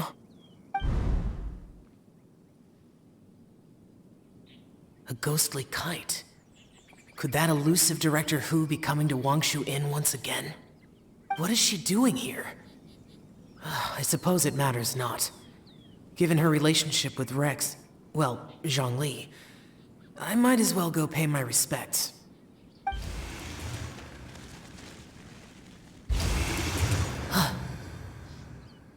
It's you. I thought you were Director Who. Ah, your arrival is most fortuitous. Do you want to try out this new gadget? The addition of the power source makes the takeoff more stable. It's just that... He seems quite immersed in the study of this device. I fear it's almost too stable.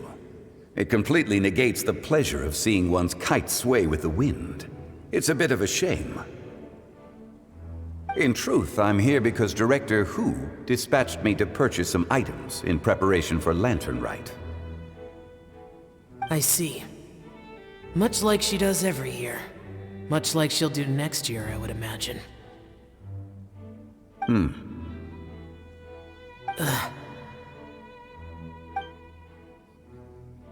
Am I wrong? Or has she once again sent you out to buy, what is it, sesame oil or something? While we're on the subject, I do wonder why she is so obsessed with using sesame oil in the preparation of mixed vegetable dishes for Lantern Rite. A recommendation from Xiangling, perhaps. What do you think, Xiao?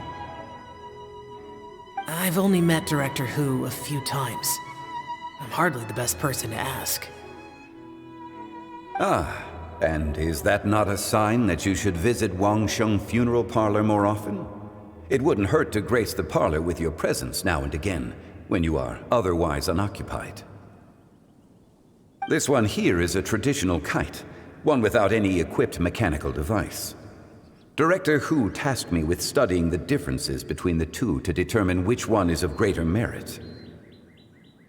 Many hands make light work. Perhaps you could test out the other kite for me? All right. I have made my comparisons. If speed is what you're after, the mechanical kite is the better choice. Wonderful. I shall pass that information along to Director Who. I'll leave these two kites with you. Perhaps you can find a few friends with which to partake in the activity. You might find it to be an enjoyable use of your time. Oh, wait. Who enjoys kite flying? Well, I would imagine someone of your talent and wisdom is more than capable of finding out. So, you were testing out the kites for Hu Tao and even roped Xiao into doing it for you? Paimon didn't ask earlier because the situation was, awkward. I would hardly say I roped Xiao into anything. I simply sought the help of a friend. Besides, we did the testing together. Seems like our pool of competitors is growing. Do you like kite flying, Xiao? I suppose I neither like nor dislike it. Although, watching a kite gradually ascend into the sky does bring me a certain peace of mind. Perhaps they're a bit like Xiao lanterns in that way. Kite flying is also a pleasant form of relaxation. Have you ever thought about making a kite, Xiao? Cloud Retainer taught us how. We can teach you if you want. There's no need. Menogius was the only Yaksha among us who had an interest in matters of ornamentation and design. When Lantern Rite is over, come find me near Pervasi's temple if you have the time. It's getting late. I should go inform Director Who of our findings. How's she been, by the way? Be sure to say hi to her for us. The last time I spoke to her, she mentioned that she would be visiting Chaoying Village in a few days. If you have the time, perhaps you could also make the trip. If you happen to run into her, you can pass along your regards in person. We'll keep that in mind. Take care, Xiangli. See you later. See you next time.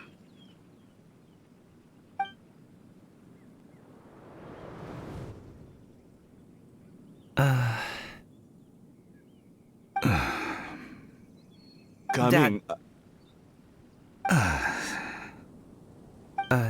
You can go first. I don't have anything to say. Then I'll go. I still don't want to leave Liyue Harbor. Oh. I can't say I support that decision, but... Hey, Let me finish before you get all worked up. Sit, Shenhe, sit. You must be tired from your journey. Shall I pour you a cup of tea, or would you prefer something else to drink? No need. I'm not tired. They're gone, Master.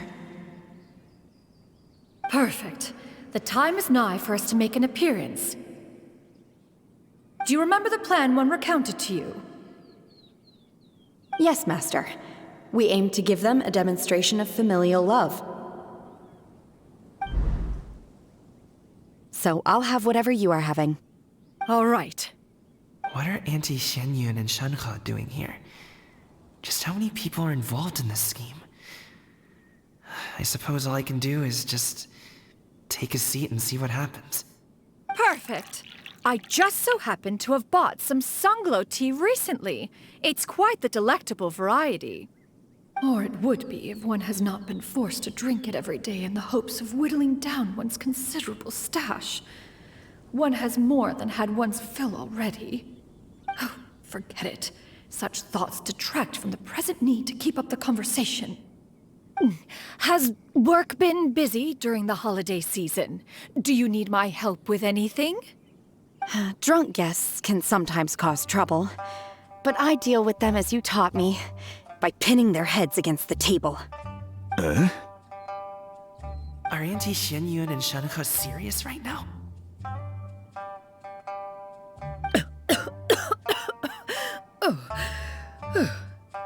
Oh dear. While one was busy orchestrating this act, one seems to have forgotten about Shenhe's various eccentricities. What I meant to ask was, have you made any new friends? We live so far from each other. It would be a great comfort to me to know you were surrounded by good companions. You already know of my past circumstances. Recently, I've been conversing with Guoba in the kitchen at night. Guoba can't talk, but his companionship is a comfort. The poor child. Her one friend can't even talk. I guess maybe Gaming is not doing so bad after all. Perhaps I've been too hard on him. Let's move on, shall we? Do you have any plans for today, Shenhe? How about we do something fun? That sounds about right. Take her to do something fun, and perhaps she'll loosen up a bit.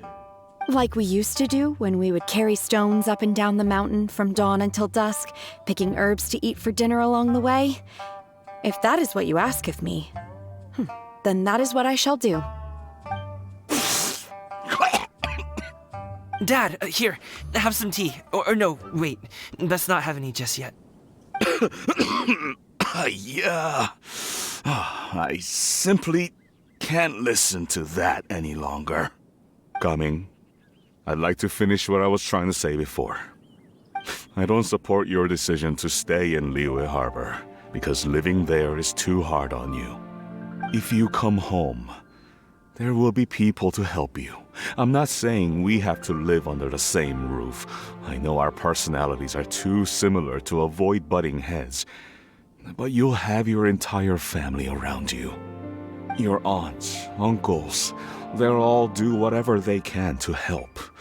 You could get a less taxing job, and we could grab dim sum together from time to time. Huh. I didn't know dim sum was such an important affair, Master. Shh. Just think about it, okay? You don't have to decide now. Dad really has changed a lot. He would never have said these things to me before. But thank you, Dad.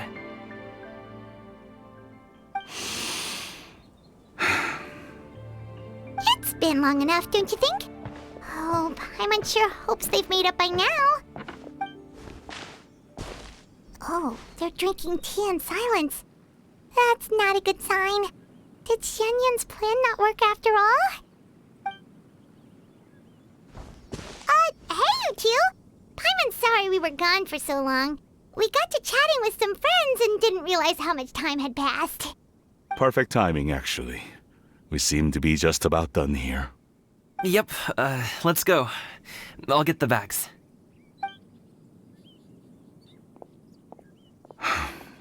Gaming has grown a lot taller, hasn't he?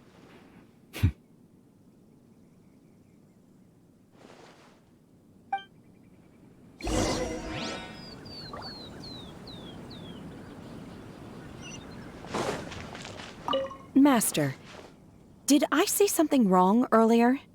I tried to go along with your questions, but when I saw how you and...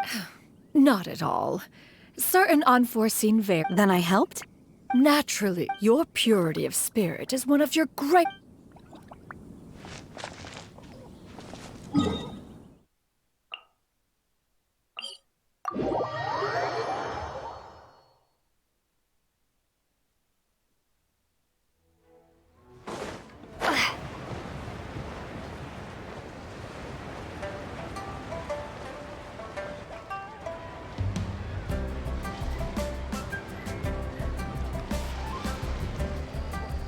You must be Mr. Ip!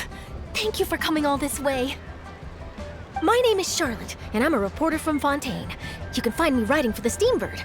I invited you here not just to purchase your fine tea, but also with the hope that you might be willing to sit down for a short interview. What do you say? An interview? To advertise my teas? I suppose you could think of it that way. We Fontainians are big tea drinkers too. The Fontaine Market.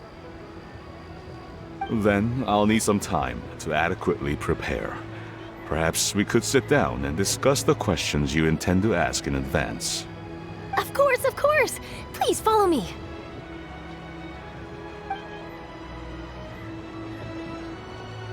Is this person also involved in your plan? And here I thought I had lots of connections. I suppose I've been humbled. You sure know all kinds of cool and important people. Over here! Yoo-hoo! Over here! Huh? What? Auntie Shenyun? She probably wants to talk about the next phase of the plan. Let's go while your dad is still distracted.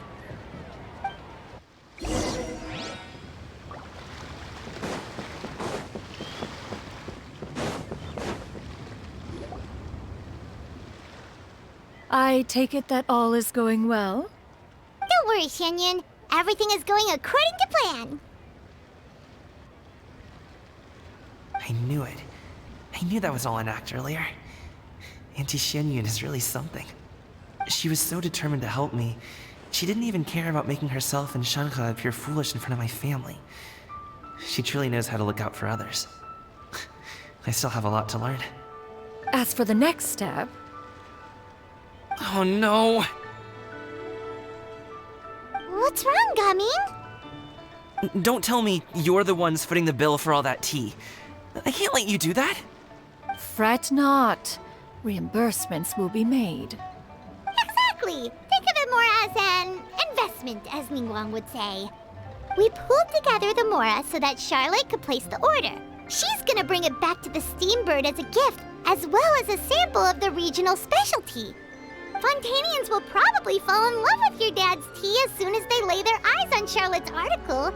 And once all the money from the new orders begin to roll in, getting our Mora back will be a piece of cake. Oh, okay.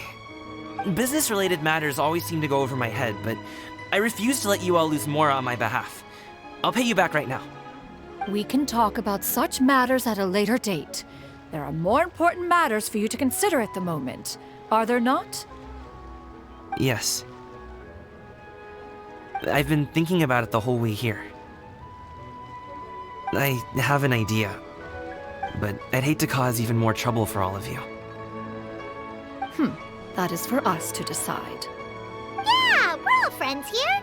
Plus, we wouldn't be here if we didn't want to help, right? Just tell us about this idea of yours. Okay. So, it's like this.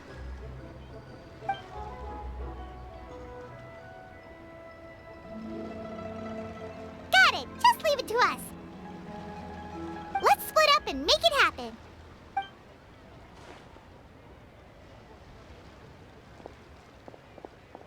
We need to do those things we talked about, but we also still have the kite flying competition. Since Xiao already tested out those kites for us, why don't we also go buy one of those mechanical thingamabobs or whatever they're called? We can attach it to our kite.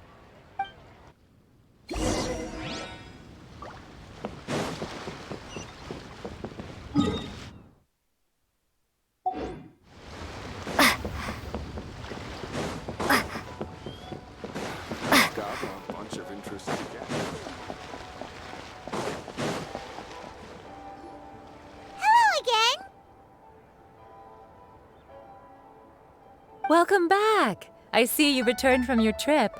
I really do have to thank you for all your help from before.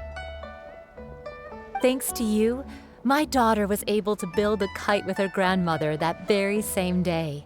She even wrote a long letter telling me how much she loved it. Oh, you should really be thanking Gaming, not us. I'll be sure to. And are you here to buy a kite? Please, take your pick. Oh, we already have a kite. We wanted to buy one of those, device thingies from Fontaine. Do you sell them separately? Yes. Here you go. Please, take it, free of charge. The directions are in the box. It's not hard to install at all. It doesn't feel right for us to just take it. Well, nor would it feel right for me to take your Mora. Good luck in the kite flying competition. I'll be rooting for you. All right then, thank you.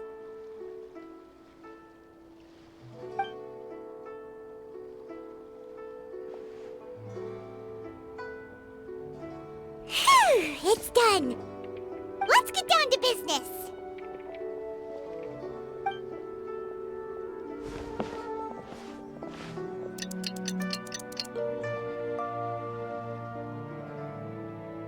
Looks like we finished everything we needed to do.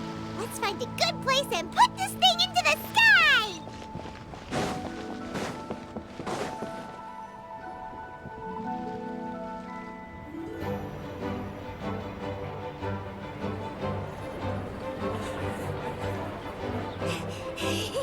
Chi-Chi, we're almost there. Okay.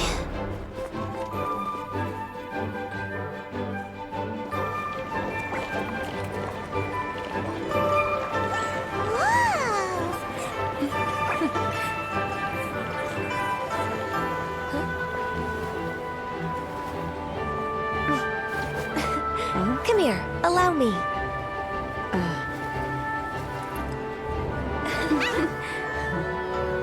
The lantern rite is as festive as ever.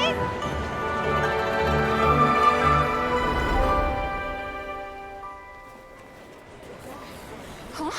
What's going on? Did something happen? What should we do? Oh, should we get the Millilith?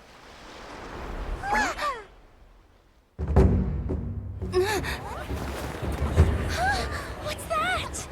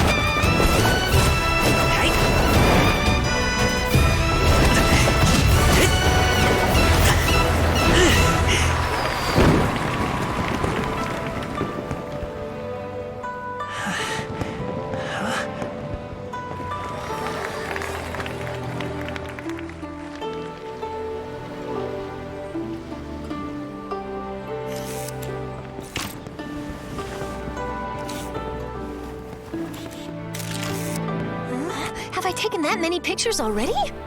I need to load more film.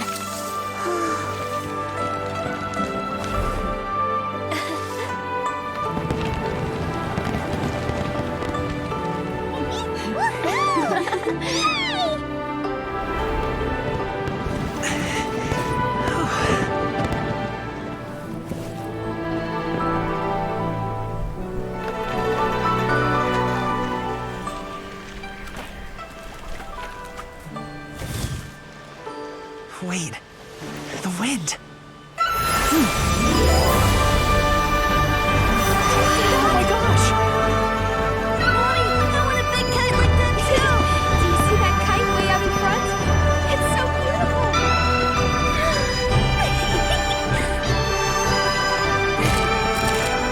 Happy Lantern Rite. Happy Lantern Rite.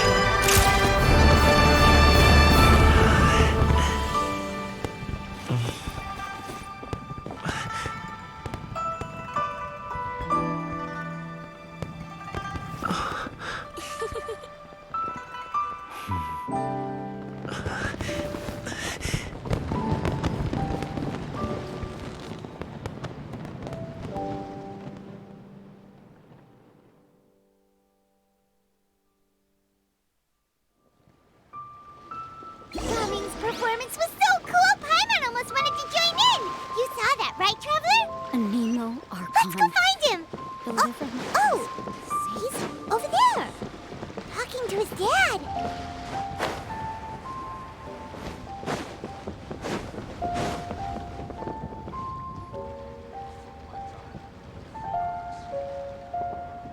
I think I'll head off now, if that's okay. Thank you, little girl. Do you want us to walk you back?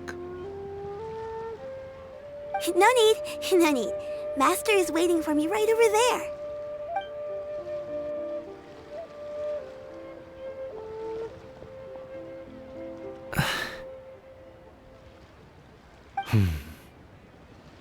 Dad.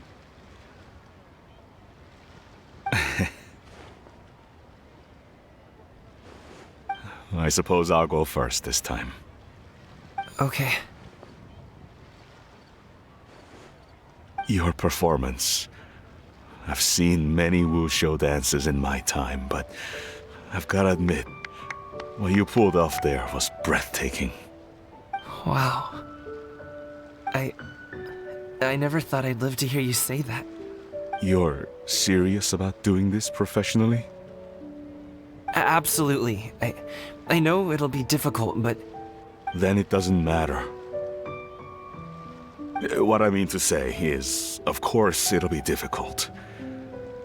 But if that's your decision, if that's your dream, then it doesn't matter how difficult it is.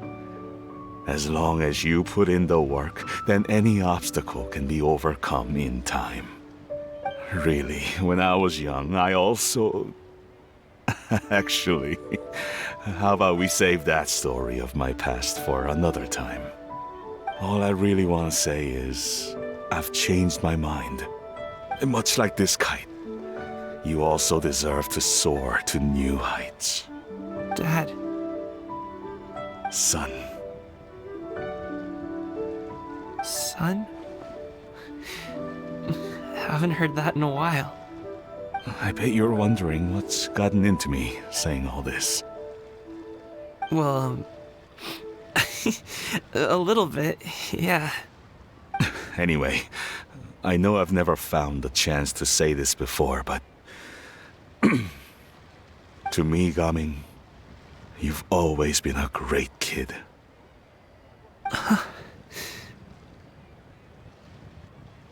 All right, that's everything I've got.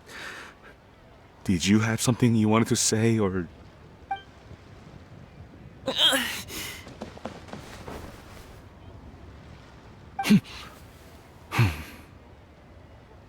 Seeing the two of them talk things through like this really gives Paimon a sense of accomplishment.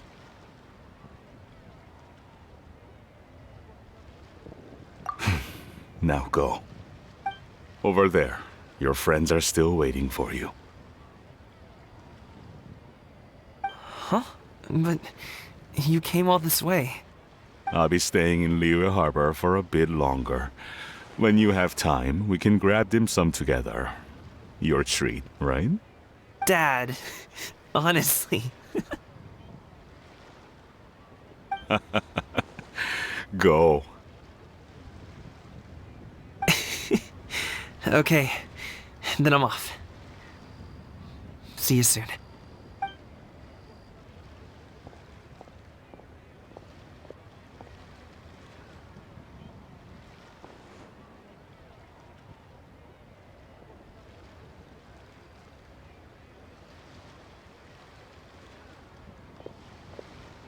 That's quite the smile you've got there, Gaming.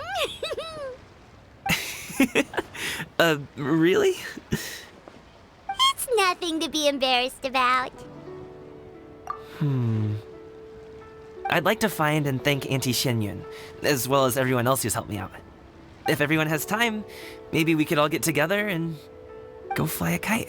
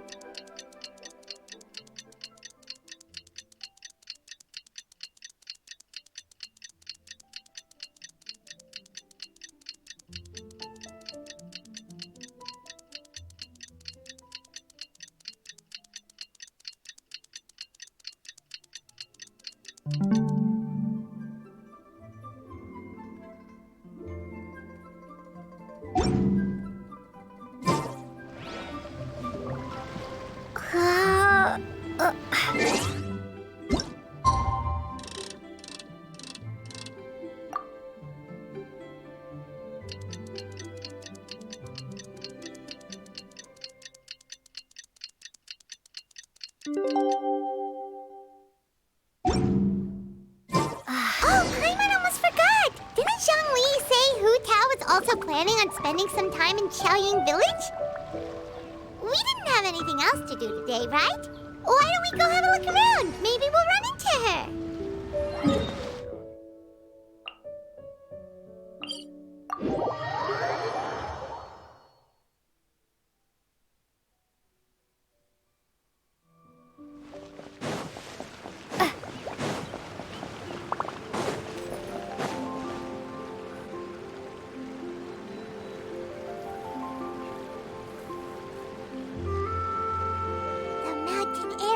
Refreshing! It makes Paimon feel like she could float around all day and never get tired. Cream! Gummies! Fuel fruit! Huh?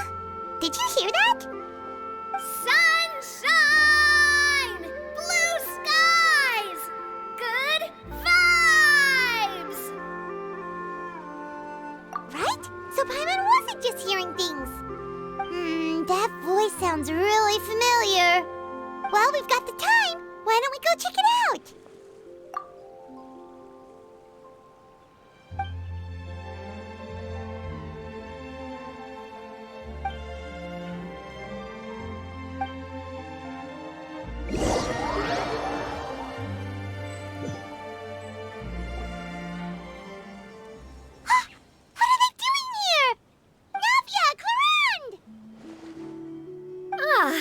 Well, if it isn't my dear partners. See, I told you that something good was going to happen during our travels today. I have to say, sometimes the Steambird's astrology column is spot on. It's just your lucky day. Are you guys also here to catch the festivities? Oh, and that reminds me, Happy Lantern Rite! Happy Lantern Rite. Happy Lantern Rite to you too! Wait, if you're here for Lantern Rite, then what are you doing on top of this deserted mountain? And that voice we heard, that was you, right, Navia? Oh, impressive. You could tell it was me from that far away. You've got good ears. That or your voice is just really loud. Well, of course it is. After all, I'm a boss. Indeed. I suppose it's an asset. Sure is! Having a loud voice is a handy tool when it comes to communication. Wait, that wasn't even Paimon's point. Paimon just wants to know why you two were shouting from the top of this deserted mountain. There was something about almonds, maybe? And buell fruit? Ooh, is it some sort of secret code? No, it's not a code. The words are meaningless. Perhaps, but the act of shouting was very meaningful indeed. That's just what mountain climbers do, right? After all the hard work it takes to make it to the top, as you stand on the summit looking out at the vast scenery, it's not easy to resist the urge to release those emotions. Exactly. You get me, partner. I was afraid that it would cause a disturbance, so I asked the locals around here, and they said it was fine. Apparently most hikers like to shout when they get to the top, so the locals are used to it by now. So, you see, it's not just me. I guess everyone shouts from the top of a mountain at some point in their life.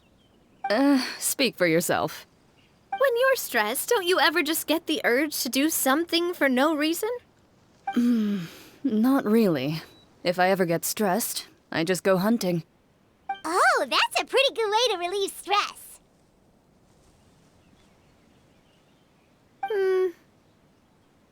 What I choose to hunt depends on my mood. Huh?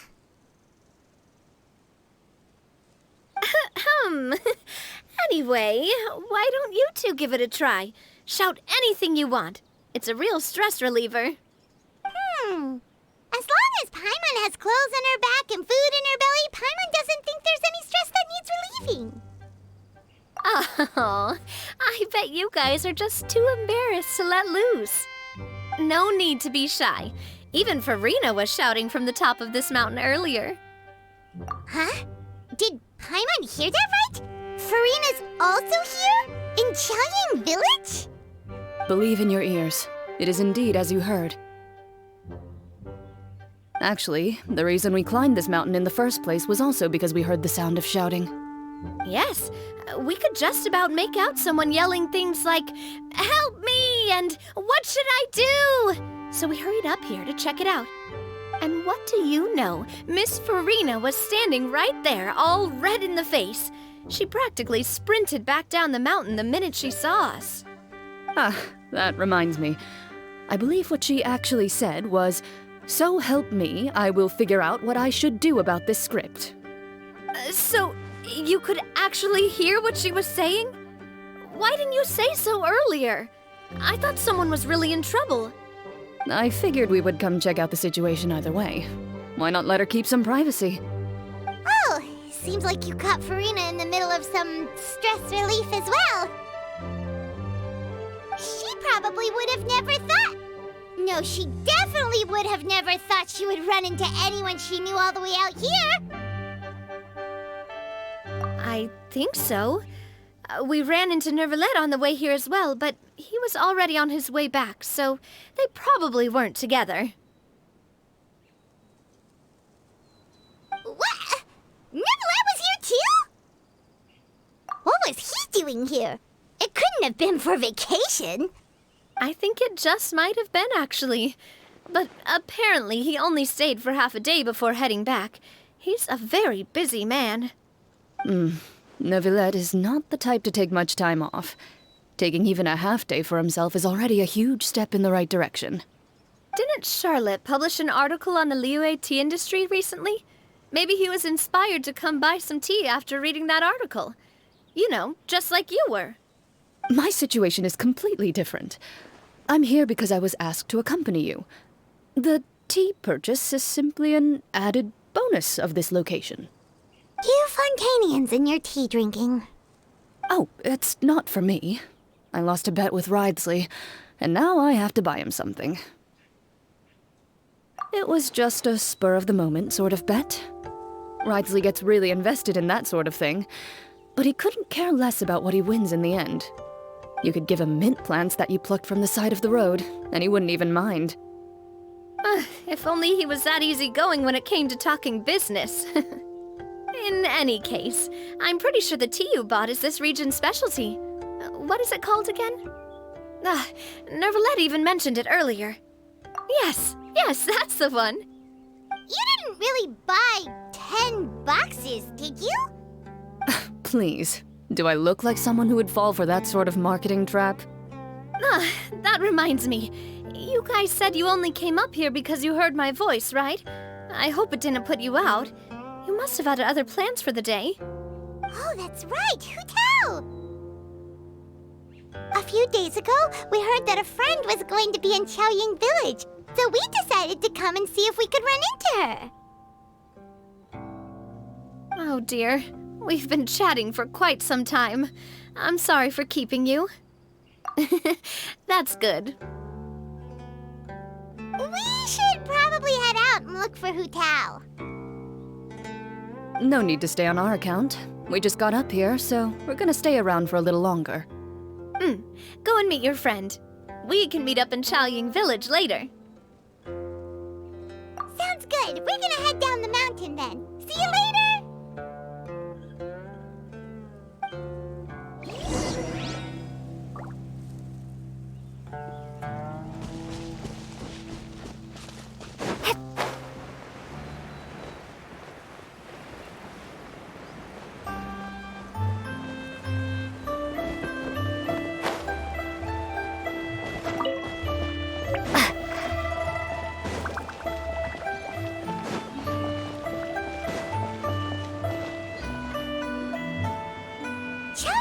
Is known for its tea, but you know what else they have with tea? That's right, dim sum! Didn't Gaming say something about dim sum being eaten in the morning? Oh, Paimon wonders if we can still get some at this time of day. Oh, well that's fine too. Paimon doesn't care what kind of tea it is as long as it comes with some tasty snacks. Now let's see what kind of yummy things we can find around here. Paimon's not seeing things, is she? Is that Farina standing between Zhongli and Hu Tao? Wonder what they're talking about. Zhongli knows a lot of stuff. Maybe he's telling Farina about Qiaoying Village. Oh, or maybe Hu Tao is trying to rope Farina into being one of her clients. Hey, this isn't the Fortress of Meropide.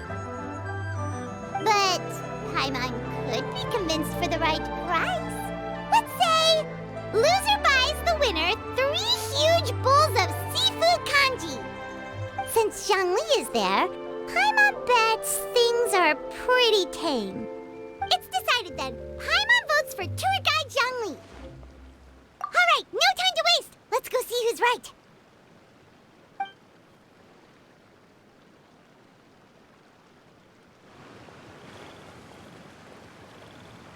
Good afternoon, Hu Tao, Zhongli, and Farina.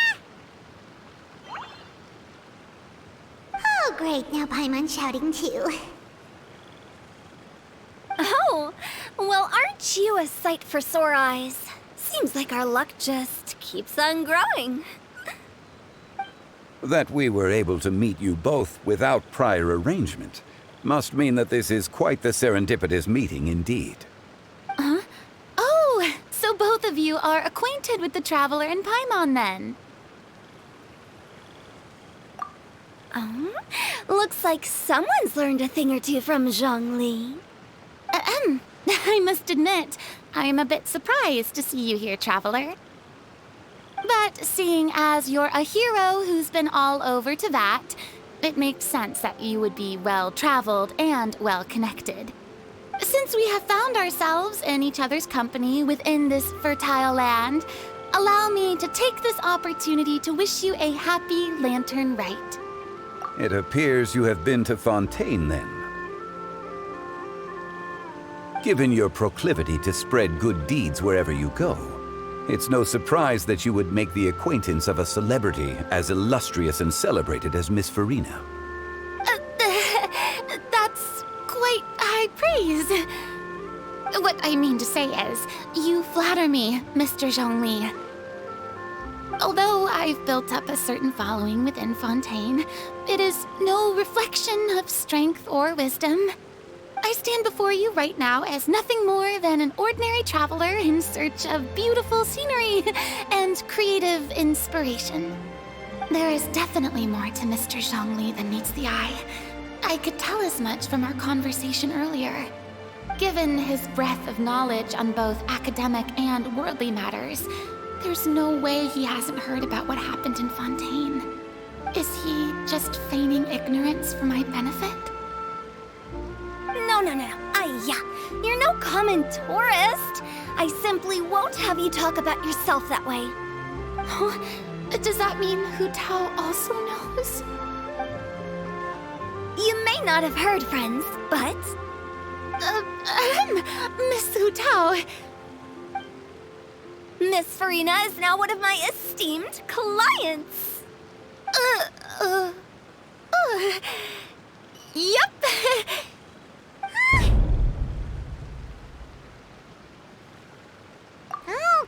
Okay, you win. Guess Paimon will have to break into the hidden stash at the bottom of her shoe. Huh? What's this about winning something? Don't tell me. You two were placing bets on us. Nuh-uh! We just saw you guys standing on the side of the road and couldn't help but take guesses as to what you were talking about. Oh, I see. That means you, my friend, must have guessed that I was trying to promote my business to Miss Farina. That I do, my friend. What was Paimon's guess then? Paimon thought Zhongli was showing the newbie around. By newbie, you mean me, right? If that's the case, then Paimon's guess was also correct. Oh, that's right. Mr. Zhongli was telling me about some great sightseeing spots in the area. Ha! You see? Paimon was right too! Since both of our guesses were right, there can't be a winner or a loser. Hey, don't be upset, Traveler. How about this? You buy Paimon a bowl and Paimon will also buy you a bowl. as for the third bowl... Since I was the subject of the bet, perhaps it should go to me? You know, as a congratulations for the huge deal I just struck. I was just joking. Anyway, I should be the one treating you. The funeral parlor is about to bring in quite the sum after all. Oh, Paimon almost forgot to ask about the most important question. Did, something happen recently, Farina? Huh? What do you mean? Well, you know, with you enlisting the services of Wangxiang Funeral Parlor and all. Oh, well, yes. Really? Oh, no. Paimon is so sorry for your loss. Although Paimon may have not known the person, please accept Paimon's deepest... Whoa, it's not like that, Paimon. Huh? But Paimon just thought, since you hired the services of a funeral parlor and all... Hey, it's not that big of a stretch. Really, Paimon? It's not like you don't know me. Do I look like I know anyone who would ask me to coordinate their funeral?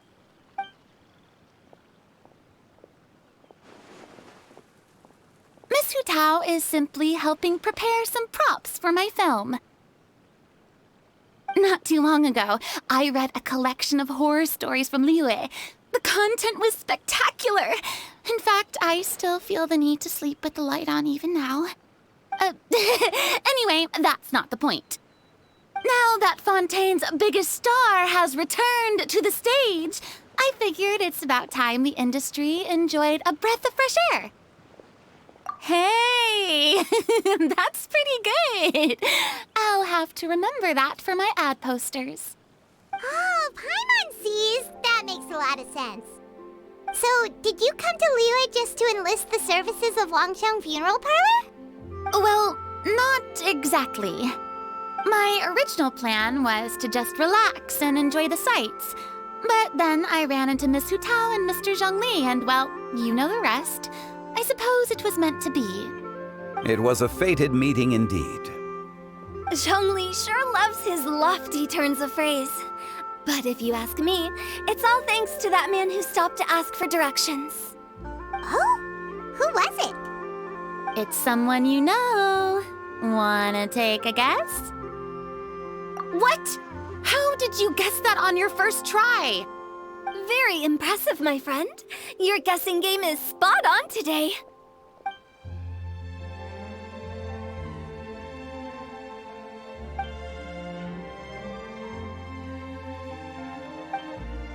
Huh. Paimon never thought Neuvillette would be the type to get lost. I'm sure he didn't get lost. Even I was able to find my way to this place without any trouble. He was already getting ready to leave by the time I arrived. He just wanted to ask someone about the quickest way to get back to Fontaine. Yup, that's exactly what he asked. This area is full of mountains and rivers. It's normal to not know the fastest route. So, were you the one that pointed him in the right direction, Hu Tao? Of course. I'm also a guide of sorts, you know. So naturally, I also have a great sense of direction. But speaking of your friend... What about him? He doesn't get out much, does he? No wonder. He was stiff as a board and way too polite. I would have never guessed he was here on vacation if you hadn't told me. All in all, he was only here for half a day. I'm pretty sure he is the only one who would consider that to be a vacation. Oh? This gentleman you speak of must keep a demanding schedule. I'm sure he does. You didn't see him, but he was dressed like he was about to attend some important meeting. It wasn't anything like what someone would wear on vacation. Is that so? Wait, you didn't see him, Zhongli? Unfortunately, no. At the time, it appeared as if Director Hu and Miss Farina were having quite the productive conversation. I know matters of business can take much discussion, so I decided to fetch some tea for them. What a shame. That gentleman seemed like a sophisticated sort of guy. I actually think you two would have hit it off. Is that so?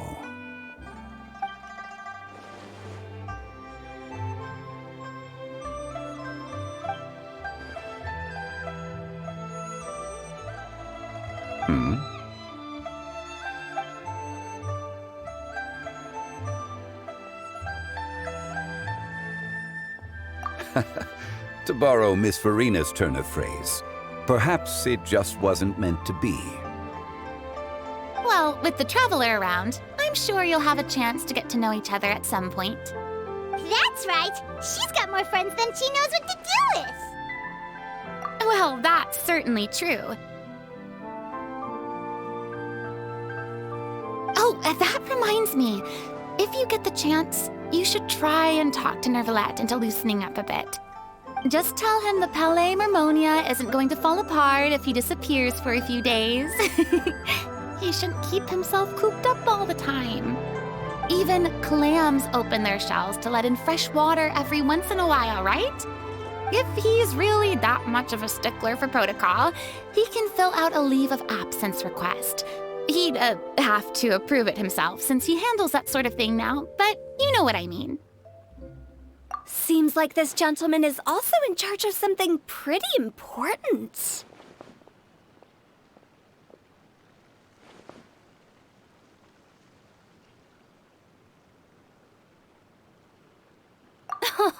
I've never heard of a demon that boring before. In my experience, a leader needs to be able to roll with the punches. That also includes knowing when and what to prioritize. It seems like your friend still has a lot of growing to do. If I remember correctly, he's already several thousands of years old. You're quite right, Miss Hu Tao. Oh? Traveler, Miss Farina, those two individuals over there appear to recognize you. Oh, it's Navia and Clarand. Hey, over here!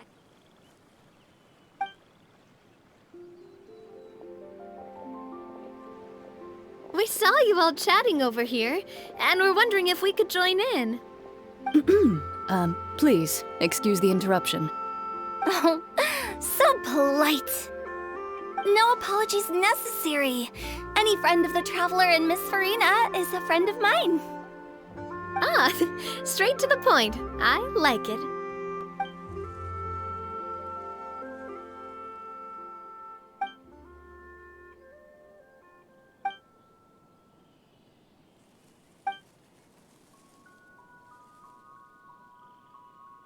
It's getting late. If we want to catch a boat back before dark, we should probably get going. Indeed. Then, Miss Farina? Oh, yes? When are you planning to head back? Do you need us to escort you? Oh, I don't think that will be necessary. I mean, you're not my subordinate anymore. You don't need to look after me. I didn't mean it that way. It's normal for friends to travel home together if they run into each other on the road. There are a lot of mountainous roads in this area. I imagine they'll be even harder to navigate after dark. Exactly! Just like in those ghost stories. 8 paths converge in a wood. Beside them an old house is stood. If you dare to go inside, not a soul will greet your eye. But if you take a closer look, there may be something you mistook. A candle flickers to and fro, yet there is no wind to make it so. What is its secret? What could it mean? In this wood, where mystery screams. Ooh.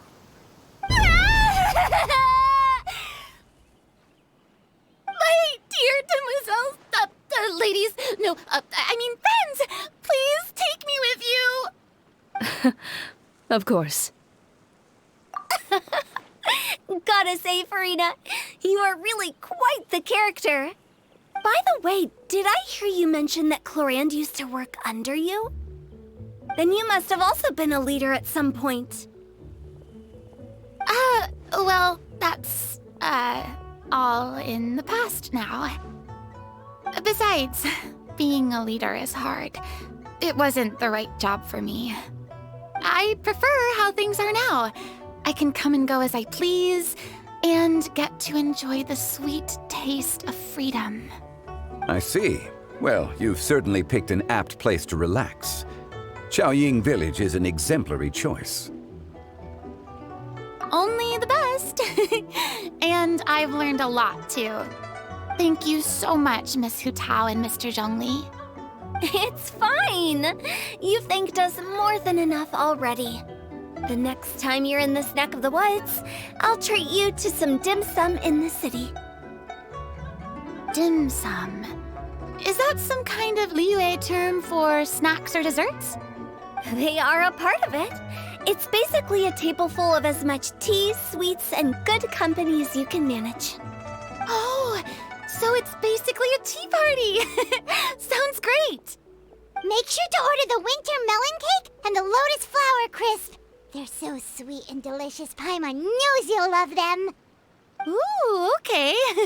I'll be looking forward to it then. Wait, but didn't you guys say you were here on vacation? How come you're all going home empty-handed?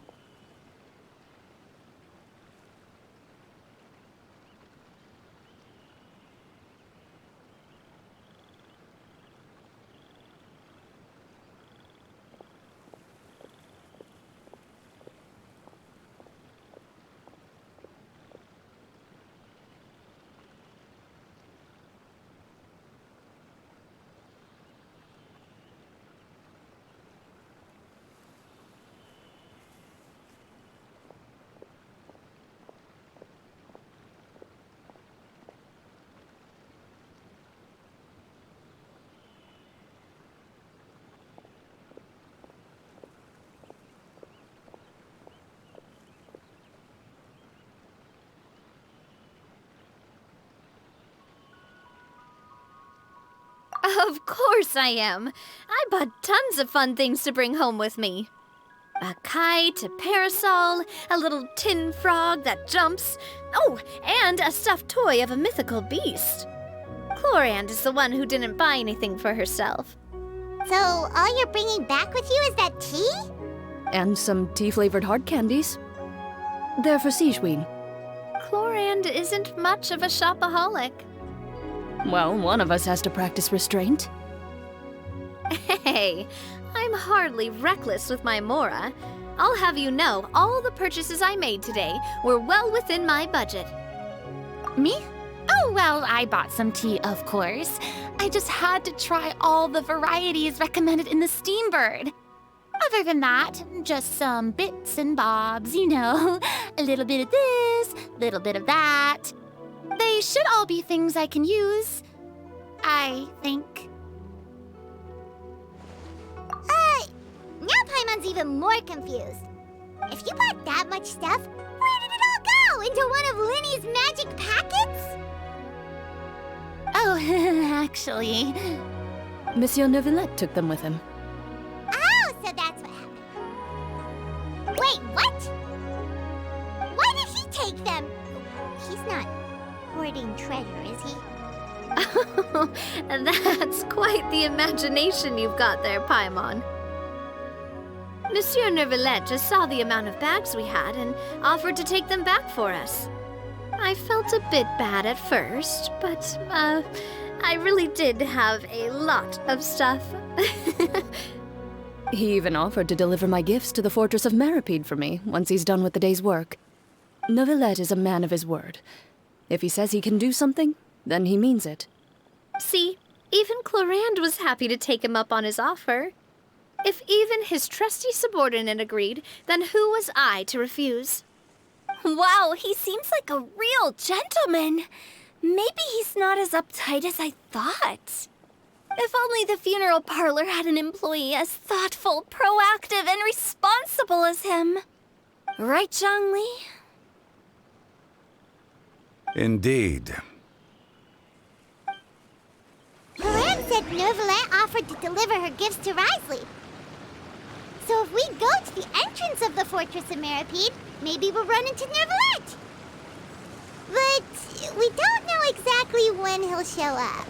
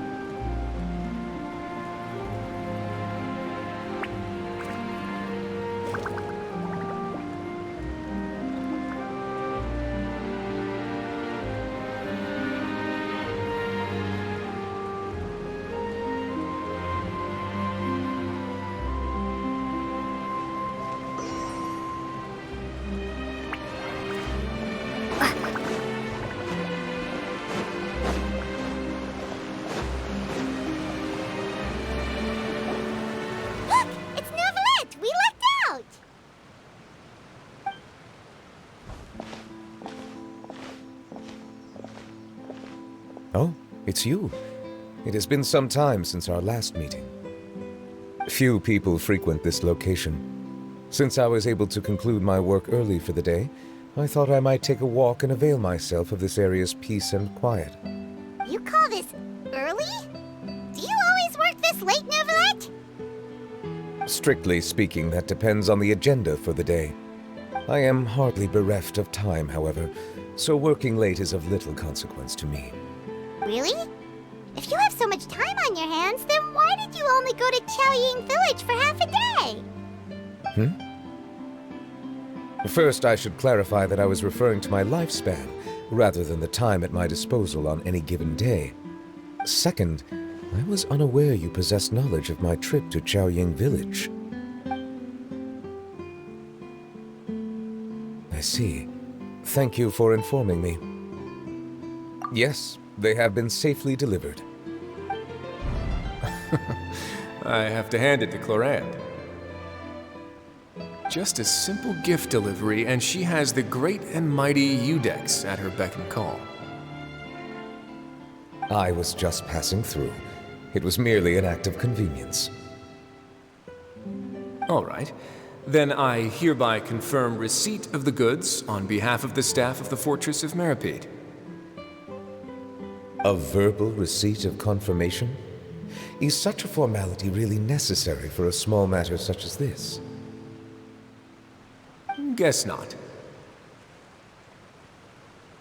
This quantity of tea, though, seems a little excessive for a gift, don't you think? Before you know it, they'll start accusing me of taking bribes. About that. Much of that is my own excess, I'm afraid. Oh? Why? What happened?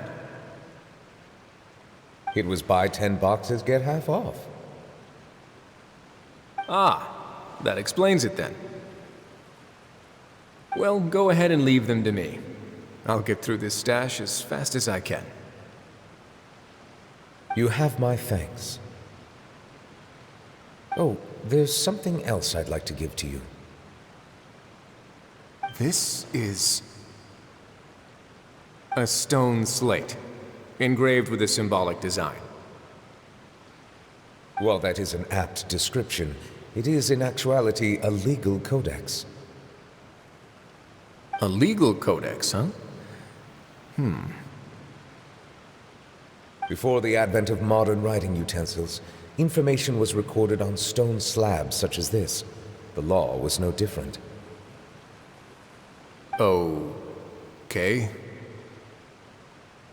Since ancient times, the scales of justice have symbolized the fairness and impartiality of judiciousness. As a tribute to that sentiment, this slate was designed after a traditional legal codex and engraved with a symbol instead of text. During my travels recently, I chanced upon a roadside stall offering tourists the opportunity to try their hand at the ceramic arts, so I decided to have a go. We joked with Ꝉąēn some time ago about gifting you a legal codex. So, here you go. Ah, so that's what this is about. I did not expect you to remember it as well. In any case, I hope this can be considered as a reasonable attempt to join in on the banter. It is a very good attempt. I suppose I shouldn't be surprised. Even your sense of humor centers around the law. That's an impressive level of commitment. Well, a gift of this significance deserves to be put on display, and I know just the place. Front and center in the fortress's showroom. Ah, surely there's no need for such a grand gesture.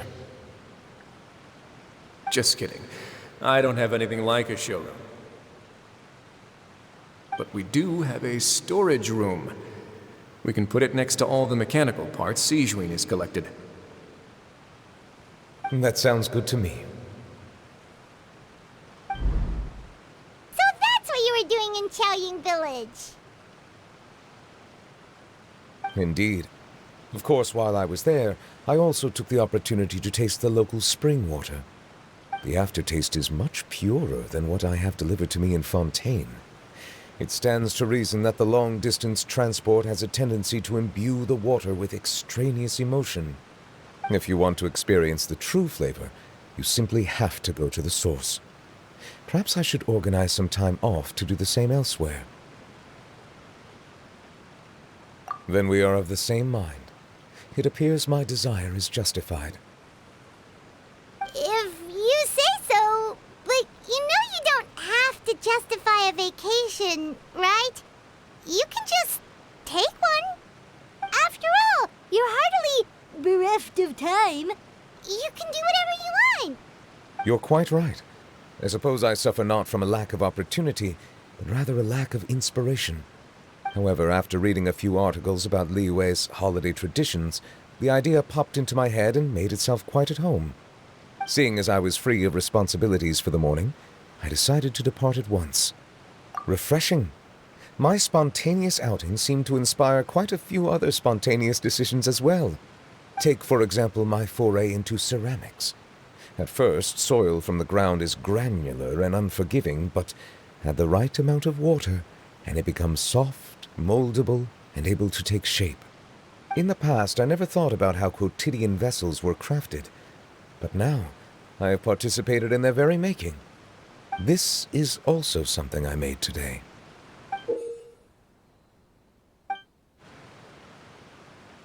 That's a ladle? Paimon thought it was supposed to be some long-necked sea creature. That was indeed one of my inspirations.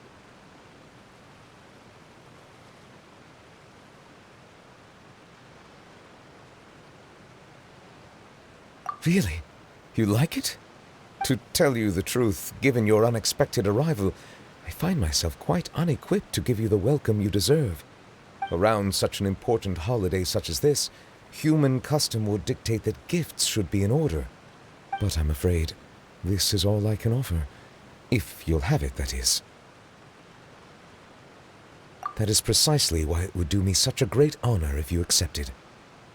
You are most welcome. Happy Lantern Rite.